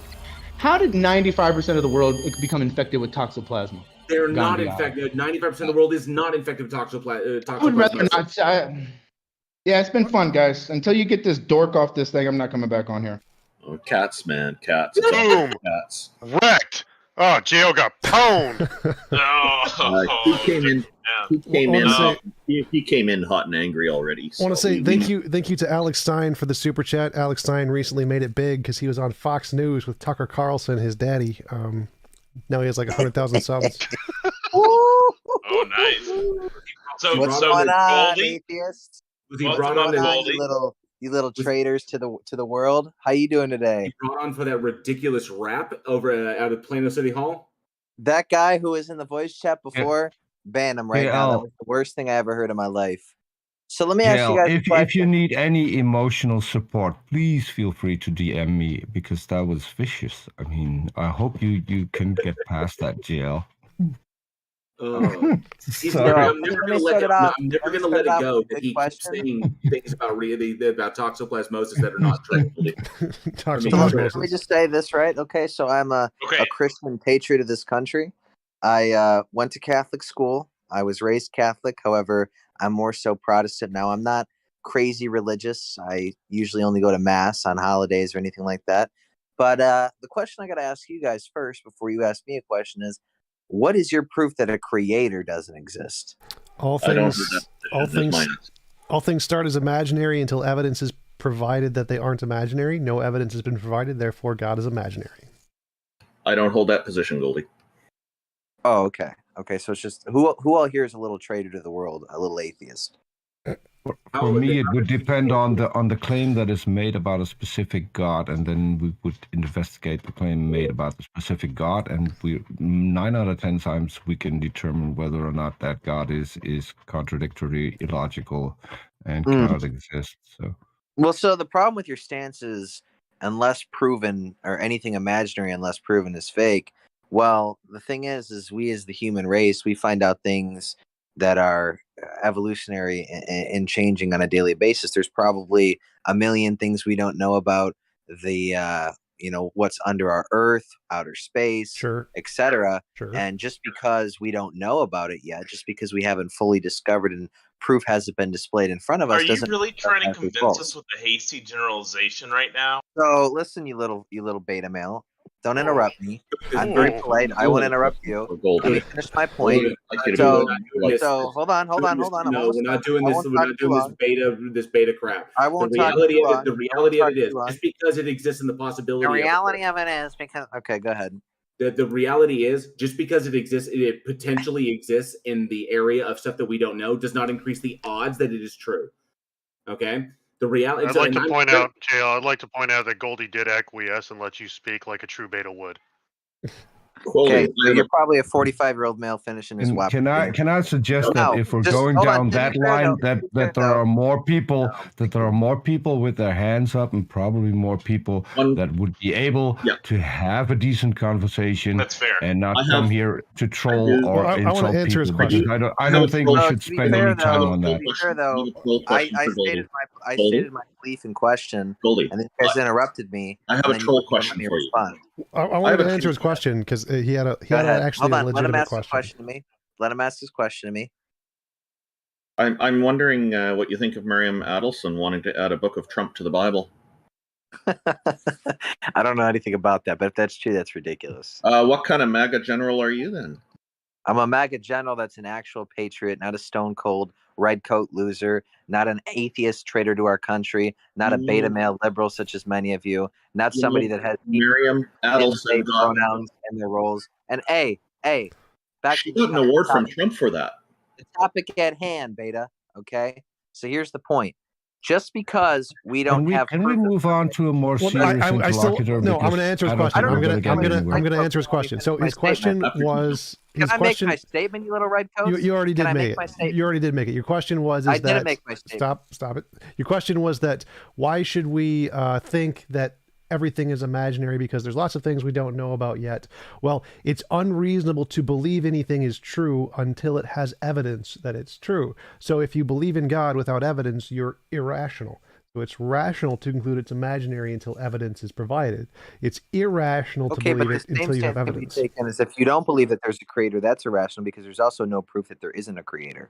It goes both ways. No, the it doesn't. point is That's that the burden of everybody proof is fallacy. It does entitled. not go both ways. Hold on a second. It does go both ways. No, the point is that it doesn't matter if you don't believe that there's a creator, and it doesn't matter that I believe that there is a creator. I could simply state that there's no proof that there isn't one, so opinion rejected, lack of respected. But the same thing can be applied to my statement. So at the end of the day, I don't understand why you want to see the problem with atheists. I've already answered that. It's a burden of proof fallacy. The real question is, why do atheists have to impose on everybody else's beliefs? Why can't you guys just go eat your vegan meals, go be liberals by yourselves, and leave us alone? Because your irrational beliefs lead to irrational behaviors, and those affect society at large. What irrational behaviors? Explain that to me now. That's a topic. Donald Trump. Donald Trump. Well, like the first sign of irrational behavior would be why you were kicked out of the Catholic Church. You see these stone-cold radical we all know what scandal we're talking about. They're atheists. I just moved him out. Political buzzword. Political buzzword. Political buzzword. Thank you. All the political buzzwords. So my quick response to him is that one of the problems with a self-proclaimed MAGA general is he's not very well informed on people like Miriam Adelson, who got an award from Trump, personally delivered on stage. So he's not convincing me. He's not even convinced about his own stuff. He didn't sound educated at all either. He's just spouting talking points. He's just an edgelord. He didn't even have a position. He was just calling us names and shit. Anyways, I'm gonna pull up Obama. That is presupposing that there are educated Trump followers. There are. Hey, Obama dog. Yo, what's up, Taco? How's everyone doing? I always enjoy hearing you guys talk. So From my Trump argument to is, Obama. if media exists, say what? Potato. What? I said potato. Oh, damn it. You guys didn't fall for it. All right. Well, I'm done. Thank you. Oh, come on. I was so hopeful. We've moved from a MAGA general to an Obama dog. I thought we were really moving along here. All right. I'll go. You guys didn't fall for it. I win. Thanks, bud. Try again next time. Victory is mine. All right, I'm gonna go ahead and pull up E. Ty. They're the next in queue here. Victory's mine safe, the TJump. Hey, Ty, you've been keeping Hi everyone. well. I think Austin was before me. I don't know if that matters, but mine's really going to be quick. I was just going to answer TJump's question about the guy that thought that it's more probable that consciousness is fundamental as opposed to physical matter. And I would say the reason to believe that would be that the hard problem of consciousness, the way it was put out by David Chalmers. What about it? Just it's a reason to believe that consciousness can't emerge from physical matter and therefore fundamental. Even the 30% of philosophers don't cite a hard problem of consciousness, and I'm sure it's even lower if you were to look at scientists. And Well, like, he just said physicalists. it's a reason, so it doesn't need to be a good reason. But thank you for the super chat, Cosmic. Appreciate it. Try to send you a question. So the hard problem of consciousness is, you're right, it's an argument against physicalism, but it isn't an argument for anything else. So it doesn't mean that there is idealism is true. It just means that there would be something in addition to physicalism, which could be a different kind of thing that we don't know about yet, an unknown physical thing, for example.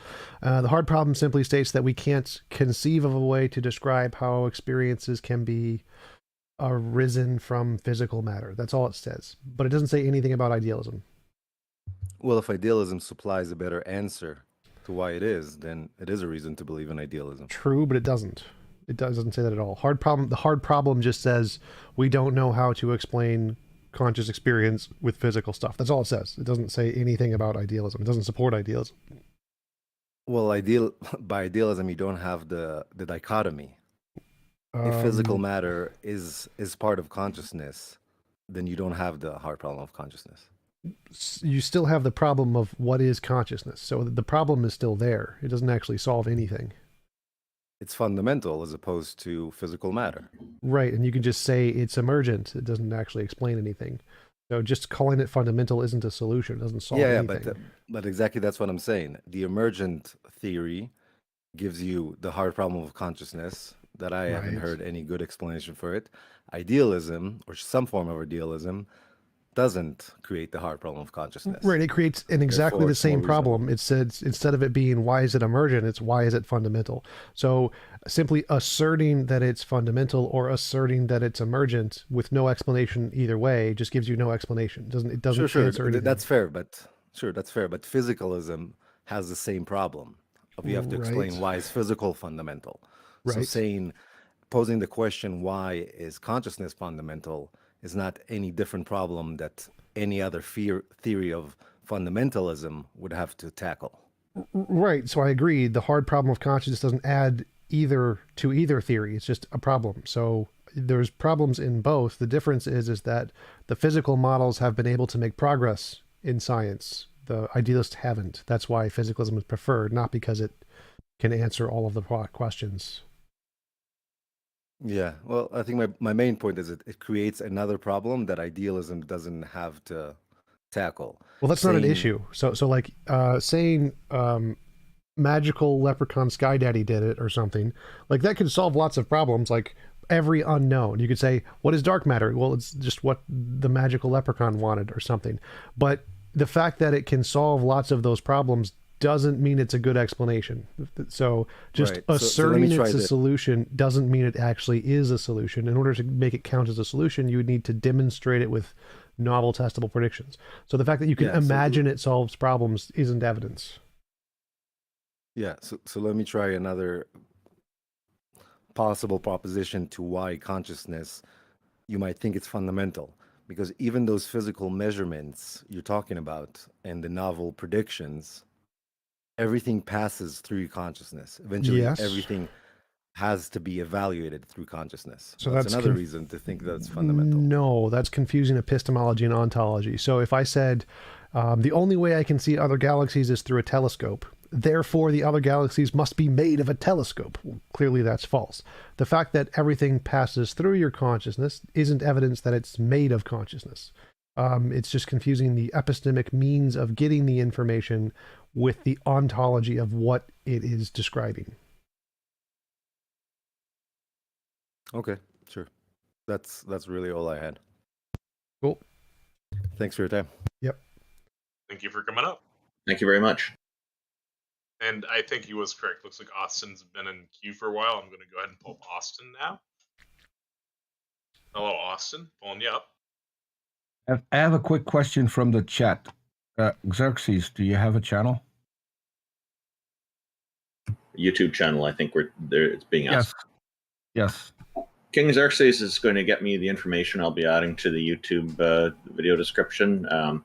I guess I do. Xerxes must be away from the computer I right believe now. it is Pornhub/King Xerxes. Austin, I do have a YouTube channel.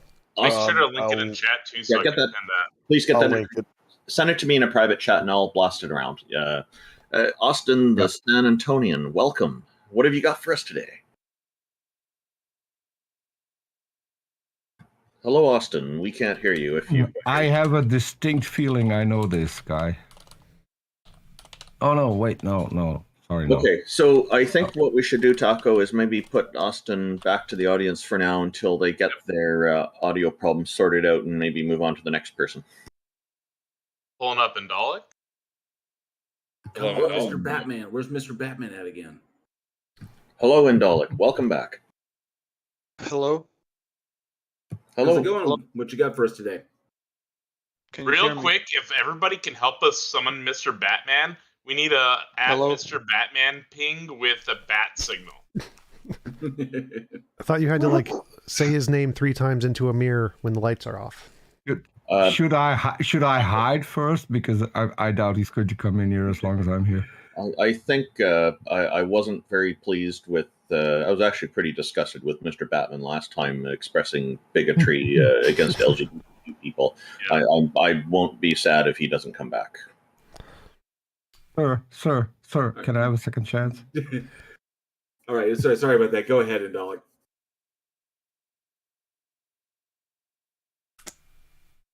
You're not making any noises.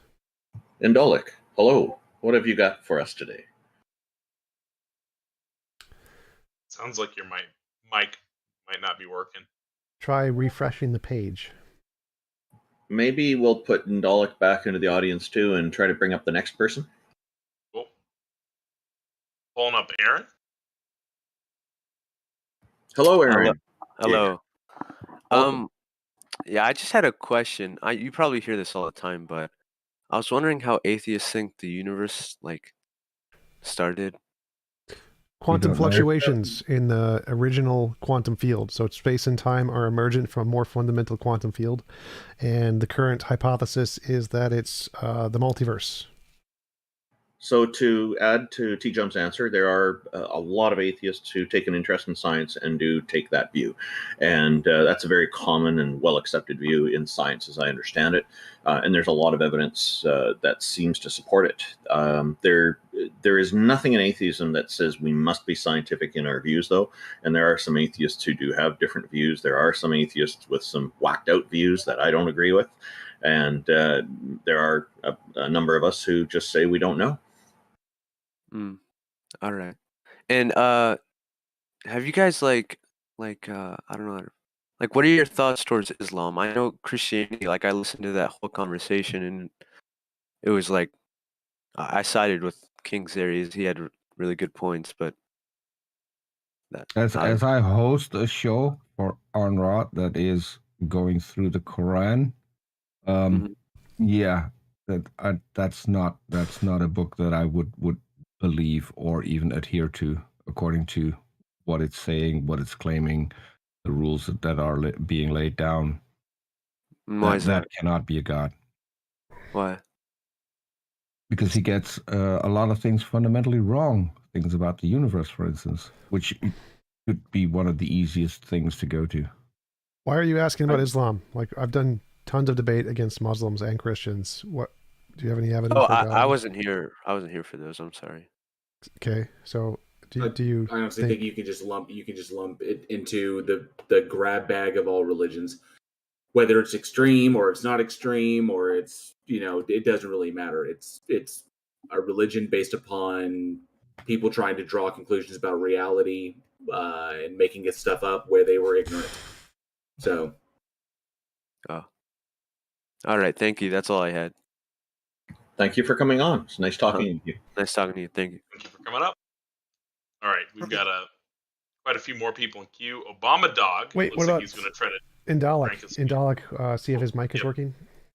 Figured Obama would be quick. Let's pull up Indalik. Hey. Hey. We got you. Oh, Can you it's hear me working. now? Yeah, I don't know what's the issue. Is it my mic, or do you have problems with other people? It's a Discord thing. It happens on Discord all the time. Okay. So I just want to point people to a resource. There was a debate a week ago between Jimmy Akin and Bart D. Ehrman on the reliability of the Gospels. And Jimmy made a blog where he responds to all of the questions Bart raises. And it's pretty good. It has a lot of citations from new archaeological findings, historians, scholars. It's called "Why Bart's Wrong," Jimmy Akin. I'm glad he has an So opinion. Xerxes can check that. Yeah, but and others can check the debate. Well, when he convinces the consensus of experts to agree with him, then that'll be great. Until then, I'm going to go with the experts. So, just out of curiosity, why should I accept Jimmy Akin, who is a Catholic apologist? Why should I accept anything he has to say about New Testament history? He's not a historian. He doesn't have any credentials in Koine Greek. He's not familiar with the conglomeration of the Gospels or early church history. He's an apologist. He has no credentials on the subject whatsoever. So why should I give a flying fuck what he has to say on the matter?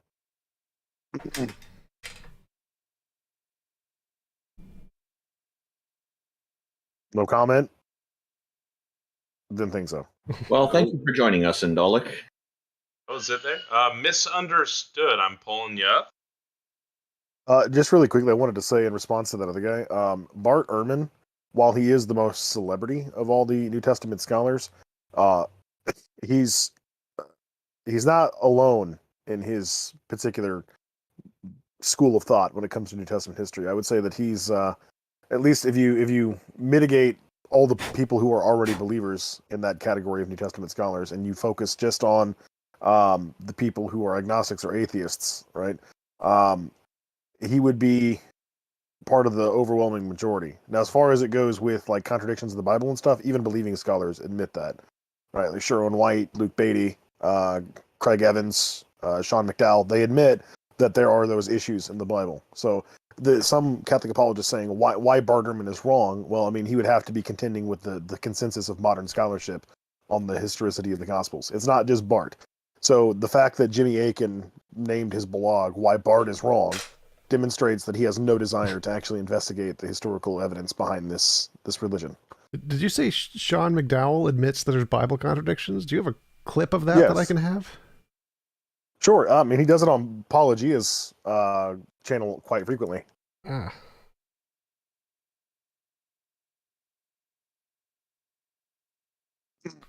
Of course, I mean, he uses the same sort of like watered down admission that most other apologists do, is just like, well, it looks like a contradiction, and we're not aware of any evidence or information that makes it not a contradiction, but we can have faith that the authors knew that there was some information that made it not a contradiction. Apparent contradictions. Yeah, well, yeah, and then he doesn't offer any refutation, and he says that based on all available information that we have now, this is a contradiction. But we can have faith as Christians that there's some information we just don't have access to that made this not a contradiction. Like, for example, what J. Warner Wallace does with the contradictions between Matthew and Luke on the birth narrative of Jesus, right? Like, that's probably the biggest obstacle when it comes to the historical reliability of Christianity, or at least the gospel specifically, that Christians are going to have to overcome, because that is a blatant inaccuracy. It would be like saying that Jesus Christ was born at both when George W. Bush was president and when George Washington was president. Obviously, that can't be the case. Misunderstood. So that's a hello, Misunderstood. I really like your name. Thank Welcome. you. Thank you. I just want to say I grew up Catholic. My mom was a CCD teacher. And I moved to Maine, and then I went out with several Christian boyfriends from different denominations and different Christian things in the past. And I did convert to Islam for 10 years, and I've been in several different churches and been brought into several religions because of men I've hung out with. And I came up with something simple, that I ran into the Baha'i faith, and now I think I am a Muslim, and I follow the Baha'i faith also. And I believe all religions is one, all races is one. And I'm obsessed with peace. And I think all religions are like instruments and different instruments, and they are played differently, but they, look to the same God. And I do believe that all the Bibles and stuff like that, and Qurans and everything, I believe that they're just messages from God, no matter which version it is, and just to take in all the good and do the best you can for people and love God and do the best in the world. Yeah, so And these are well known characteristics of the Baha'i faith primarily. So I guess did you have some question for us or some way you wanted to convince us that a God exists? Yeah, because I just wanted to state that. I'm curious as to how you concluded that the God, like what convinced you that the God exists? Because of how everything exists. Something made us all. And I believe that God is the source of everything. Why? How do you know that? We don't know yet who he is or what he is and what shape and form and what he looks like. So why are you convinced that it's just one God and it's not multiple goddesses or gods working together to create all of existence? Because we believe in one God. But why? Because Jinx, you owe me a Coke. Have you ever read the Kitab Aqdas? no. Was that a yes? No, I haven't. Oh. Well, that was the book written by Mirza Ali Muhammad, the person that's responsible for creating the Baha'i faith in the 19th century, middle 19th century, around 1840 to 1850, right? In Persia, yeah. Oh, yeah. So that individual was not convinced of a monotheistic deity. Okay, He believed in the pantheon. Because I've only been given a couple of, books that were small when I visited the center Well, the here. Kitab Aqdas is the Bible of the Baha'i faith. Yeah, I know. So maybe if you want to, subscribe to that faith, you should probably read their holy book, which denounces the notion of a monotheistic God.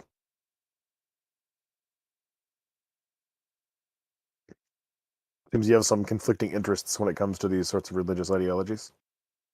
I think there might be a little bit more work you need to do. Misunderstood? Yeah, it's going to be hard to be... Actually, I was given a couple of basic books when I entered the Baha'i faith.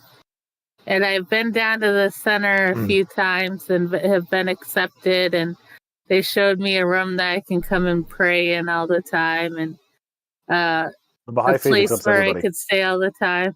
And the guy was really nice to me, and I told him I'm everything. sure he was. Huh? Most people peddling religions are usually pretty nice when they're trying to gain a convert, but the Baha'i faith accepts everybody. That's like their whole crux, is that everybody actually belongs to the Baha'i faith. They just belong to different sects of it.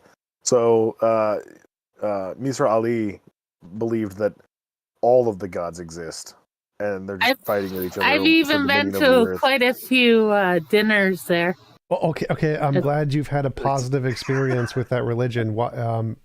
That's nice. Is there any evidence? And they have plenty of art shows and stuff like that. Cool. Fascinating. So do concerts. I don't worship the Foo Fighters. So evidence. Exactly. So for me, I can tell you that a book is not enough to convince me, because there are a lot of books that are written on a lot of these kinds of subjects. I want more than just a book that tells me stories. And I good for you if you want to go with that. I would suggest. Like I said, I read from all the books. Yeah. I would. just maybe think about why is it that these books are convincing to you, and maybe try to put take doubt as your ally, and consider other possibilities. One of the possibilities being no deities, another one being multiple deities, and try to figure out if you're being coaxed into having a bias toward just one of those views. Actually, I've been people have tried to make me stay with their church and their church only, and I never really followed any of them. Trying to get me to stay with their church and their church only. That is a common thing. Now, do you have something that you think would be convincing to us that the deity of the Baha'i faith or the Islamic God Allah exists? Just a feeling I get when I pray and stuff like that, and I've turned my life around religion. Okay. There are a lot of people who've managed to improve the quality of their own lives by joining a community or becoming part of something like a meditation practice or religion or other things. So, we're very happy for you that you found something that works well for you. Yeah. I mean, I sit at home alone and I'm praying and I'm reading for these books, and I also do a lot of meditation. It all works very well, and it's better than, sitting back in a corner, with a joint or alcohol or pills or something, Misunderstood. Can I ask you a quick question? Because I think we're getting to a good point where we can move to the next person. But I want to ask you something real quick, just to throw something at you. Okay. So, do what? Talking to my chat. Forgot to mute. Oh, okay. Sorry. All right. So just throwing it out there, because you were mentioning prayer, meditation, and these things, and that you found it very, very helpful. So I'm just going to throw this at you, just something for you to think about. Hypothetically, say that I was a Christian, or I was a Christian, and I believe in God, and I pray every day, and so on and so forth. And say one day I'm in a car accident, right, and I'm trapped in my vehicle, and the firefighters are working to get me out, but I'm stuck in there. And so in this perilous situation, I begin to pray because I believe in God. I pray to God, and it lowers my blood pressure. It calms my breathing. I use up less oxygen. My chances of survival are increased. And then the firefighters get me out of the car successfully, and my life is saved. Okay. So recognizing that prayer, much like or meditation, similar thing, you focus on one thing, you calm yourself, you speak to this thing, or you think about it. Recognizing that prayer and meditation have a physiological utility to them. It calmed me down. I used less oxygen. I lowered my blood pressure. I didn't panic. And therefore, my survival odds were increased. Does the physiological utility mean that what I was focusing on or what I was praying to exist? Well, it can, yes. No, but does it? Yes. It does? Yes. How do you know that? Because I have a good feeling about it. Asked and answered. Great. Appreciate it. Thank you. You're welcome. Thank you, Misunderstood, and for coming up with a clever name. I love this name. I've been misunderstood in more areas than one in my life. So. Well, you weren't today. Can I ask a final question? You were very well understood in that last exchange, so appreciate that. Yes. So, Misunderstood.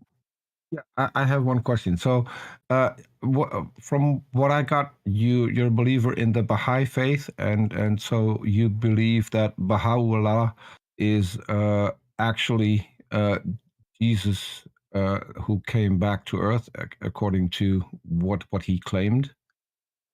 I have personally spoken with two different Jesuses. One of which wasn't really convincing. The other one at least took the time to write an entire new Bible, explaining more about the universe and how we got here, which I still don't think is convincing, because he came up with the idea that we're built out of spaceships and that we're all pretty much aliens, which is kind of weird. But he's Dutch, so drugs may have been involved in all of that. What made you think that Baha'u'llah was actually correct when he stated that he was the second coming of Jesus? I believe that there is one God, but I believe anybody who represents a figure of a human or a person or whatever, they're all messengers, actually, from God. But he claimed to be God, as in Jesus being God, being fully man and fully God. He claimed that he was the second coming of Jesus. So, by definition, he claimed to be God. So, what convinced you that that was the case? I believe in one God, like I told you. So, so he wasn't God? He came from God. Yes. Okay. So you're But not I do actually not believe. I believe he's a messenger, and he came from God. But No, I don't believe anybody who resembles physical is being of a human being. I don't think is a God. what I'm asking is that the founder of the Baha'i faith claimed to be God, and you disagree with that, yet you are a follower of the Baha'i faith. How does that work? It just works. And I told the guy that it runs the place too. Can you say that again? I didn't catch that. I told the guy how I believe in the Baha'i faith, and he said that that was fine. That I take good from all the readings and stuff like that.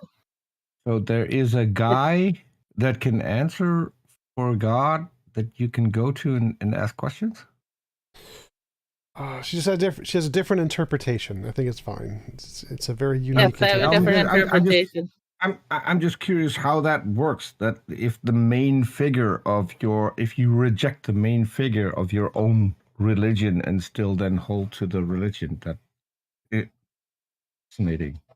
But they believe all religions is one, all races is one. Seems fine. I'm okay Do with you it. reject the main figure of your religion? No, I don't. If you do. I don't. I think he's a messenger. That's fine. That's fine. I think we've talked about it enough. It's a very So you reject his claim interesting perspective. that he's God. So she's got her own interpretation. I mean, I think that's as far as we can go on that one. So. Yeah, I think probably we should try to move on to our next caller. But thank you very much, Misunderstood. Really appreciate you coming on. And Peter, for what you said about the two Jesuses, some lyrics from a song called "Industrial Disease" by Dire Straits comes to mind for me. Two men claim to be Jesus. One of them must be wrong. Well, so here's the thing: the Dutch Jesus, he's on Twitter.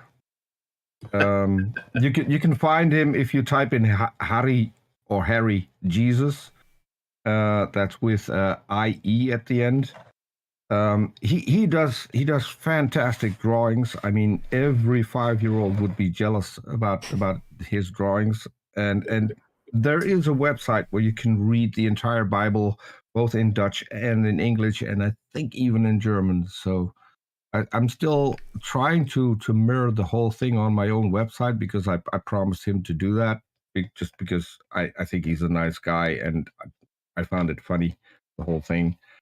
But the way it's set up, it's going to take me a lifetime to make it working anywhere other than on his website, because every single link leads to his own website. So I'll have to go through every single page and alter every single link. And I'm wondering if I've done that, if I'm then also kind of Jesus. I have to get back to him. Yeah, Taco, who's next? So we've got a few people in queue. I see that Austin, who was in queue like the entire time, is back in queue, so I'll pull him back up. Hopefully he's not AFK now. Hey, Austin. You were waiting a long time there. What's up? Wow. Yeah, probably nearing 4 hours. Be over. Yeah. You are patient. Convince us that God or whatever concept you believe in exists. All right, cool. So, should I start off with giving a basic rundown of my theology? Sure, like given my Christian, if you're not denominational, or where do you sit? all right. My views seem to be very idiosyncratic. When it comes to God, so I just wanted to clarify them so that we're on even ground there. So essentially, I believe in a very non-interventionist God, same as some other people that have come on. I believe that God has interfered with the universe in merely two ways. The first being with its creation, and the second being giving consciousness to humanity, which will be a part of my argument for his supposed existence. It's a very, I suppose, libertarian interpretation. I don't believe that Christ was divine, so very much from mainstream Christianity there. I hold quite a lot of views in tangent with theism, especially What is a libertarian? relating to What is a libertarian interpretation? What does great that question. mean?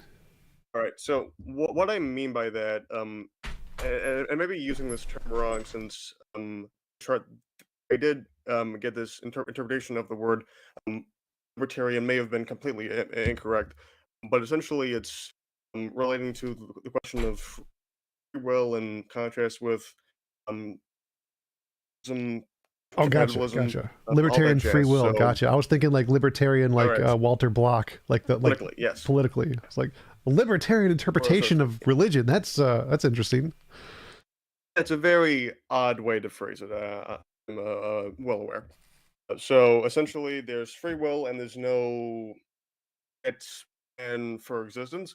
So how that would relate to my philosophy on God, for example, is I don't believe that God is um, um, all knowing. I believe that He is experiencing our reality at the same time that we are. I don't believe that. So I don't believe that He's aware of the future. I don't believe that He's aware of our decisions, our choices, but before we make them. So He's very much alongside the ride with us, if that makes sense. Cool. So alright, what is your what else? argument for him? All right. So it's very basic, and it's very easy to break apart, of course, since of course the burden of proof issue that comes with making any argument for a deity's supposed existence. So pretty sure that at least one other person made this argument, and or at least one similar to this, having to do with consciousness. Right? So this actually is my personal. Actually, personally, it was one of my main uh, Okay, justifications tell for us what it God's is. existence that I'll come back to. Don't worry, I am just making sure that I'm bringing enough context here. All right, cool.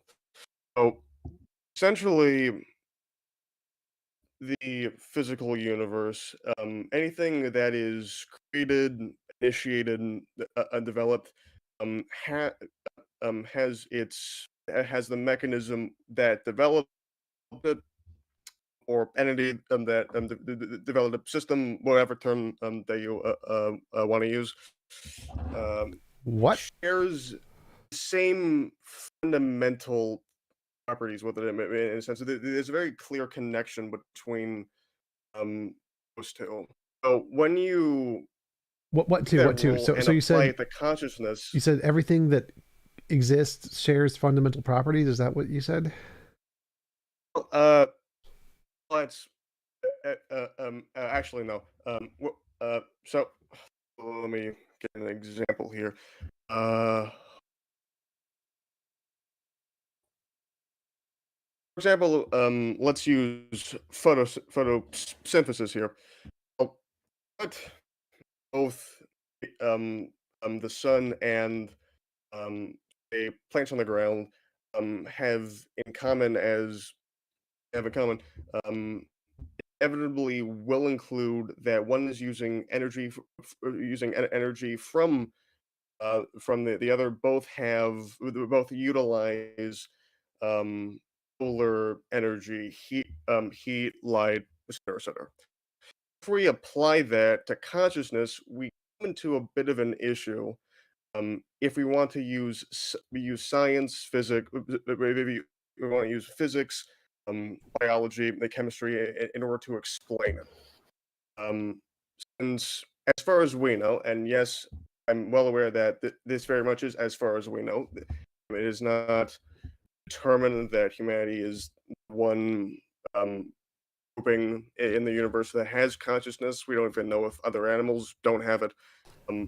But from my perspective, it's very hard, it's extremely difficult, if not impossible, to justify the existence of consciousness through any natural process that we know of. Again, yes, as we know of, well aware,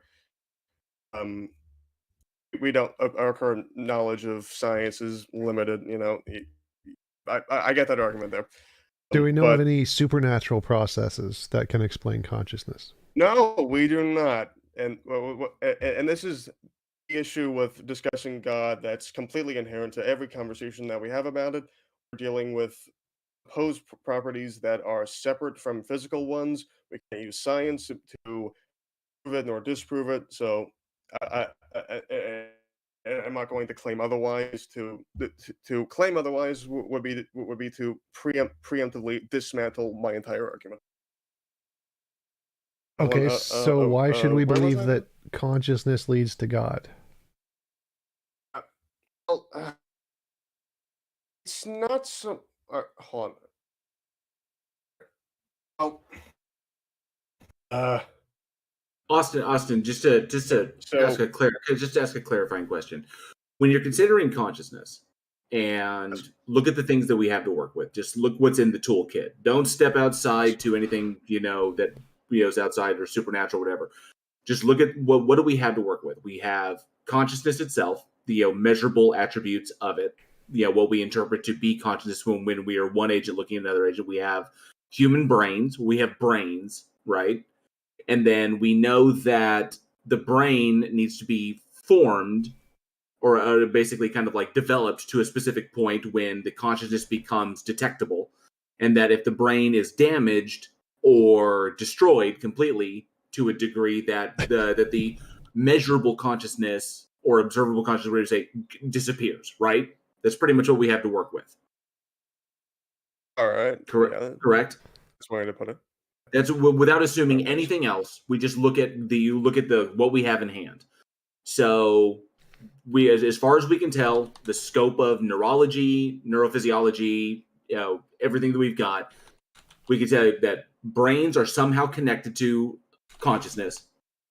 We know that without a brain, this is what we know so far. It's not saying that anything else, just what we have. We know that brains are somehow connected to consciousness, and that without a brain, there's no consciousness to detect. So there's no reason to think that consciousness is there without a brain. It could be, but we don't know.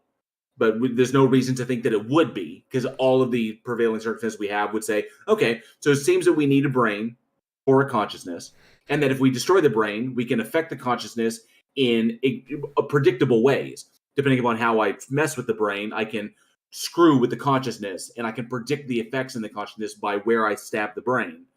And that the brain develops over time, as does consciousness, in tandem with the brain itself. And then once the brain is destroyed or it dies, the consciousness seemingly disappears. Correct.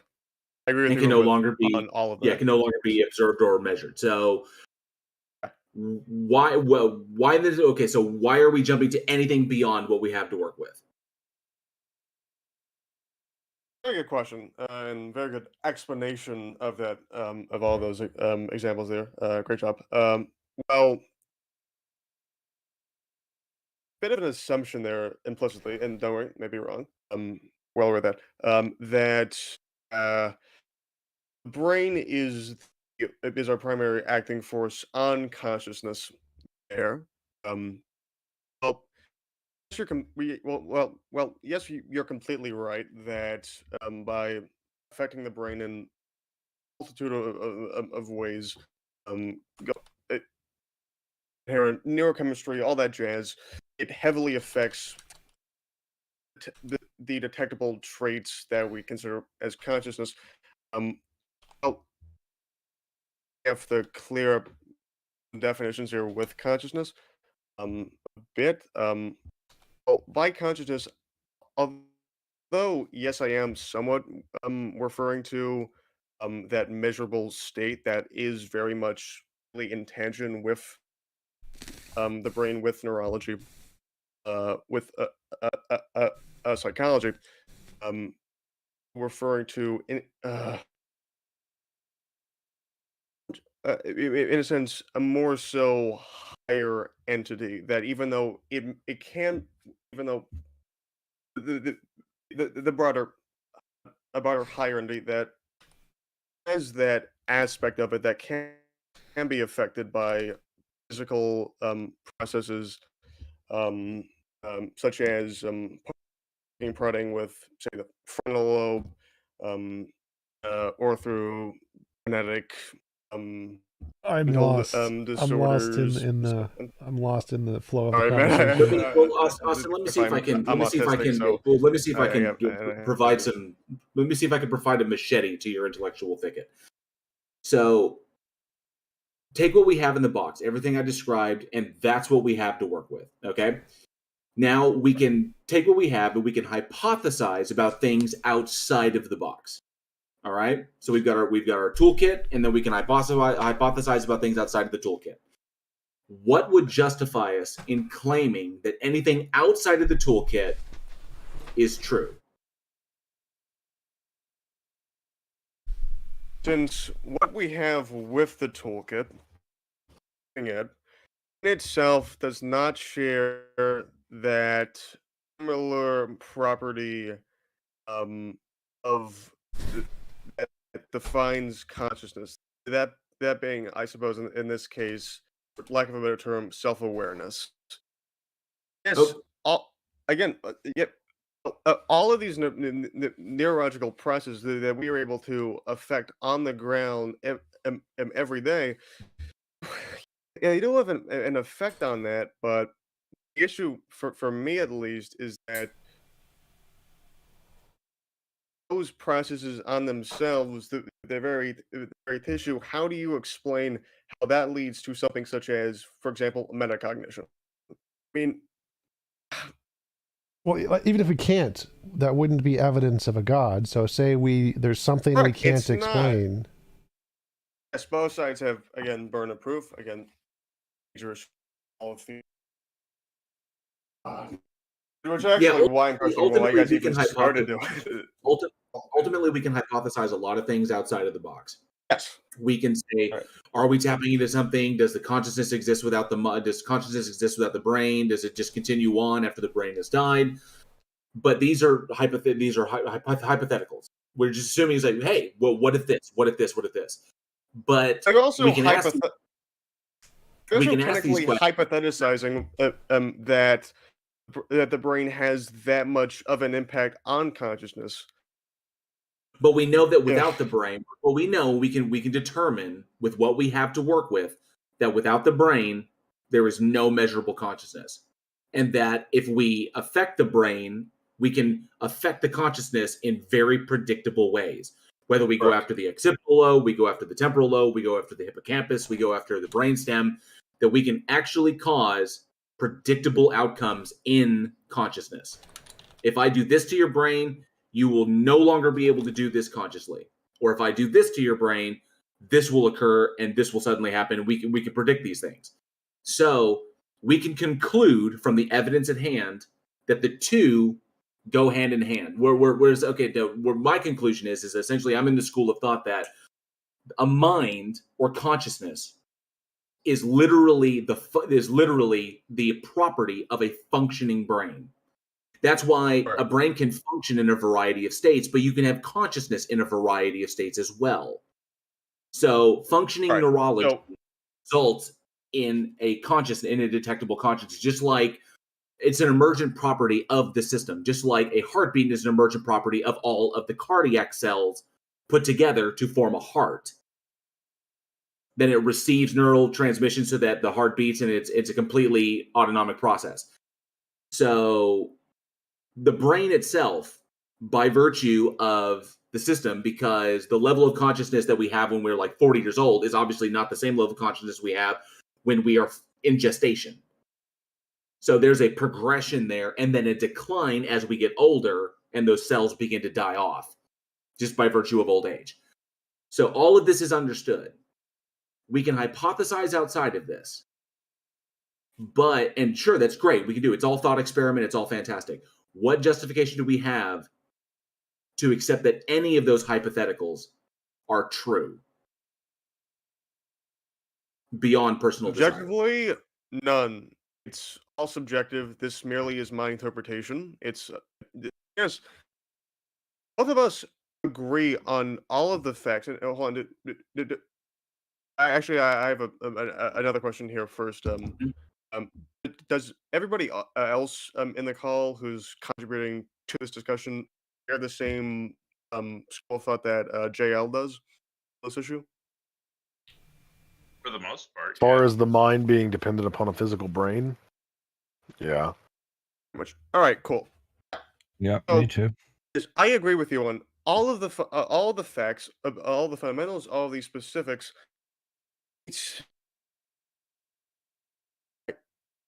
I just personally can't convince myself that something as complicated with as many near infinite possibilities as consciousness, as self-awareness has, can be explained by any process that we're going to find by delving deeper into the physical properties of our neurology of the brain. It just seems to be too much of an evolutionary jump. At one point, the sunrise was equally as complex and unexplainable by the natural world. Have you heard I of would agree. I will. Let me just point out that our intuitions have an incredibly poor track record when it comes to explaining complex issues in our reality. Well, I would actually and agree I don't with him. think that I we should think be relying. I think we are going to find something more fundamental, but I think it's going to be a physical thing that we're going to find that's more fundamental in the brain. I don't think we're definitely going to make progress. We definitely don't know everything about the brain, so I agree. We will definitely find things that are more complex and more fundamental than what we currently know about the brain. There's no reason to think it's a soul, though. Sure, but his incredulity is on the issue that the brain is responsible for producing the consciousness. That consciousness is an emergent property of physical interactions. But I will say this much to you that consciousness, whether or not you agree that it's explicable naturally, the alternative is that it's not explicable at all. Because if you're going to posit that a God exists and that he's consciousness, he is conscious, and he created everything, well, then all you're doing is just positing that consciousness is the default state of the universe. This is the default state of existence. And it's equally as inexplicable as it was 10 minutes ago when we assumed that it was some part of some unknown natural process. Well, then we're assuming a more interfering God than I initially set up with my explanation of my theology there. Does your God have a consciousness? I suppose Is it a thinking agent? Much of the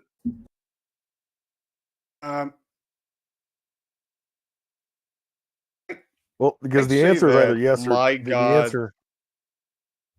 Also, the answer is either yes or no. Either it's a conscious thinking agent or it's not. If it's not, then it's indistinguishable from just blind natural process. Correct. All right. Yeah, I understand. I mean, there. Yes. That's my answer. Yes. All right. In order for consciousness can't be explained by like some creator deity, regardless of what you believe, because this deity also possesses consciousness. Because a deity can't choose to have consciousness, and you have to have consciousness to make choices. So the mere fact of the matter that this thing is conscious is just a random fact of reality. It's a proved fact. There's no account for why it's conscious. There's no account for why it has an effective will over an ineffective will. It just randomly is that way. It's just randomly aware of itself. And therefore you haven't explained consciousness. If anything, you've added more questions. Yeah, correct. You're completely correct. So very, very the mystery good of way consciousness putting can't be that, solved by a god. Well, a history of human consciousness can be solved by a god, but the entire Really, it can? landscape of it, of course, cannot. So yeah, Wait, you're right on that. how can the How is it explanation? explained by God? I'm pretty sure that we already covered that there. Well, I didn't hear you cover it. all right, cool. Or maybe I didn't clarify it well enough. No, You might be able to explain how we, in particular, possess consciousness, that God created us in such a way that we could possess that. But consciousness as a separate entity to our physical reality, which is what you're positing, that is not explained. That's just a brute fact of reality. And so you have really no way of determining whether or not God is responsible for facilitating our access to consciousness, or whether or not that's a natural phenomenon that he doesn't have any control over, any more than he has control over his own consciousness. My belief that our consciousness is of consequence to the actions of God. Now we're getting into pure faith, and now I no longer can argue here in any objective manner. But my point, Austin, is At that this even point, if we're I had faith in the pretty much God going that you to a believe in, discussion. he still wouldn't be a viable explanation for the existence of consciousness. Consciousness would be something that transcends even him. Yeah.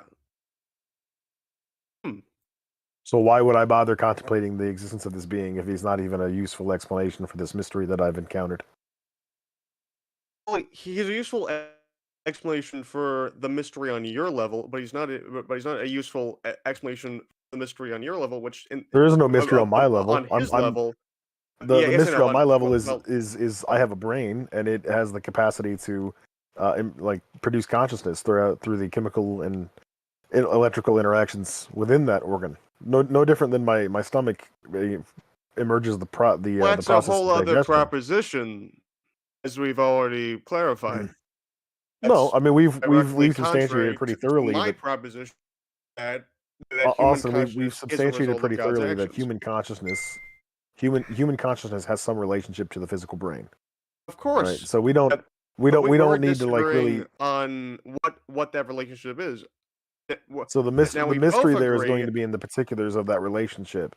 But as far as like where Yes. consciousness comes from, God doesn't answer that question. And we already have an answer to the question of how we have consciousness, the brain. How does it not The exact answer mechanisms that question? facilitate that, or maybe a present mystery, but history shows us that we should be a lot more optimistic in our scientific ability to explore, investigate, and come to conclusions about the natural world. You know, we put a man on the moon 50 years ago. It's not exactly a stretch to think that we're going to figure out how consciousness functions in the future. Scientific I fail to see any place where you can put your God that he answers questions. I fail to see how this doesn't account, how my interpretation doesn't count for the existence of human consciousness. I completely How does it? get Articulate and that for even me. agree that it doesn't account for the existence of consciousness overall. Articulate how your as God entities. accounts for That's completely human right. consciousness. Actually, is a very good counter. But as for human consciousness, how does that not work? Why is there a distinction between human consciousness and other consciousness? Consciousness is just the mere ability to be Human self-aware. consciousness is displayed in physical reality. It's constrained by the physical reality, according to me, to clarify. And as of right now, I don't have any reason to God's believe there's anything but the consciousness- physical reality. So this is just more assumptions being piled on top of one another. Right? Like your Exactly, initial this- assertion here was that your God has the capacity to explain the mystery of consciousness. We've now gone through that and have determined that that's not the case. And then you've now moved the goalpost and said that he has the capacity to explain human consciousness. And I don't accept that distinction. Since you've disproven my original claim, and now I'm modulating it. Since I'm willing You're to shifting the admit, goalpost. if you want to put it that way, then I guess That's what you're doing. Well, how does God explain human consciousness? To How? hold my same supposed dogmatic position throughout the entire discussion? That's perfectly fair. You've changed my mind on that. No, just calling it consciousness overall and saying that explains the entire mystery doesn't work. Going by your alternative definition, that consciousness also includes God's realm. Okay, can you explain how does God explain human consciousness? Mechanistically, please. All right. Cool. Because just mechanistically, because just saying God did it is not an explanation. All right, mechanistic. Let's be mindful of the time too, because there are other people who want to get on stage as well. Correct. If we start getting well, first of all, what do you mean by mechanistically? Specifically, what are the mechanisms that God uses specifically to facilitate human consciousness? Well, I'm happy. You can explain it any way you want to explain it. Just explain it however you think it's best to explain. Just go for it. All right. So, of course, I'm not going to know exactly what these mechanisms are by my own philosophy. But essentially, my belief is that whenever conception occurs in the human reproductive process, there is a system outside of the physical universe that mandates that what you may call a soul ends up with a direct connection to that entity. All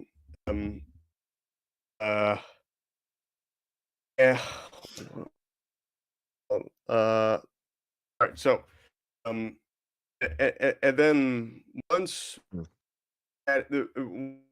once that organism has fully developed a brain, that soul then has what we would call consciousness in a neurological sense, but it's limited since we're working with the very narrow physics, chemistry, biology of our physical universe. So it's not so. Although although consciousness is going to be heavily affected by neurology, all those natural systems in the physical universe, its origin is outside of it.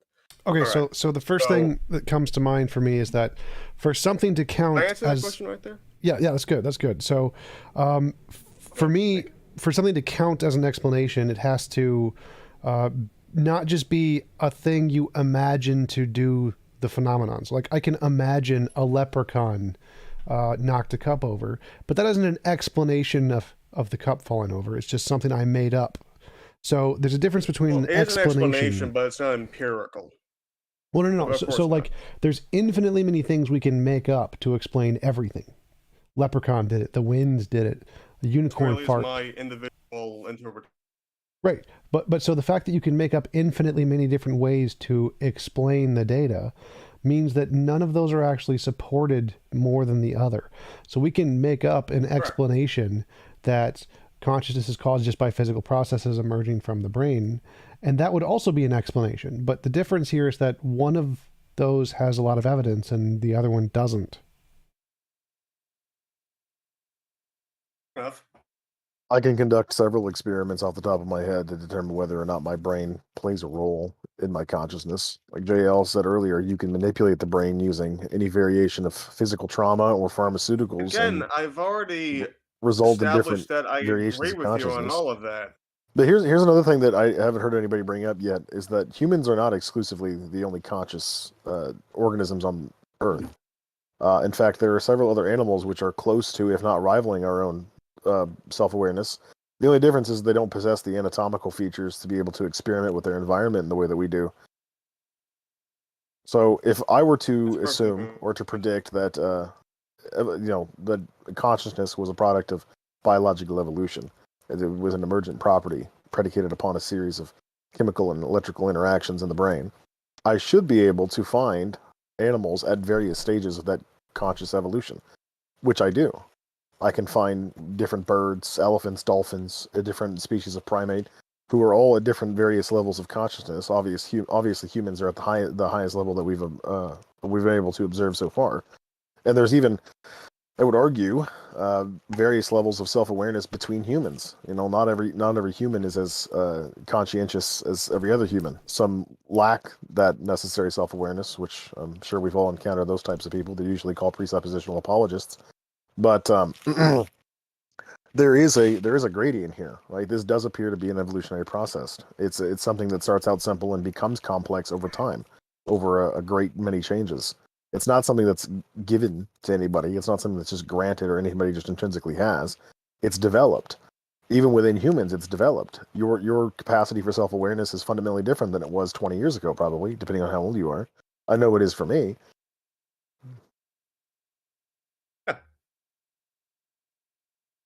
So if the information, Very good point. Yeah. if my presumptions about where consciousness comes from, I can make predictions based off those presumptions, and those predictions then come true. That would lead credibility to my hypothesis about the development of consciousness and where it comes from. It's both perfectly fair, but also has a button of scientific backing of a hypothesis there. And there's no real reason not to believe in that, aside from personal subjective caution. And I will admit that the entire predication for my broader point here is based on my own personal caution that is far more than what you appear to have. It's very much philosophical. There's not that much basis for it, and you're completely right on that. And from a scientific viewpoint, it makes far more sense to just assume that there's some process or series of processes that leads to what we see as consciousness, as self-awareness, as metacognition, as all of these supposedly unexplainable processes. We're just going to find it there, and I have complete respect for anyone and everyone who believes in that, even though I am a staunch, well, not entirely staunch, sometimes pretty agnostic theist. I have complete respect for that. And even though I clearly am not going to be convincing you of whether or not a deity exists, which is perfectly fine, I am glad that we've gotten to have this very informative and enlightening, at least for me, discussion on what's usually very down and dogmatic topic. Thanks. Now, considering how many people also have been spending a whole bunch of time with their hands up, so from the looks of it, not as much time as me, which is no issue. I'm going to be leaving now. Austin, thank you so much for joining us. It was a good conversation. We appreciate the honesty. All right. Well, we've got 2 more in queue. We were trying to finish at 4 hours today, but it looks like it's going to be 5 hours. I have pizza. Yeah, it's totally fine. I have pizza. Come on up. Hello. Hey. Hey, what's up? Well, I think you know what the subject of this program is. What have you got for us? All right. First of all, I need to put this on speaker. I don't know how to do that. Or do I have to kind of hold it up to my ear now? We can hear you just fine. Okay. So here's the thing. So there is one theory that I kind of have been playing with in my head. And I'm not sure if you heard of the single electron theory. Yep, I've heard of it. That every single thing in the world and every single thing in the universe is all trapped in a single electron. What? Pardon me. I thought about this when I was a kid. So, yeah, these are kind of fun ideas. What are you thinking of this? Does this somehow lead to proof of a goddess or a god? Well, the big thing is that if we are in an electron, that would have to mean that we are in an atom. And if we are in an atom, that would mean that we'd have to be in an object of mass. Of course, we can't really say that. Okay, of course, we can't really say that whether that piece of mass is a living thing or like a cube or whatever. But something had to create that mass, which is how I believe that would be a proof of God existing. Why? Why couldn't it have just existed forever or been created by a natural force that isn't a god? Because alright, hold on. Okay. Because the second law of thermodynamics indicates that something cannot just poof into existence. The second law of thermodynamics says Wait, not that... the second law. Oh my god. No, that's the law of entropy. Oh my god. That's the second law. Yeah. Second law of You're referring to the thermodynamics. first law? The first law. First law. Who sent you notes that you're reading off of, or did you write this down while you were in queue? Oh, I was just no, I just kind of had it off my brain. It sounded a lot smarter than I thought. It sounded a lot smarter than it.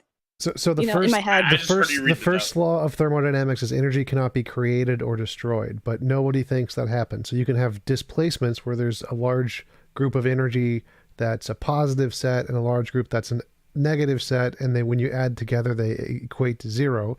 And so nothing's been created or destroyed, it's just been moved.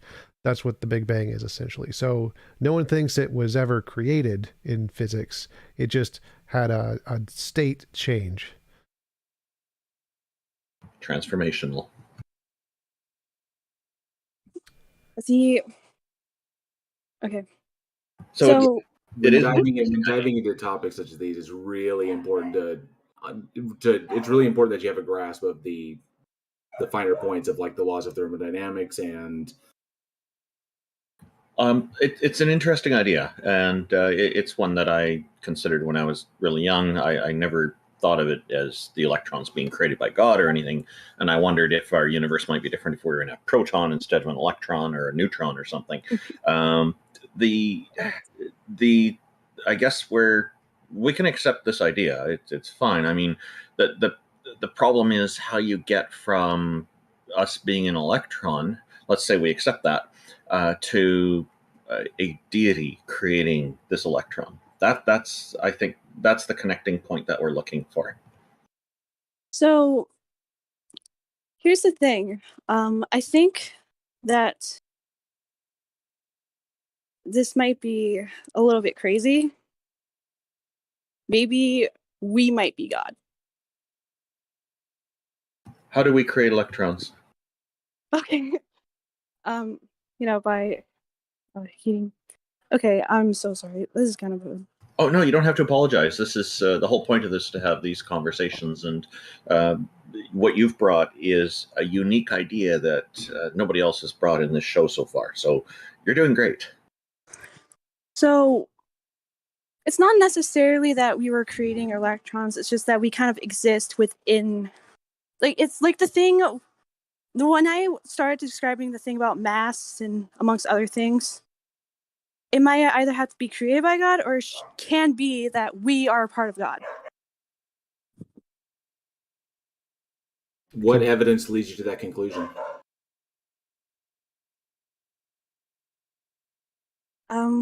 So like we have. I don't really think that.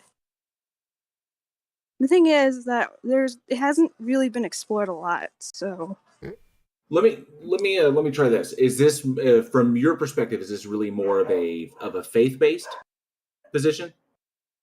Well, there has been effort. I mean, there has been evidence in psychology and whatnot. Like for example, you are how you think, and your world is based on how you think is going to happen. And basically, there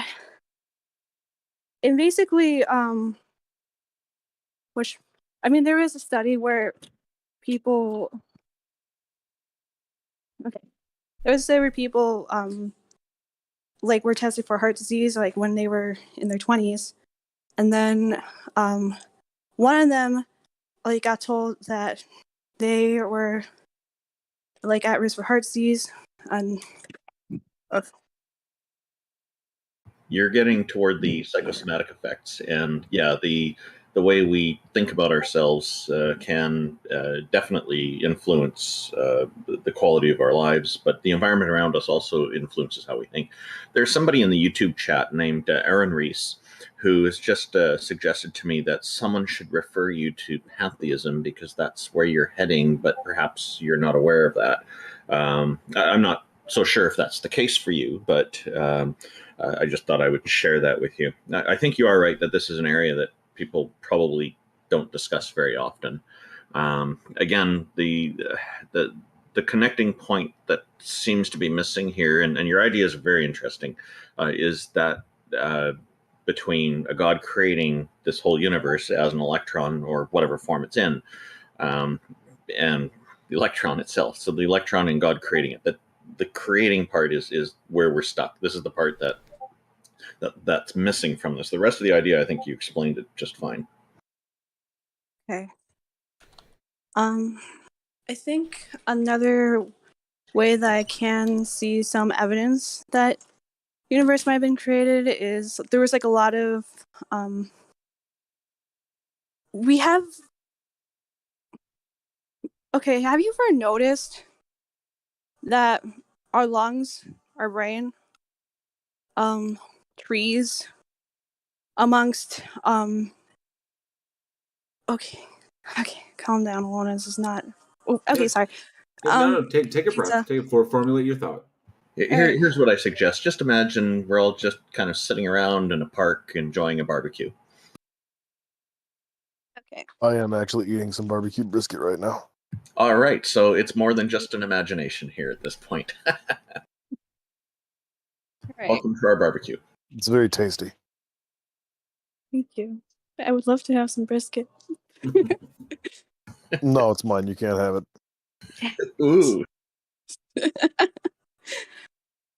So, the main idea is that we kind of have a lot of patterns that are rather similar in our environment and in ourselves, as well as in our DNA, and as well as like the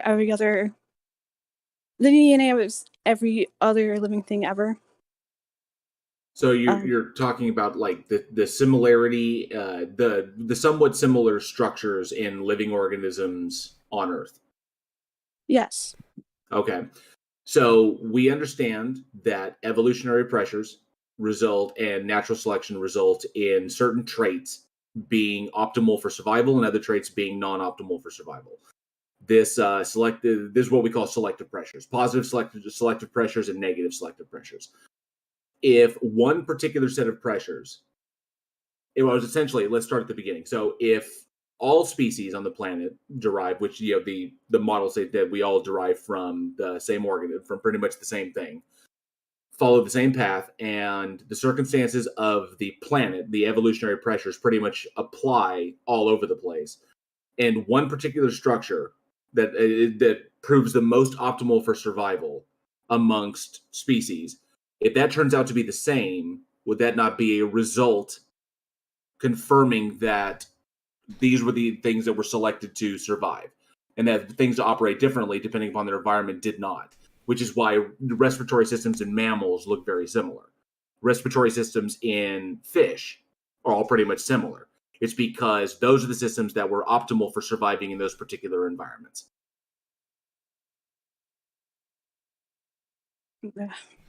Right. And I was about to say that we all kind of have the same, I mean, even though we do have environmental selective pressures and even like epigenetics, for example, we all have like the same codons, basically.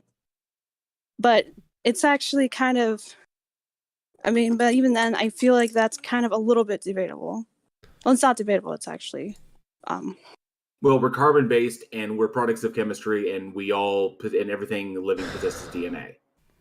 Or everything that, every organism on this planet, possesses DNA. So it all derives back to what you call the Luca or whatever you say, but the phylogenetic tree all brings out. So if we're all composed of DNA and that DNA is subject to selective pressures, and then one particular, or like depending upon where you're at, those selective pressures, select for a particular structure that is optimal for survival. Then the members of that family, or the members of that species, or however you want to delineate it, would kind of operate the same, because that's the system that works.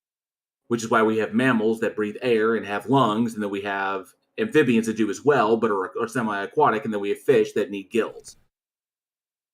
So are we going to wrap up soon? Oh, yeah. I was trying to tell him that I was trying to tell him this. I was going to say that I was thinking that our DNA, that basically we are literally created as a program with things like our DNA as a code. And DNA is the result of abiogenesis. It's a natural process. We weren't created. Okay, I'm sorry.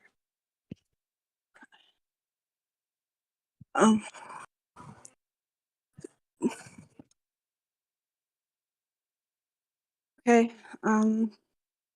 Well, I guess I should probably go. Okay, well, it was a pleasure. If you'd like to come on and expand on this idea again in the future, you'd certainly be welcome. All right. Appreciate your time and effort. Thank you. Thanks. It was an interesting idea. Keep asking questions. All right. Yeah, appreciate it. I kind of screwed up. I should be more prepared for these. It's okay. Fine. These are casual. It's okay. Well, thank you for coming up. We do appreciate you coming up. We're going to start closing down here. We're going to pull up Hacker. Hacker's been in queue for a while. After Hacker, we'll go ahead and call it. We'll put a hard stop at like 10 minutes from now. So if we're still going like 10 minutes, we'll go ahead and stop it there. But Hacker, come on up. We're kind of beat. It's been 5 hours, But thanks Hello, for Hacker. listening, everybody, and welcome, Hacker. Welcome. We can't hear you. Okay, on to the next one, I guess. I guess we can bring up Booney. Booney was actually in queue a lot earlier for a while. What's going on, Booney? Hello, Booney. No mic. Hacker's saying that he's fixing his mic in the chat. Oh. No problem. And Booney's mic is also not working. All right, I guess we it's have I think that's a problem with cell phones and Discord. It makes you I think it might be, reload it. There's similar issues with like StreamYard and cell phones, so. Seems like it's Discord and cell phones, from what I've seen. I'm sure StreamYard does too, but Who's next? Shall we bring up Polar? sure. Polar, come on. Try Hacker again. Did Hacker fix his mic? See him with... Hello, Polar. Welcome. No, yes. Can you hear me? Yes. How's it going? What you got for us today? You can speak up a little bit, that would help. Oh, all right, okay. Sorry, my mic was up before. So my argument that God exists is, first of all, what does it mean to actually exist? Because this is going to get a little bit philosophical. To exist means to have a place in somebody's mind. Like, I think that there might be life on Mars, and there exists life on Mars in my head. Can this not be a plausible argument? Exists means it's a part of reality. Well, part of reality is... I'm sorry, my English is not that good. Shit. Okay, gotta go. Sounds fine. You're swearing like a native person, a native English speaker. Нет, я могу говорить по-русски очень хорошо. Sorry. Пока. Have a good one. Хорошо. Okay. So they insulted their own ability to speak English, and we can try. Booney, hello, welcome back. Nope.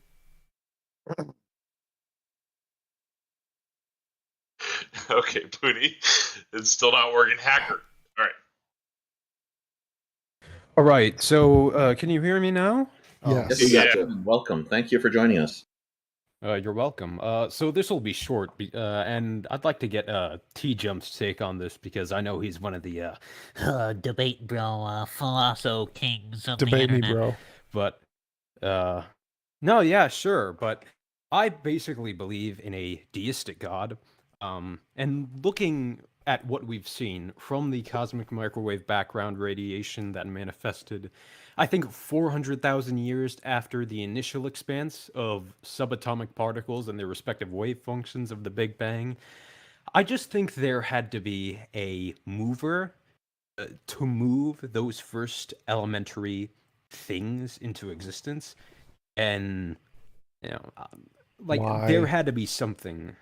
So, are you thinking there was only one Big Bang?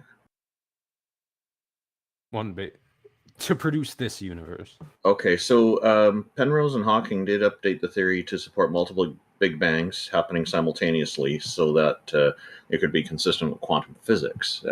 Does your idea need to be adapted to consider this? Well, I still want to know, why do you think you need a first mover?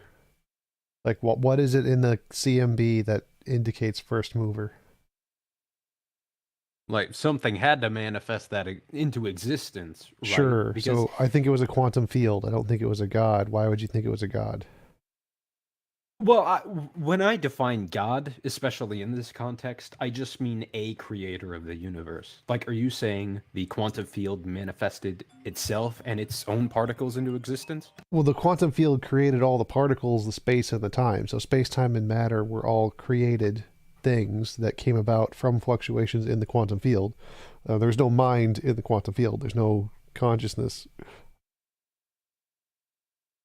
Yeah, I don't think it really necessitates a consciousness or a mind. I'm not really like an adherent of that Unitarian philosophy, but you're Unitarian. saying that, like, as if this God is a mind. But are you saying that the quantum field, I guess, created all particles, but what gave way to the quantum field?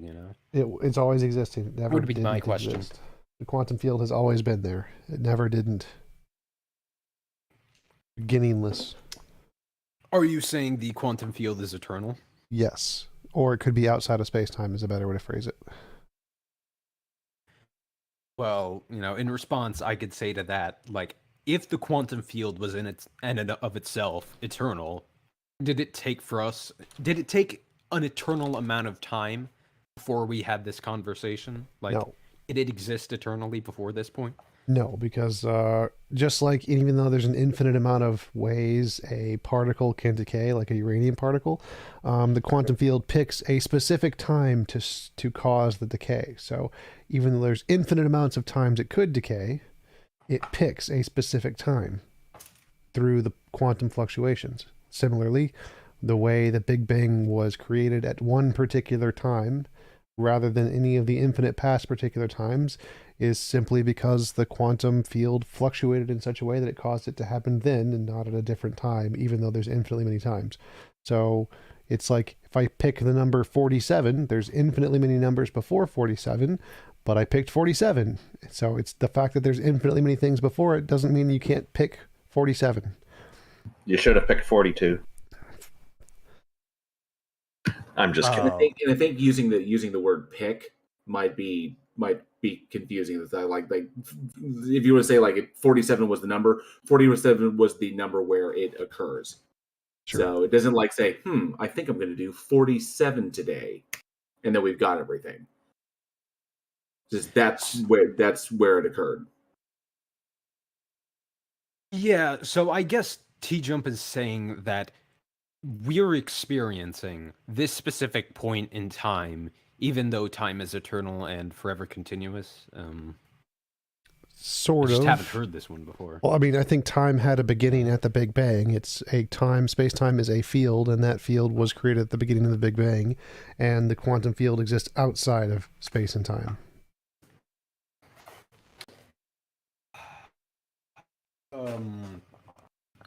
Okay. Like, I think you think yeah. I think God is a mind. And we don't necessarily know that yet. Like, I don't know if he's omnipotent or omniscient or whatever properties theists commonly associate with a creator. But I think there had to be some sort of mover to necessitate where we exist in space-time. Is that reasonable? Sort of. I mean, if you think that the two options are there's an infinite past, and the second one is that there's a thing that has existed, either necessarily or as a brute fact. So you can pick any of those you want. None of those indicate a conscious mind, and that's, as long as you don't think it's a conscious mind, that's fine. I just wouldn't call it God. Are you defining God in this instance as just any creator or something more than that? A non-physical mind that created the universe, everything other than itself. Yeah, I don't know if there was a mind involved, because knowing the way planets and life are created, it seems like a much more chaotic hodgepodge of things existing at once, rather than something organized and succinct. But Right. So what you're saying is just there was a thing in nature, and it started the chain of nature stuff, and that's fine. Yeah. Like, there was a thing to first manifest what we would come to know as the universe, essentially. Yes, that is one of the hypotheses. Do you agree with that? I go with the consensus in physics that an infinite regress is the best explanation. Well, okay. Can I ask you a quick question? When you say there had to have been a creator to make sure that we exist in this point in time, that would entail that that creator had an end goal, which is us being created in this point in space and time. That would entail that that God needs to have a mind, because otherwise he couldn't have formed an end goal, let alone coming up with something to get there. I don't think so. I don't think his definition of creator has any intent or desires. No, but I got that from the conversation, but he also said in order for us to be here at this moment in time, there had to be a creator. I think that's the infinite regress if argument. we are supposed to be here in this moment in time. No, Peter, that's the infinite regress argument. So the infinite regress argument is that if there's an infinite number of things, of points in time before us, if you started those and started to count, like from negative infinity, and just started to count up, you'd never get to 100 because there's infinitely many numbers of points. That's not at all what I meant. That's what he meant. That's his argument. His argument is that if there's an infinitely number of past points and you start time at somewhere in the past negative infinity, it will never reach the current time. Maybe Hacker can answer my question, because I'd be very curious what you think of my question. I don't really know where you're getting the idea of an end goal from. My general thought on this is that maybe I misunderstood then. So you're not saying that the creator made sure that we existed at this point in time, not at any other point in time.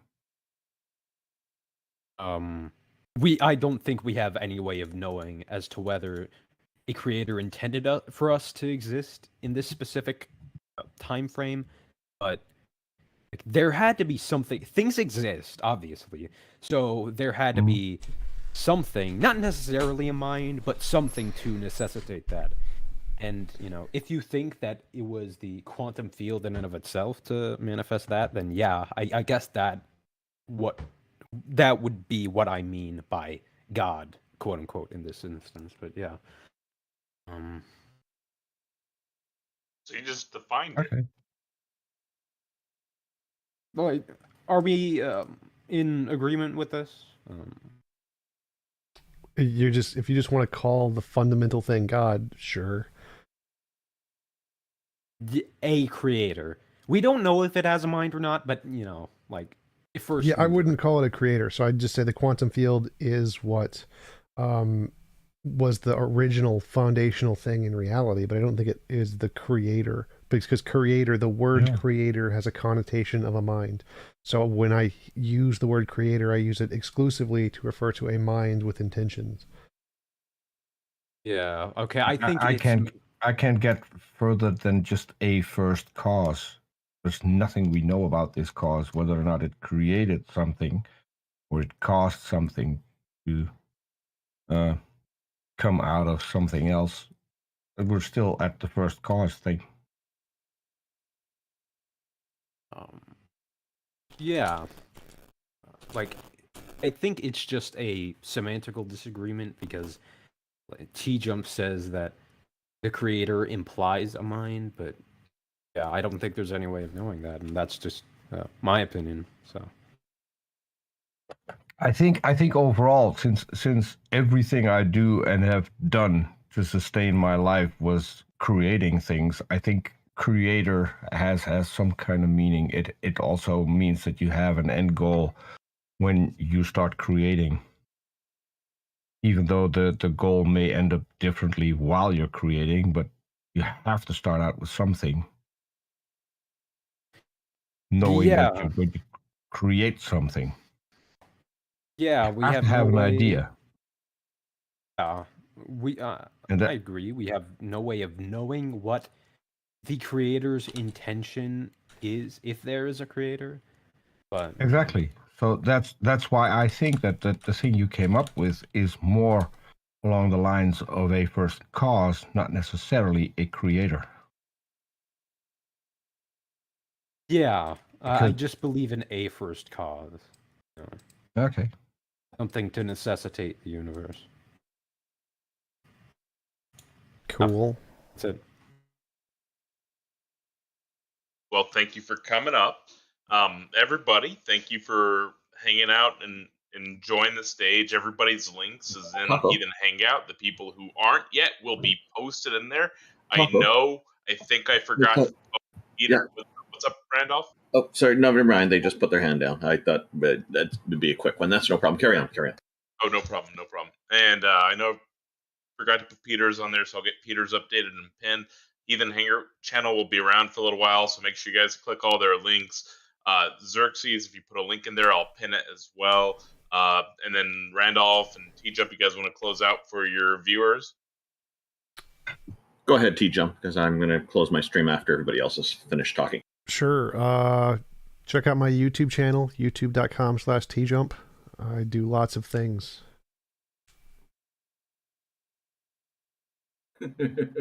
Yeah, he does. And Jail Warren, did you have some final thoughts? Yeah. So appreciate everybody coming out. Thank you so much. This has been a really, really good one. More positive experience than some other things, but this overall was a fantastic stage. Thank you to everybody that came up and everybody in my live chat as well. I appreciate y'all coming out and hanging out with me. And we do this every 2 weeks. So if you like what you heard and you want to see content that's along these same lines, check out my channel, Bridge the Divide. And you'll find the link there, and you can subscribe there if you dig it. And I'll see you in the live chats. Thank you so much. You mentioned 2 weeks, which is correct, and we've been mostly marketing this as a fortnightly program, so every fortnight or every 2 weeks. And we've had a number of people comment that they've learned the new word, fortnight, just because of this show. So I'm glad that people find this interesting. Peter, did you have some final thoughts? One mainly, and that is that ever since I've joined, and I can't tell whether or not that has happened for the other people as well. During the show, we have people on, and then they will contact me in DM with just complimenting on the show and having had a nice conversation, which I think speaks to the show and speaks to the goal that we have, why we do this. So I want to thank everyone who came on whether or not they got back to me in DM or not. I really appreciate the people who come on and want to have a good, cordial conversation about it. It's not about winning something. It is about bouncing ideas off each other and see whether or not they hold water. And I truly enjoy coming on these. If people want to check me out, you can find me on youtube.com/gonna go for it, or as a producer on several other channels. Thank you, Peter. And yes, I've received some as well. I know Taco has. I'm sure everybody's received some messages, people giving us feedback on the show. Most of it's positive. Jack Burton. My paradigm is still blown because we got Otangelo to admit he needs to do more work. I'm just... that was great. I thought that was very good, actually. I liked that. Jack, did you have some final thoughts from the Pork Chop Express? Oh yeah, I want to thank all the trolls and the precepts, but I repeat myself for being so manageable, and thanks for all the keyboard warriors out there for helping me hone my typing skills. Yeah, you were busy today in the live chat on Discord there. I saw you going back and forth with people quite a bit. Yeah. But the important question, have you finished your drink? I know Randall spends a lot of time creating a new one for every single show, so I think someone should Bottomless glass. It's a different color each time. Is the drink ever really finished? I got to figure out something else to change. Some people have noticed, but they weren't quite sure if it was intentional. It was. Thank you, everybody. King Xerxes, maybe you can teach us how to pronounce your name properly and give us some final thoughts. Xerxes. Xerxes, thank you. Yeah, it's a little bit of an oxymoron because King Xerxes is the name of a Persian king who was featured in the Book of Esther in the Bible. A little bit of an inside joke between me and another user, but no final thoughts. Where this was actually one of the first full-length stages I was able to participate in, and it will probably be the last for quite a while. However, I am pretty frequently active in the Discord servers, so if you guys ever want to chat with me or engage with me about a subject, then you'll probably find me 2-3 times a week in TJump's room here on politics or in any of the other major debate servers. I also have a YouTube channel, which I'm fairly certain Taco is going to link to you guys. So subscribe to me if you want to hear some more. You have to link that to me, by the way. And I put it in the chat on Randolph's stream as well. Yeah, by the way, these links will all be in the YouTube video description. And as we always include, and we'll be adding King Xerxes in there as well, because I didn't have this ahead of time. So thank you. Taco, you're the one who's organized this. Before I say some final words, because I'm live streaming this, I'd just like you to give us some final thoughts. Holy crap, you guys made some progress today. Well, I mean, I'd talk more, but y'all are amazing. But y'all made some progress today with a couple of people, Otangelo for one, and then the other gentleman who you got to acknowledge that you changed his position some, which was huge. So good job there. That's the first time I've heard that in a few weeks. But that's everything I've got. Thank you, everybody, for watching. This was fun, as always. Okay, yeah, well, thank you to everybody, and thank you for everyone in the audiences for tuning in on the live YouTube stream and the live Discord chat. My website is at www.youtube.com/Randolph Richardson, and that's spelled RANDOLF, no matter what autocorrect tells you. We also have a Discord here. This is hosted in the Politics Discord, which you can get to at discord.gg/politics. We're grateful for them hosting this. And providing a platform for us with a large audience. It's been fantastic. They've been great hosts. So thank you very, very much to Politics Discord for this. I also have a Discord for the Canadian Atheists. You can just type into your web browser discord.canadianatheists.ca and it will take you there. It'll set up the invite. And if people would like to see us again, we'll be here in a fortnight from now, 2 weeks from now. Thank you once again to everybody, and I hope everybody has a great rest of the weekend. Take care. Thanks, y'all. Thank you, everyone. We're closing out the stage now. Bye, everyone. Nap time.